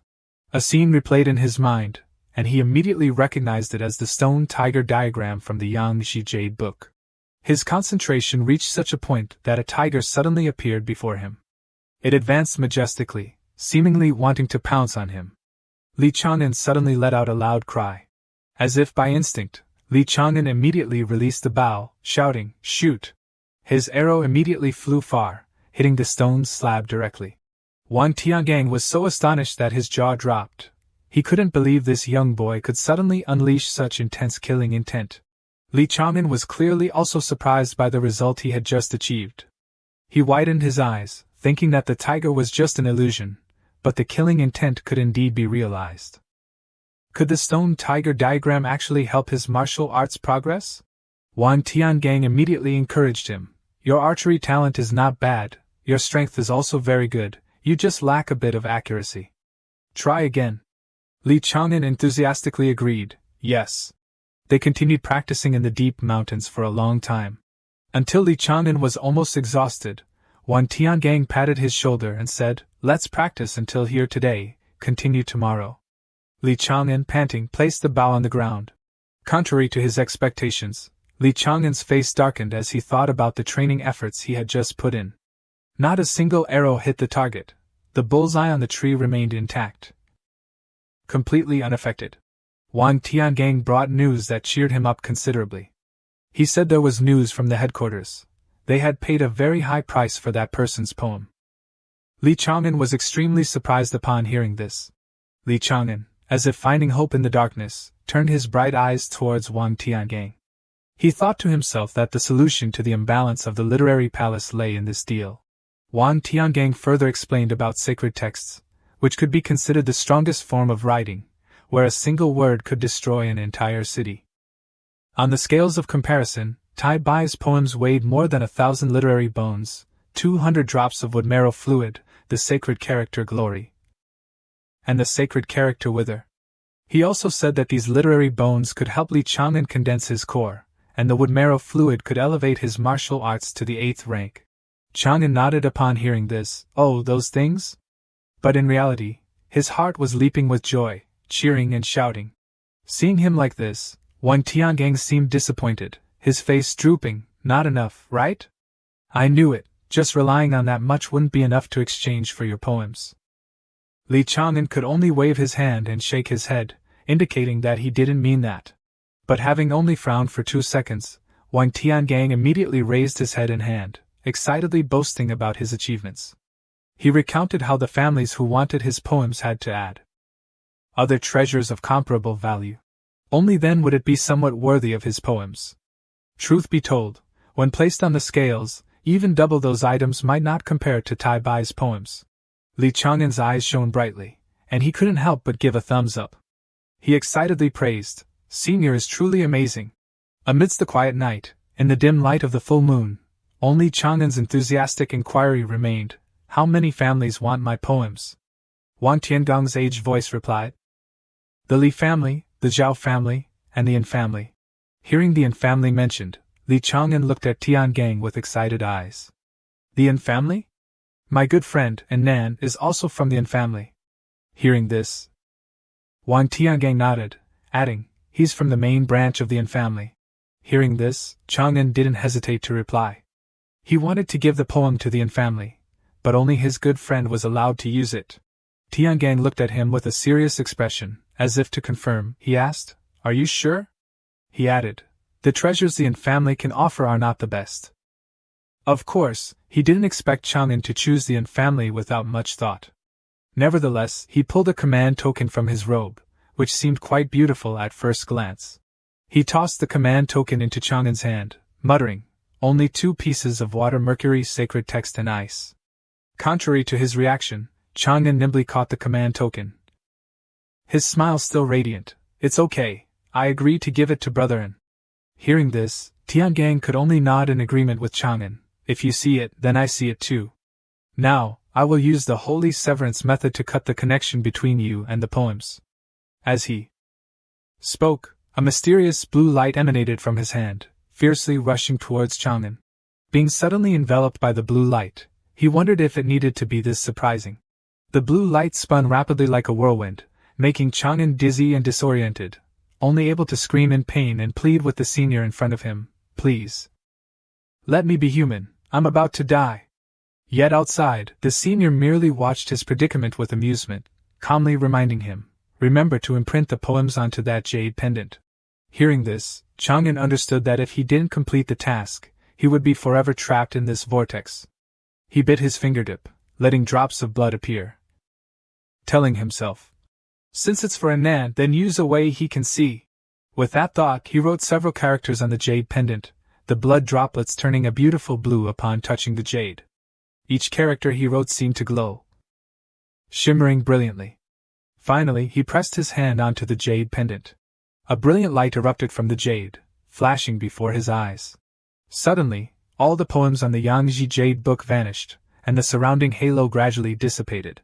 The illusion disappeared, and Li Chang'an appeared in a place surrounded by incredibly fresh air, with mountains and clouds drifting in the distance. He couldn't help but admire the holy severance method. He hadn't expected it to be able to sever all connections. Wang Tiangang looked at Chang'an, as if to comfort him. He said, The matter has come to this point, it can no longer be undone. But in response to Tiangang's worry, he remained firm. I have no regrets. Seeing this, he took out a new jade pendant, seriously suggesting that Chang'an create a new identity for himself, so that no one could trace back who Tai Bai was. He also reminded Chang'an to think of a good name. Chang'an pondered, fiddling with the jade pendant. A good name, then let's call it. He paused for a moment. Suddenly, his eyes lit up, and he turned to look at Tiangang with a joyful expression, quickly uttering the 2 words Long Xiang. Wang Tiangang was also startled by his gaze. A gentle smile spread across his face, and he pointed at Chang'an, unable to hold back his praise. You truly are a genius. A moment later, in a tea house, a young man's furious shout rang out, Are you crazy? It turned out to be Nan. Hearing that Li Tai Bai had given his poem to someone else, he was incredibly angry. And Nan slammed his hand on the table, unable to contain himself as he stood up abruptly, scolding Chang'an for losing his mind. There was originally no problem with his poem being selected for the Literary Sage Board, which was unprecedented, but suddenly it was given to someone else. Despite Nan's questioning, Chang'an calmly sipped his tea. After a while, he turned back with a smile and affirmed that the recipient wasn't a stranger either. Chu Zidu, standing beside them, was also stunned after hearing Chang'an's words. Perhaps he hadn't expected Chang'an to gift the poem to Nan. But the most shocked person was Nan himself, his face flushed red, unable to utter the words he had intended to say. And Nan suddenly grabbed Li Chang'an's arm tightly. Chang'an, thinking Nan was still angry and might hit him, could only advise him to calm down, hoping he wouldn't resort to violence. And Nan looked up, gazing directly at Chang'an with a determined expression. His features at that moment were truly radiant, every excellent detail on his face clearly defined. At the same time, his deep voice rang out, Tai Bai, Let's get married. Chang'an's mind was filled with question marks after Annan's words. He was utterly astonished, as if he couldn't believe what Annan had just uttered. Chu Zidu, beside them, was so surprised that he forgot about the teacup in his hand, only able to utter a stunned huh? Seeing the reactions of the two people in front of him, Annan seemed to realize he had just said something quite outrageous, his face stiffening involuntarily. Before he could explain, Annan saw the two in front of him panicking. One fell to the floor, shouting, "No, no, no, it's just a poem, there's no need for such a grand gesture in return." The other nearly fell too, eyes wide with surprise, wanting only to back away as far as possible. Annan at that moment could do nothing but sit still and watch his two friends. After a while, he explained that he meant he wanted Li Chang'an and the An family to have a marriage alliance, for his sister to marry him. Chang'an finally breathed a sigh of relief. So it was like that. Brother An's half-spoken words almost scared me to death. Immediately afterwards he declined, saying that he already had Tri-Am and Linglong. Only they were his wives. And Nan frowned at Li Chang'an, seriously asking, "Do you really not understand my meaning?" Ignoring the darkening expression of the person opposite him, Nan continued to persuade Li Chang'an, "Marry the of the An family, and all the resources of the An family will be yours." As if thinking of someone, he continued, "And those two can help you." Chang'an quickly covered Annan's mouth with his hand, preventing him from uttering another word. He seriously recounted the story of the founding emperor of the great Jin dynasty, who, as a commoner without any support, still managed to expand his territory. With an extremely determined expression, Li Chang'an resolutely declared that if he could do it, then Li Tai-bai could do it too. The next day, holding 2 bags of literary essence and golden body fluid, Chang'an, with a mischievous look, put everything into a large furnace. Steam billowed up vigorously. While mixing the concoction in the furnace, he thought to himself, "Before, when absorbing the mutated war poem's literary chi, I almost directly released a bomb." A moment later, the mixture turned a brilliant gold, highlighted by vibrant orange literary essence pieces. Li Chang'an bent down, staring intently at the furnace before him, murmuring, "This literary sage list is now settled." After a while, sensing that the temperature in the furnace had stabilized, he used his hand to apply the solution to the stone beside him. The golden solution quickly adhered to the stone. Li Chang'an told himself that everything had been fully and meticulously prepared. He looked at the stone before him with joy, secretly proud of his achievement. With the use of so much literary essence and golden body fluid, Tai-bai could defeat Qing Lian in mere seconds. The stone beside him, coated in a layer of golden solution, sparkled beautifully. Having said that, Li Chang'an refuted himself, impossible. He felt proud of his creation before him, confident that it was now more solid and inviolable. Yet, in the blink of an eye, a vast amount of literary chi descended like lightning bolts, covering the entire sky. Li Chang'an stared at the display of literary chi before him, dumbfounded, murmuring, "What's going on?" Without taking too much time, he quickly regained his composure, sat down, and focused on absorbing the vast amount of literary chi before him into his body. Previously, Chang'an had only wished for a peaceful life. He hadn't expected that Tai-bai's literary chi could crush Qing Lian. But looking at the vast amount of literary chi before him, it poured down as if to shatter the small barrier. Indeed, he never imagined there would be so much literary chi that it could explode the entire literary palace. Thinking this, Li Chang'an still tried to remain calm, his 2 hands controlling 2 opposing literary methods. His right hand used starfire fuel source, a brilliant red chi emanating, illuminating sparks in the dark night. His left hand controlled water courage stone flow, a torrent of water gushing out. The 2 seemingly opposing literary methods immediately intertwined. Li Chang'an gritted his teeth, enduring the pain, his handsome face beaded with sweat. Unexpectedly, the influx of literary chi far exceeded the consumption of the literary methods. He was trapped within the membrane of the literary palace, the literary chi continuously pouring in like a whirlwind sweeping everything away, creating a golden layer outside the literary palace. Around him, the 2 streams of fire and water literary methods escaped, but they couldn't match the immense force rushing in. The perilous situation was difficult to describe. Li Chang'an knew that if he couldn't find a way to deal with this overwhelming literary chi, he would either die or be severely injured. Within the literary palace, Li Chang'an finally couldn't endure it any longer. He coughed slightly. Dark red blood gushed out, seeping through his features, flowing from his eyes, nose, and mouth. In this critical moment, thankfully, Wang Tiangang appeared just in time. With a worried expression, he rushed towards Chang'an, calling out, "Tai Bai!" Chang'an, now with blood streaming from his features, clutched his chest, still gritting his teeth, asked about how to deal with the excessive amount of literary qi he couldn't absorb. Wang Tiangang anxiously replied, "At this point, you must open the 8th rank literary palace to store this literary qi, otherwise, you will surely die." The word die sounded light, but its weight on the two men present was anything but. Wang Tiangang stepped forward to support Chang'an, continuing, "Ascending to the 8th rank requires passing the district examination, relying on the holy temple to build the foundation for success." He looked at the young man gritting his teeth before him, determined to even risk his old life to beg the holy temple for an exception for Chang'an. With that, he supported Chang'an's chest and said, "Let's go." Just then, Chang'an pushed Wang Tiangong's hand away. He understood that there was no time left. Going to the temple now was no different from waiting for death here. Li Chang'an forced one eye open, determinedly staring at the literary method in his hand, firmly saying to Wang Tiangang, "I want to build my own 8th rank literary palace. Perhaps my heart is filled with fear right now, but isn't it better to try once? Even if I die, I'll be willing." Without further hesitation, Li Chang'an absorbed the literary method into his body. Instantly, he felt intensely dizzy, while a green light spread throughout the room. Watching Li Chang'an writhe in pain, his face contorted in agony, his body as if undergoing extreme torment, Wang Tiangang could do nothing but worry and hope that the young man before him could overcome this tribulation. Wang Tiangang thought to himself that no one had ever dared to do this before. If successful, Tai Bai would be the first. He didn't dare imagine what would happen if he failed. In the illusionary realm, Li Chang'an stood amidst a vast, empty space, as if lost in an endless galaxy. Before him were countless bricks stacked upon each other, forming a towering wall. Brick by brick, they followed a sequence, filling every gap.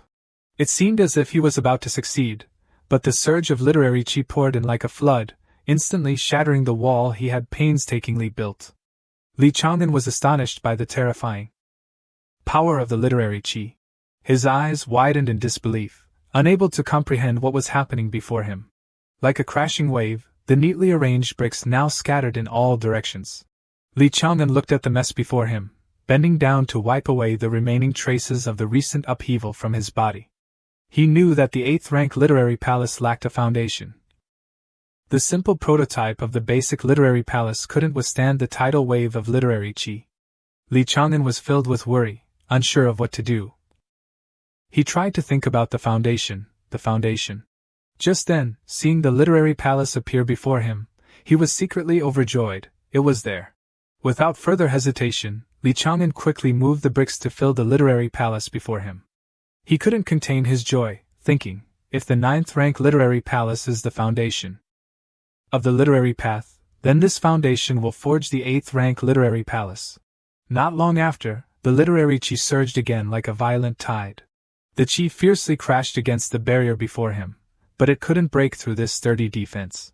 Seeing this, Li Chang'an cried out in joy, "No problem, it worked!" Before him were two temples, one shining with a brilliant golden light, its bricks meticulously arranged, giving it an ancient and venerable appearance. The other emitted a calmer light, appearing much gentler. The literary scroll unfolded, revealing two newly formed shrines, also known as literary palaces. The scroll announced, "Level up 8th rank literary palace." Li Chang'an quickly composed himself, adjusted his body, and exhaled. Finally, this was over. Wang Tiangang, beside him, was overjoyed, looking at Li Chang'an in disbelief, exclaiming, "You succeeded." Li Chang'an was still composing himself, carefully regulating the literary qi in his body. Hearing Wang Tiangong's words, he looked up at him, announcing the good news that he had been promoted to the 8th rank. Wang Tiangang, hearing Li Chang'an's words, couldn't contain his joy, his eyes shining brightly, unable to stand still as he paced around Chang'an as if wanting to examine him more closely. He praised, "I've lived so long, and this is the first time I've seen this. You little brat are truly terrifying, earth-shattering, and heart-shaking." Li Chang'an Feeling helpless as Wang Tiangang circled him, said, "Senior, if you keep spinning, I'm going to vomit." Hearing him say so, Wang Tiangang quickly folded his arms and stood still, letting out a breath. Though possessing extraordinary literary talent, his physical body was still like any other person's. Li Chang'an, having just gone through a life-or-death experience, could only huddle in a corner, forcing a smile as he lamented, overcoming a life-or-death situation only to be scolded. Afterwards, the literary scroll announced the rewards for this list. First was the scroll Li Bai's journey is difficult, followed by the Heaven Sword and Dragon's Slaying Saber. Then Investiture of the Gods, and finally, the 2D spatial bag awarded by the library. The next morning, sunlight filtered through the cracks in the door, a tranquil atmosphere enveloping the White Deer Library. Yet inside, on the left sat a man with a darkened face, chin resting on his hand, staring ahead, as if everyone around him was in the same state.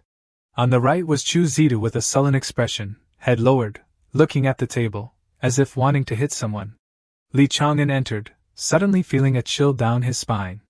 Looking at his friends before him, he could only anxiously ask, "What's wrong with everyone?"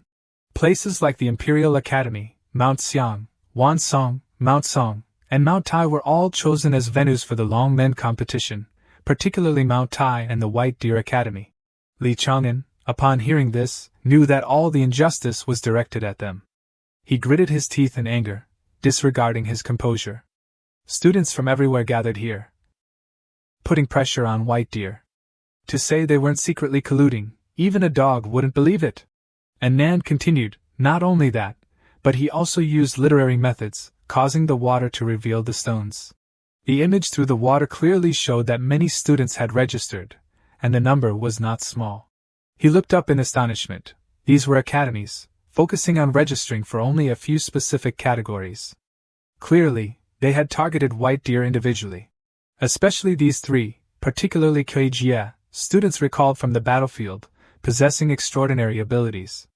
The first was Jiang Zonken from Wansong Library, a 7th-rank Earth literary scholar, with a cold and aloof demeanor. The second was Xia Ruchong from Mount Xiang Library, a peak 7th-rank martial artist, appearing friendlier than the former. Finally, Qin Xiaofa from Mount Song Academy, a 7th-rank literary scholar, 7th-rank martial artist, and possessor of the innate literary record. He seemed friendly and cheerful, but his true intentions were hard to guess. Li Chang'an wondered, could it be that this elaborate trap, this grand formation, is meant to eradicate White Deer, or is it meant to eradicate me? Anan pondered, then asked, "You're not participating in the literary competition, do you have any thoughts on the other 8 categories?" He replied, "I've discussed it with Headmaster Wang. I might participate in the 6 arts archery." Qianzong flew over from afar, absolutely impossible. He cried and groveled, "Brotherly, you must participate in the numerology exam. Every exam, I always come in second, and you come in first. After my disastrous defeat, the only one who can regain my honor is you." And Nan, chin in hand, said lazily, "I never thought Qianzong would have such strong loyalty. Tai Bai, what do you think?" He awkwardly helped him up. "Get up quickly." Li Chang'an smiled cheerfully, his words like a savior. Wouldn't it be more enjoyable for Brother Qian to reclaim the stage himself? Qianzong whimpered, "But, brotherly, Speak quickly, I'll help you." His expression suddenly changed, becoming terrifyingly intimidating. "Young man, have you ever heard of calculus?" Qianzong tilted his head, a dangerous look on his face. Numerology, mathematics, calculations, and the profound algorithms of the heavenly Yuan method transformed Li Chang'an into a dedicated professor. Chu Zida felt dizzy looking at the lines of characters he wrote. What were these images and symbols? Just looking at them made his head spin. Unbelievable. Anan felt nauseous, trying to suppress the urge to vomit. "Brother Chu, I'm reaching my limit." Chu Zida covered his mouth with his hand, nodding repeatedly, "Me too, I can't handle it anymore."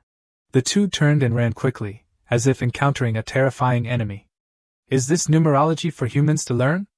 Even if I starve to death, I won't be able to learn this. Li Chang'an, who was seriously teaching, only glanced at them running away and sighed, "Aha." Turning to the side, he saw that Qianzong hadn't run yet. "Oh, you're still here?" His eyes sparkled with the curiosity of a bright student. "Brotherly, no, Teacher Bai, I still want to learn." He smiled with satisfaction. Then, let's continue the lesson. A few days later, on the 15th of June, the participating students gathered in Dongwei District, and the streets were more crowded than usual. At the White Deer Academy, the Imperial Academy archery range, Song Shi specifically came to challenge their archery skills. He blatantly came to challenge the two people in front of him. They scoffed. The Longmen Grand Competition hasn't even started, and you dare to come to our door and cause trouble. The person beside him whispered, if we don't respond, they'll probably think we're just weaklings, vegetarians. Someone fanned the flames beside him. Why not fight? Why not battle? And you? He smiled and returned the greeting. Song Ji, my apologies. The blue arrow flew calmly along its aimed trajectory. Suddenly, immediately afterwards, another arrow followed at extreme speed. It sliced the blue arrow in half and hit the bullseye. He said gleefully, it seems I've won again. The other person, after losing and being severely injured, spat out a mouthful of blood. What? Song Ji's eyes were filled with cunning and scheming. Ha ha. He confidently mocked the people who had fallen to the ground. White Deer Academy, all trash, damn it. Li Chang'an, holding the broken bow, walked over and said, Senior brother, my bow is broken again. Help me exchange it for a stronger one. Seeing a stranger and his fellow disciples collapsed on the ground, he was startled. Oh, what happened? Song Ji, looking at him with an ordinary expression, didn't hide anything, saying with disdain, oh, another archery expert. He checked the information on the card. 15 archery matches, your fellow disciples have all lost to me. Let's compete. He thought he would provoke him, but Li Chang'an didn't care, carefully helping his senior brother up. Get lost. If you want to compete, wait until the grand competition. He angrily said, humph, boasting shamelessly. Such a coward, so weak, how can he be worthy of being a student of White Deer Library? Or let me help you expel him, let him fly up, then shoot a red arrow. Li Chang'an stood watching it fly towards him, seemingly not wanting to waste energy dodging. He caught the arrow with one hand. Indeed, compared to my classmates, I really am a coward and weakling. But your Imperial Academy also has 3 academies joining forces, isn't that? He bent down, preparing to throw the arrow back. Even more unworthy. He growled each word, then the arrow flew back at extreme speed. Although it only pierced through, the power and force were enough to frighten Song Ji out of his wits. He fell to the ground in fear, stammering, You, killing intent has taken form. The sky was enveloped by night, a man's figure walking slowly in the silence. It was Song Ji, trembling, his face filled with bewilderment and fear. He kept stammering, repeating, Killing intent has taken form. Killing intent has taken form. 2 hours prior, it was Li Chang'an who nearly pierced his chin with an arrow, saying, I don't have the free time to play around with you. Then, his eyes suddenly flashed a warning red, or else, get lost quickly. Hearing this, his face paled with fear, his mouth agape, his voice trembling, it's. Suddenly, 2 of his fellow disciples appeared, pulling him back to reality, snapping him out of his daze. One of them spoke, Ji, are you alright? The other inquired. Did you encounter a Kuei-jie scholar? He averted his gaze but still replied, not Kuei-jie, but White Deer Libraries, Li Chang'an. His archery truly has killing intent. Before he even made a move, I knew I would lose.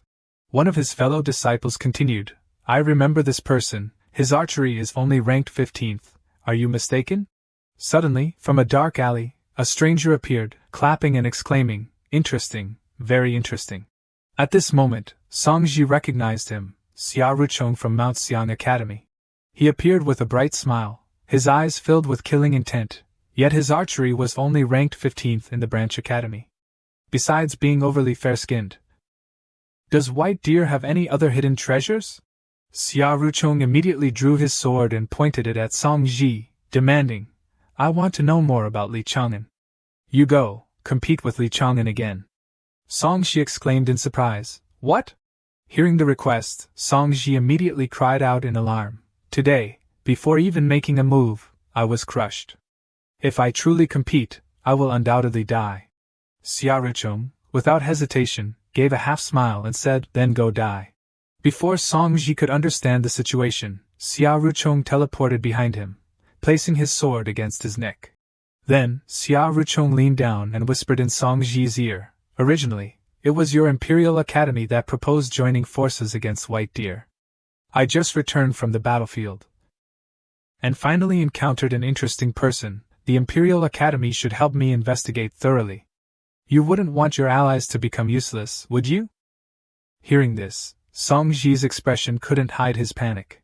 Afterward, he could only close his eyes and reply, "The Alliance's important matters cannot be delayed, I agree with you."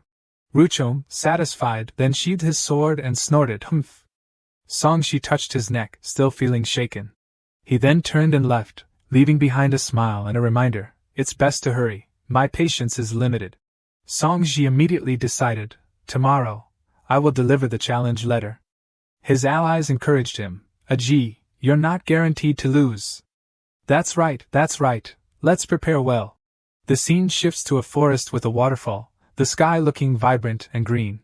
At this moment, Li Chang'an was practicing archery, channeling powerful energy into the arrowhead, concentrating killing intent on the arrow, hoping to enhance the power of his archery. He shot an arrow that flew extremely fast, leaving a brilliant golden trail towards the tree trunk ahead. As it neared the target, the arrow suddenly wobbled, swayed, and gradually deviated from its original course. Immediately after, the arrow fell to the ground with a thud, just a short distance from the target. Seeing the unsatisfactory result, Li Chang'an exclaimed in disappointment, "Aha, still no good." Wan Tiangang, observing this, immediately commented, "Indeed, countless ordinary people spend their entire lives hopelessly trying to cultivate killing intent. Yet you have achieved a breakthrough. Killing intent can truly merge with weapons, forming multiple times the power." Li Chang'an, hearing this, asked, "Headmaster, but why didn't my arrow hit the bullseye?" His expression remained unchanged as he criticized, "Isn't it because you're too useless?" Hearing the harsh truth, Chang'an's jaw dropped in surprise.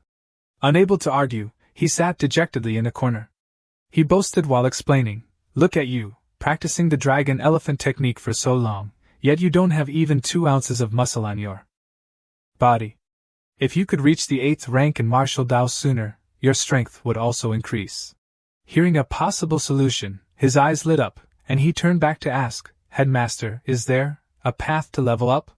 He put his arm around him, smiling brightly. "Of course there is, just listen to your headmaster, leveling up is as easy as flipping your hand." The scene shifts to a cave, suddenly a brilliant light radiates, accompanied by a moaning sound echoing, "Ah! I can't take it anymore."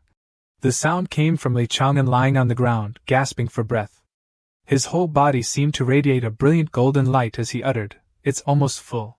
Wan Tiangang sat beside him, his eyes gleaming with a mischievous smile as he reminded, "Little Tai Bai, you must endure and swallow this great supplement. Just a few drops, and you'll immediately become a true man."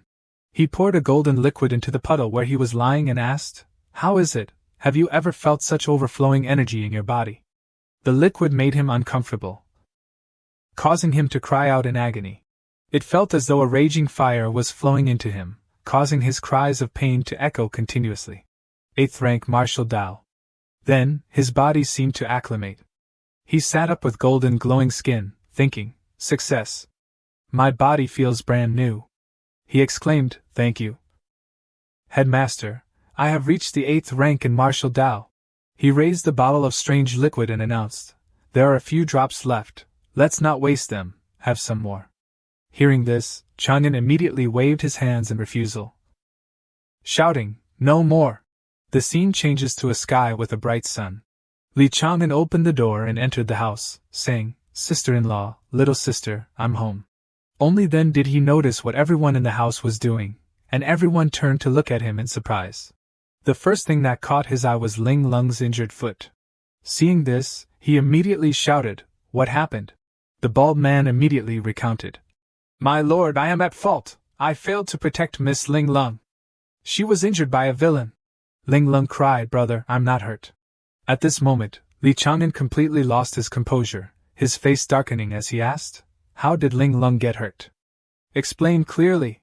The scene shifts to the street outside, where 2 people are meeting, Linglong and Song Ji. She shouted, scolding him, attracting the attention of everyone around. "Take it back. Brother won't accept your challenge. As she turned to leave, he immediately pointed at her and shouted, refusing the challenge means admitting defeat. Li Chang'an is truly a coward. Hearing him say so, she turned back in astonishment. Immediately afterwards, she forcefully kicked his leg and scolded, "Bastard, you're not allowed to insult my brother!" Seeing this, he immediately pushed her down, shouting, "Bitch!" In her anger, the frail girl was easily pushed and fell, crying out, "Ah!" She fell to the ground, looking at him in bewilderment. He continued to point at her, remarking, "In short, if you want to refuse, Li Chang'an has to come himself. I'll wait for him." Then, his face darkened as he turned and snorted, "Humph." However, he was probably pretending to be calm, as her kick made him secretly endure the pain. "Ow, ow." Listening to his sister's recount, Li Chang'an, while treating the injury on her ankle, exclaimed, "Linglong was injured protecting me, it must hurt a lot." She sat, frowning slightly, a little sad, reminding her brother, "It doesn't hurt, brother, don't respond to those bad people." Hearing the concerned words from his younger sister, Chang'an immediately smiled and patted her head comfortingly, "Don't worry, little girl." Immediately after, his eyes turned sharp, and his brows furrowed as he thought to himself, "I will absolutely not let him off the hook." The next morning, a bald man came to instruct him. He reported to his lord, "I've investigated thoroughly. Song Ji of the Imperial College has just arrived." Liz Hang, his bow and arrow at the ready, immediately replied, "Good. You all are not allowed to go out later." His expression serious, he affirmed, "This is a matter between him and me." Immediately after, he exerted his strength, causing blue energy to radiate around him. He yelled, "Songji? Prepare to die." Some people ran over to observe and commented, "The county town has been so lively these past few days, there are almost always scholars fighting at every moment." Someone gasped and exclaimed, "Inside the inn are Imperial College students, right? It seems like they want to compete in archery." Hearing the commotion outside, Songji opened the inn door and, looking down from above, called Li Chang'an's name. Immediately, a blue arrow shot straight towards him. However, the arrow seemed to intentionally veer off course, flying straight into the ceiling right next to him, making the wall appear cracked. He looked up with a darkened face as the arrow pierced through the wall. Those inside panicked and yelled, "Where did such a rude person come from? He actually dares to disregard the Imperial College like this." Another person added, "So what if his killing intent has taken form? We must teach him a lesson." At this moment, Li Chang'an below pointed directly at his face, "You want to compete with me? I'm right here. Ready?" Hearing this, Songji gritted his teeth and frowned at him, saying nothing. He immediately used a teleportation spell, creating a bright red magic circle and jumping out of the window. Then, he landed in front of Chang'an and coldly uttered, "Do you really think you're invincible? Let me show you the power of the Song family's archery." He also took out his bow and arrow, and said to him disdainfully, "Who's better? 5 categories in the grand archery competition." Li Chang'an replied, "Here, I don't value that much. We only need to compare 1 category." Immediately, the scene around him seemed to blaze with fire.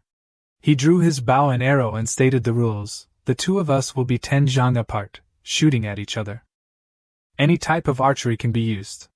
10 arrows will determine victory or defeat." Hearing this, Song Ji and everyone else panicked. He yelled, "Li Chang'an, do you want a duel to the death?" He calmly replied, "Of course not, I'll release the arrow, otherwise I'll kill you." The arrow fell straight to the ground at Chang'an's feet. He continued, "But you can't blame me." Song Ji's eyes blazed with fury as he growled, "Why? A few days ago, you didn't want to compete with me, and today you want to push me to my death?" Seeing this, Chang'an's gaze was equally sharp as he looked at him and replied, "My family was injured because of you. This reason is enough for me to kill you." He immediately explained, "Yesterday I only went to deliver the war letter. I didn't fight your little sister, so I won't take your life before we even meet." He prepared to draw his bowstring, then immediately gave him time, counting to 10. "If not, I'll make my move."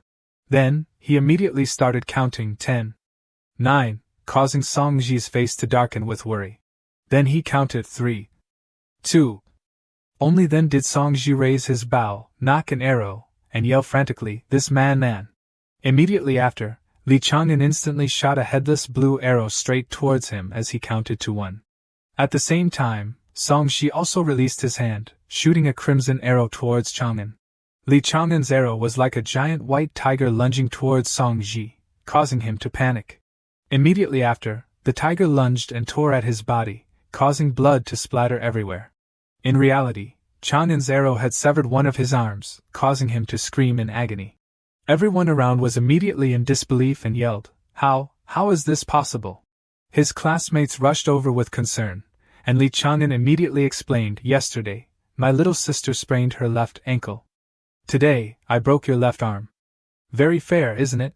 The people smiled and praised, My God, this Li Chang'an is truly formidable. Another person added, So satisfying. Lately, the White Deer Academy has been bullied and couldn't hold its head up. Now we have Li Chang'an. Chang'an's face darkened as he exclaimed, Is there anyone else? At this moment, a person stepped forward from behind, looked at Song Ji with judgmental eyes, scoffed, and said, Truly useless, unable to withstand even a single move. Song Ji clutched his injured shoulder and wept. Li Chang'an saw him and asked, Who are you? But in his mind, he had already recognized his identity, 7th-grade martial artist, seemingly the leader of this group of Imperial College students. He immediately replied, Imperial College, Ling Xiao. I've come to meet you. On the open ground, the two faced each other, Ling Xiao and Li Chang'an. Ling Xiao's face showed a hint of worry, and he frowned, staring intently at Chang'an. Chang'an didn't cowardly avoid his gaze but looked straight back at him. Immediately after, Ling Xiao raised his bow, aiming a sharp arrow forward. But then, Li Chang'an raised his hand to stop him, causing Ling Xiao to be unexpectedly taken aback and drop his bow and arrow to the ground. Annoyed, he rubbed his head in confusion. Despite his anger, Chang'an stood still, ignoring everything. Li Chang'an patted his chest confidently and declared, I'll give you time to prepare. Tomorrow I'll return and directly defeat 50 people. Hearing Chang'an's excessive confidence, Ling Xiao pointed at his face and yelled, Li Chang'an, you're just pretending. Meanwhile, the surrounding people continuously praised. So handsome, truly amazing. But then he immediately realized something, thinking to himself, Wait, even if I can't completely defeat him, there are still experts with deeper killing intent in the Imperial College. If they make a move, Li Chang'an will definitely die. After pondering for a while, he finally replied, Fine, we'll fight again tomorrow. We won't leave until we meet. Chang'an turned his head, snorted, and walked away. The scene shifted to his house. Linglong anxiously ran over and asked, It's all Linglong's fault. If not, brother wouldn't be targeted by the Imperial College. Brother, punish Linglong. Hearing the word punish, Chang'an was surprised. He immediately thought to himself, must punish. He immediately imagined a rather ambiguous scene of himself spanking his little sister's bottom, with Linglong crying out, Brother, don't. He then immediately came to his senses and ran away. Linglong worriedly called out, Brother. He thought to himself, No, Li Chang'an, what are you thinking? He immediately explained, It has nothing to do with Linglong, brother will handle this matter well. Linglong still worriedly exclaimed, But they are very strong. Who knows what other schemes they have? At this time, someone appeared, interrupting their conversation. It was Lu Jian opening the door, saying, Knock knock, Erlang, 2 fellow disciples have come to visit you. He replied, All right, I'll be right there. Before leaving, he smiled and patted Linglong's head, comforting her, Don't cry anymore, this matter is over. I have a surprise for you. Going outside, Li Chang'an met Qian Zhuang and Anan waiting. Qian Zhuang immediately said, Brotherly, you're here. Qian Zhuang appeared with a bruised face. Seeing this, Li Chang'an couldn't help but be surprised and commented, Brother Qian, your look is quite unique. Zhuang explained. Brotherly, don't tease me. Someone challenged me to a numerology competition, and I wasn't paying attention and got injured by their killing intent. Anan angrily said to Li Chang'an, At this point, worry about yourself first. A challenge to 50 people from the Imperial College, I estimate you'll be even more injured than Brother Qian tomorrow. Anan became increasingly angrier, pointing at him and shouting, Brother Chu, these past few days, you even went to the county exam, and no one helped you fight back.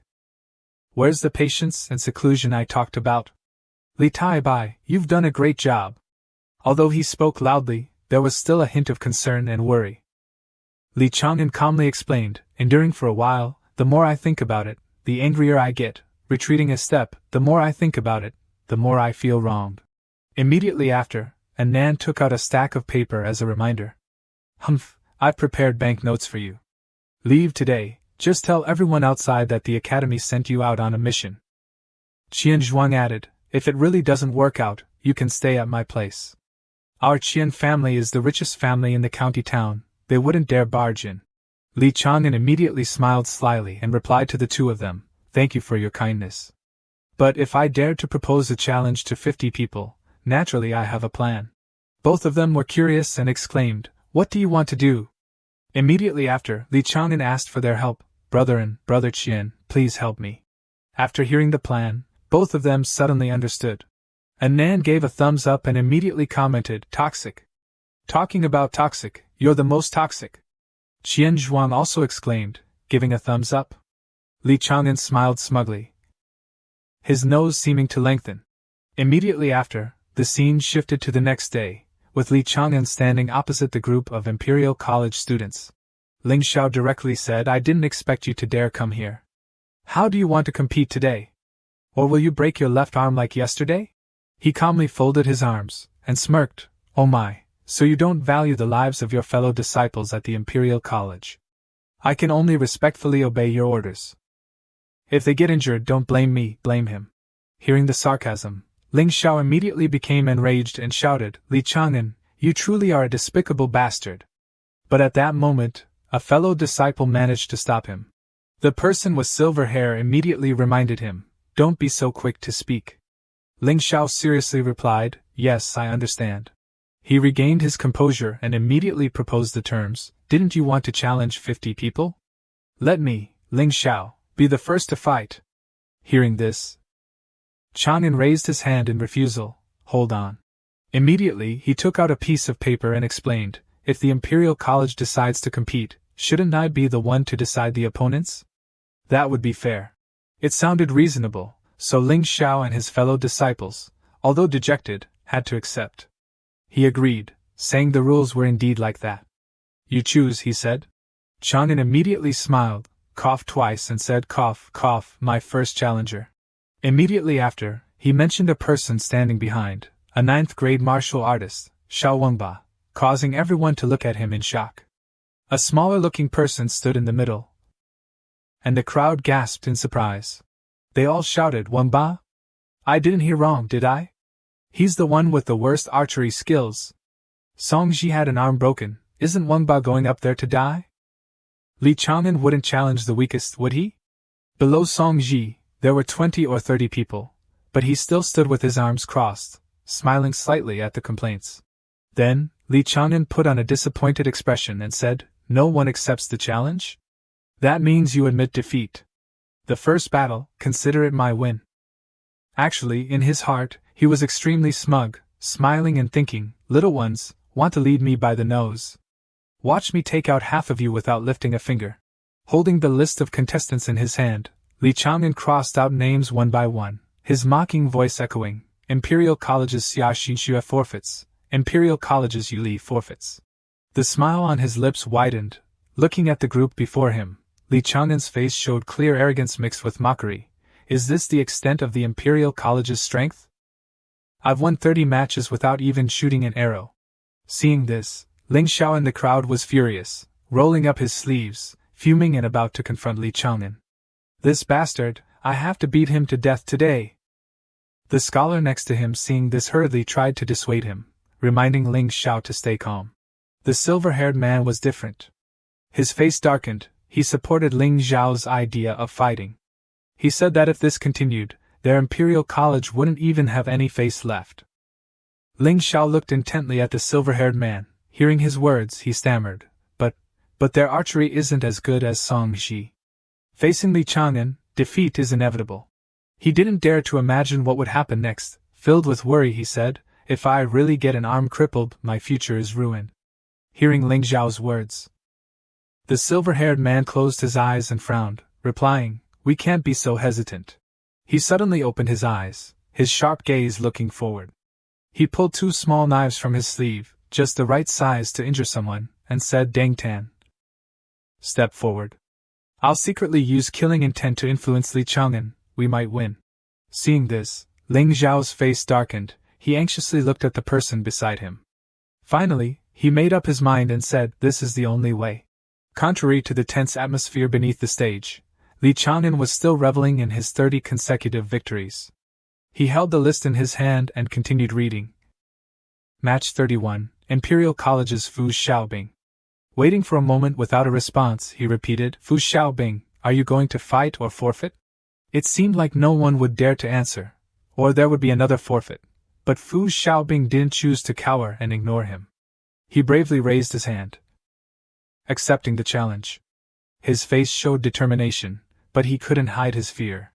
Seeing this, Li Chang'an looked up and stared intently at him. Fu Xiaobing stepped onto the stage, pulled out his bow and arrow and darts from his back, ready to fight. He nervously looked at the person in front of him and managed to stammer. I, Imperial College's Fu Xiaobing, accept the challenge. In contrast to his opponent's nervousness, Li Chang'an appeared extremely relaxed. He yawned, as if he had been waiting for a long time, and said, finally someone dares to respond. Otherwise I would have thought the Imperial College was full of softies. Fu Xiaobing, seeing Li Chang'an like this, angrily yelled, you dare insult me. A moment later, when both were in their fighting stances, they each held crossbows, facing each other on the competition stage. Compared to Fu Xiaobing's timidity, Chang'an's demeanor seemed superior. Just then, the call to begin the duel rang out. Fu Xiaobing radiated a strong killing intent, aiming 3 arrows at Li Chang'an, and shouted with resentment as if venting all the pent-up frustrations from before. Li Chang'an, don't even think about leaving this place alive today. As for Chang'an, his killing intent had condensed into a proud and arrogant tiger, his eyes filled with killing intent, directed straight ahead. As soon as the arrows left the bow, a large tiger leaped towards Fu Xiaobing. Seizing the opportunity, Ling Xiao, hidden amongst the crowd below the stage, glanced at the sinister silver-haired man. He meaningfully said to the silver-haired man, who immediately launched a hidden arrow from his sleeve towards Chang'an. In response, Ling Xiao nodded slightly, understanding. The hidden arrow was immediately launched from his hand with ease and precision. The 2 small knives flew swiftly forward, embedding themselves deeply in Chang'an's hand. Pain flashed across his face, and he couldn't concentrate on controlling his killing intent. As the pain shot through Chang'an's arm, causing him to lose focus and reveal an opening, the ferocious tiger instantly vanished. The 3 arrows that had just left the bow flew straight towards Li Chang'an. He quickly leaned to dodge. Ling Xiao and the silver-haired man hidden in the crowd saw this scene and smiled, thinking to themselves that this plan was indeed effective. Li Chang'an's face darkened. The arrows grazed his face, injuring his cheek and leaving a bleeding scratch. He angrily muttered, you dare play tricks on me? Immediately he looked up, staring at the person opposite him with cold eyes. His eyes widened, full of ferocity, and he growled, today, no one can leave here alive. Come on! Seeing this, the silver-haired man hidden in the crowd seemed frightened. He encouraged himself, and quickly launched 2 more hidden weapons towards Li Chang'an. On the other side, Fu Xiaobing gritted his teeth, drew his bow, and shot an arrow that whizzed forward with a thump sound. On the other side, Li Chang'an no longer had his previous relaxed demeanor. His hands tightly gripped his bow and arrow, his eyes filled with killing intent. The killing intent was so sharp that it could easily kill a person. Clearly, he had started to get serious. Those killing intents condensed into 3 ferocious tigers, roaring and rushing forward menacingly. Fu Xiaobing and the others could only freeze, rooted to the spot. Their faces a mixture of shock and fear. One tiger charged straight towards the silver-haired man. He gritted his teeth and leaned to dodge, shocked inwardly, 3 parts killing intent. As for Fu Xiaobing, he had erected a barrier around his body. As the tiger lunged, he quickly moved his shield, blocking the white tiger right in front of him. He couldn't believe it, shouting, impossible! But that barrier couldn't stop the ferocious tiger. The barrier shattered, the tiger lunged, and bit off Fu Xiaobing's hand. He screamed in pain. Li Chang'an stood opposite, looking at Fu Xiaobing with his maimed body and pathetic appearance crawling on the ground. He stood up straight, looking down at Fu Xiaobing haughtily. This battle I've won. Just then, amongst the crowd below the stage, a scholar in black who had witnessed the entire event from beginning to end, smiled mysteriously. He stared intently at Li Chang'an, thinking to himself, shooting 3 arrows in a row, each arrow filled with killing intent and taking form. The Imperial College used to sneak attack, but instead forced Li Chang'an to reveal his true strength. Suddenly, the killing intent around him intensified. The scholar smiled wickedly, a desire to kill welling up inside him. He hadn't encountered someone this interesting in a long time. I really must kill him. Li Chang'an on the stage suddenly turned his head downwards in surprise. He had just sensed an extremely unfamiliar killing intent and wondered who it was. But when he looked back at the group in front of him, Li Chang'an suddenly couldn't feel anything anymore. Did I make a mistake? He wondered to himself.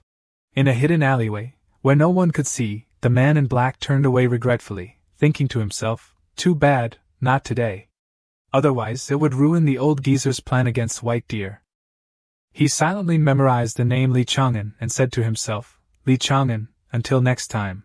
The sun had reached its zenith, and the competition continued. Li Chang'an's voice rang out, let's continue. Followed by the simultaneous shouts, match 32, challenger ready. The timid Zhang Chenshu looked terrified, his voice stammering, I. His hand hovered in midair, hesitating between fighting or giving up. Seeing him like this, Ling Xiao, standing next to him, quickly grabbed his arm and advised, don't. You're no match for him. Don't joke with your life.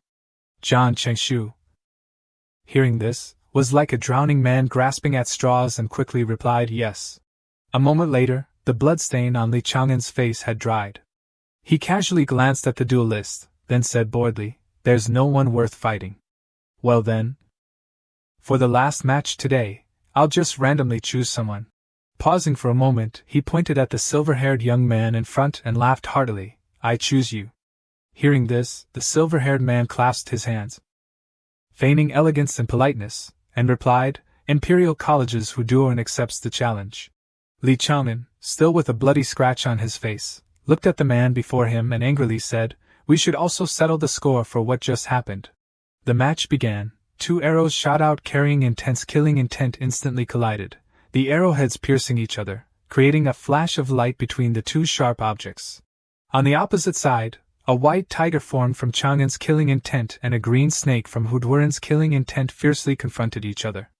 Around them, 2 streams of blue and green killing intent intertwined, colliding violently. Li Chang'an narrowed his eyes, aimed his crossbow at the opponent, and shouted, come on, continue.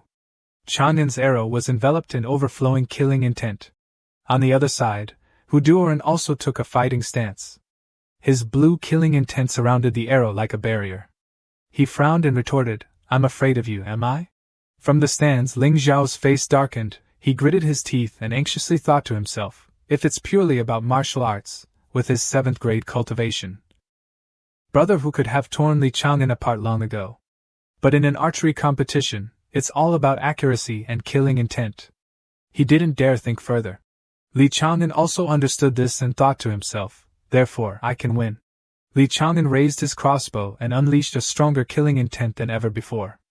This killing intent transformed into a true dragon, accompanied by a saint and a white tiger.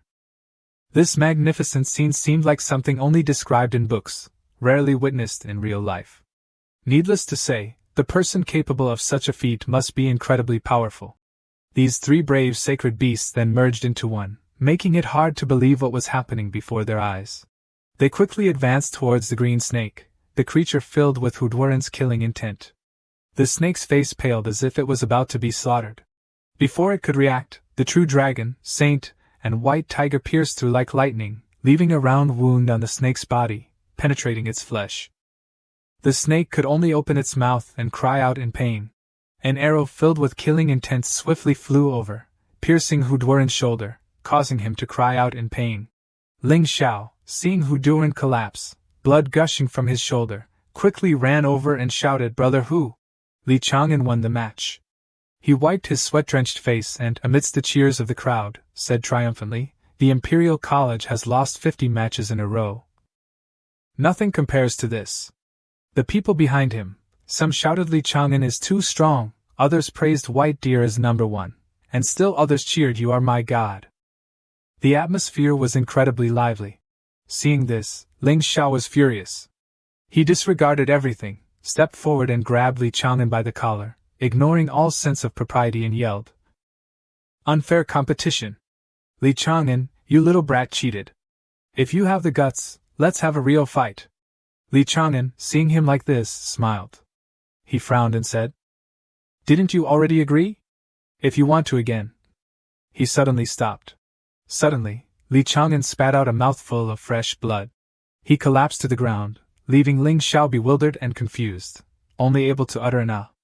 The people around, seeing Li Chang'an suddenly collapse, angrily rushed forward, questioning Ling Xiao, "What did you do to Li Chang'an?"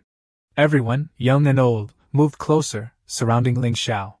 He fearfully tried to explain, "It wasn't me, it wasn't me, him spitting blood has nothing to do with me." But no one around him listened. They pressed closer, angrily saying, "Does the Imperial College have no shame anymore?" Unable to defeat Li Chang'an, they resort to dirty tricks. Someone shouted, "Damn it, beat him up for me!" Another angrily yelled, "Brothers, don't let him go!" Only Ling Xiao's echoing voice remained, "It really wasn't me."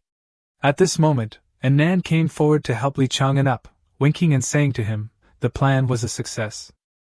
The Imperial College's current image is both terrible and negative, their reputation completely ruined. Li Chang'an struggled to sit up and smiled at Nan. The next day, Nan went to Li Chang'an's house. Upon hearing the announcement, he knew that Brother Li was fine, but would stay at the academy for a few days to feign serious injury. Nan continued, saying he was specifically sent to inform them, fearing they would be worried. Lu Jin and Lu Linglong stood at the door, and upon hearing this, they rejoiced, saying it was good that he wasn't hurt. Lu Linglong laughed loudly, praising her brother for being the best. Suddenly, from afar, Lu Jin saw Jingshi hurrying towards them and asked, "Miss Nan?" Jingshi rushed over, not forgetting to ask, "Sister Jin, I heard young Master Li was injured and is unconscious. How is he?" Lu Jin was about to say, "Erlang is fine," when a Nan next to her shushed her. Lu Jin immediately understood and played along, saying, "He's recuperating at the academy. I'm not too clear about the specifics." Hearing this, Jingshi heartbrokenly slumped to the ground, her body limp, sobbing, "No, absolutely not, sob." Lu Jin, seeing Jingshi like this, became worried. "Miss Nan." Jin stepped forward to help Jingshi up, comforting her, "Miss Nan, don't cry, Erlang will be fine." Jingshi continued to sob and pleaded, I can take care of him. In any capacity." Nan, standing to the side, felt his heart ache at the sight. Nan thought to himself, Tai Bai, oh Tai Bai, not only did you deceive others, you even deceived the person who cares about you. At night, Li Chang'an sat in a mountain cave, meditating and cultivating. Seeing Nan approach, he cheerfully said, "You're here." Nan came forward with a small bag of gold in hand, and said, "Outside, they're saying you're critically injured and beyond healing. And the Imperial College wants to find you for revenge. Yet you're here, hiding leisurely." Nan held out the bag of gold to Chang'an and said, "All right, eat first." Li Chang'an stood up and replied, "All right." Nan stared blankly at the person before him, speechless. Looking at Li Chang'an with his robust, muscular physique before him, even smoothing his hair, looking incredibly handsome, and then asking what was wrong and why he was just standing there. Nan turned away in embarrassment, yelling, "You bastard, what are you doing? Put your clothes on." Li Chang'an, completely naked, was bewildered by Nan's intense reaction. His face covered in question marks. A moment later, Li Chang'an put his hands on his hips and replied, "We're both men, what's there to be afraid of?" In front of him, Nan's eyes were bloodshot, his face filled with killing intent. Nan turned around, a large piece of ice appearing in his hand out of nowhere. He shouted, "Chang'an, I'll give you one last chance." Before Nan could finish his sentence, Li Chang'an cowered in fear. Then, only Chang'an's pained cries could be heard, "That hurts." Finally, he reluctantly said, "All right, brethren, I've put them on." Nan watched Li Chang'an beside him eating like a ravenous tiger, and couldn't help but ask curiously, "How long are you planning to hide here?" Li Chang'an put down his bowl. He calmly put his hands behind his back and replied, "I'll appear when the Dragon Gate officially begins. There's not much time left."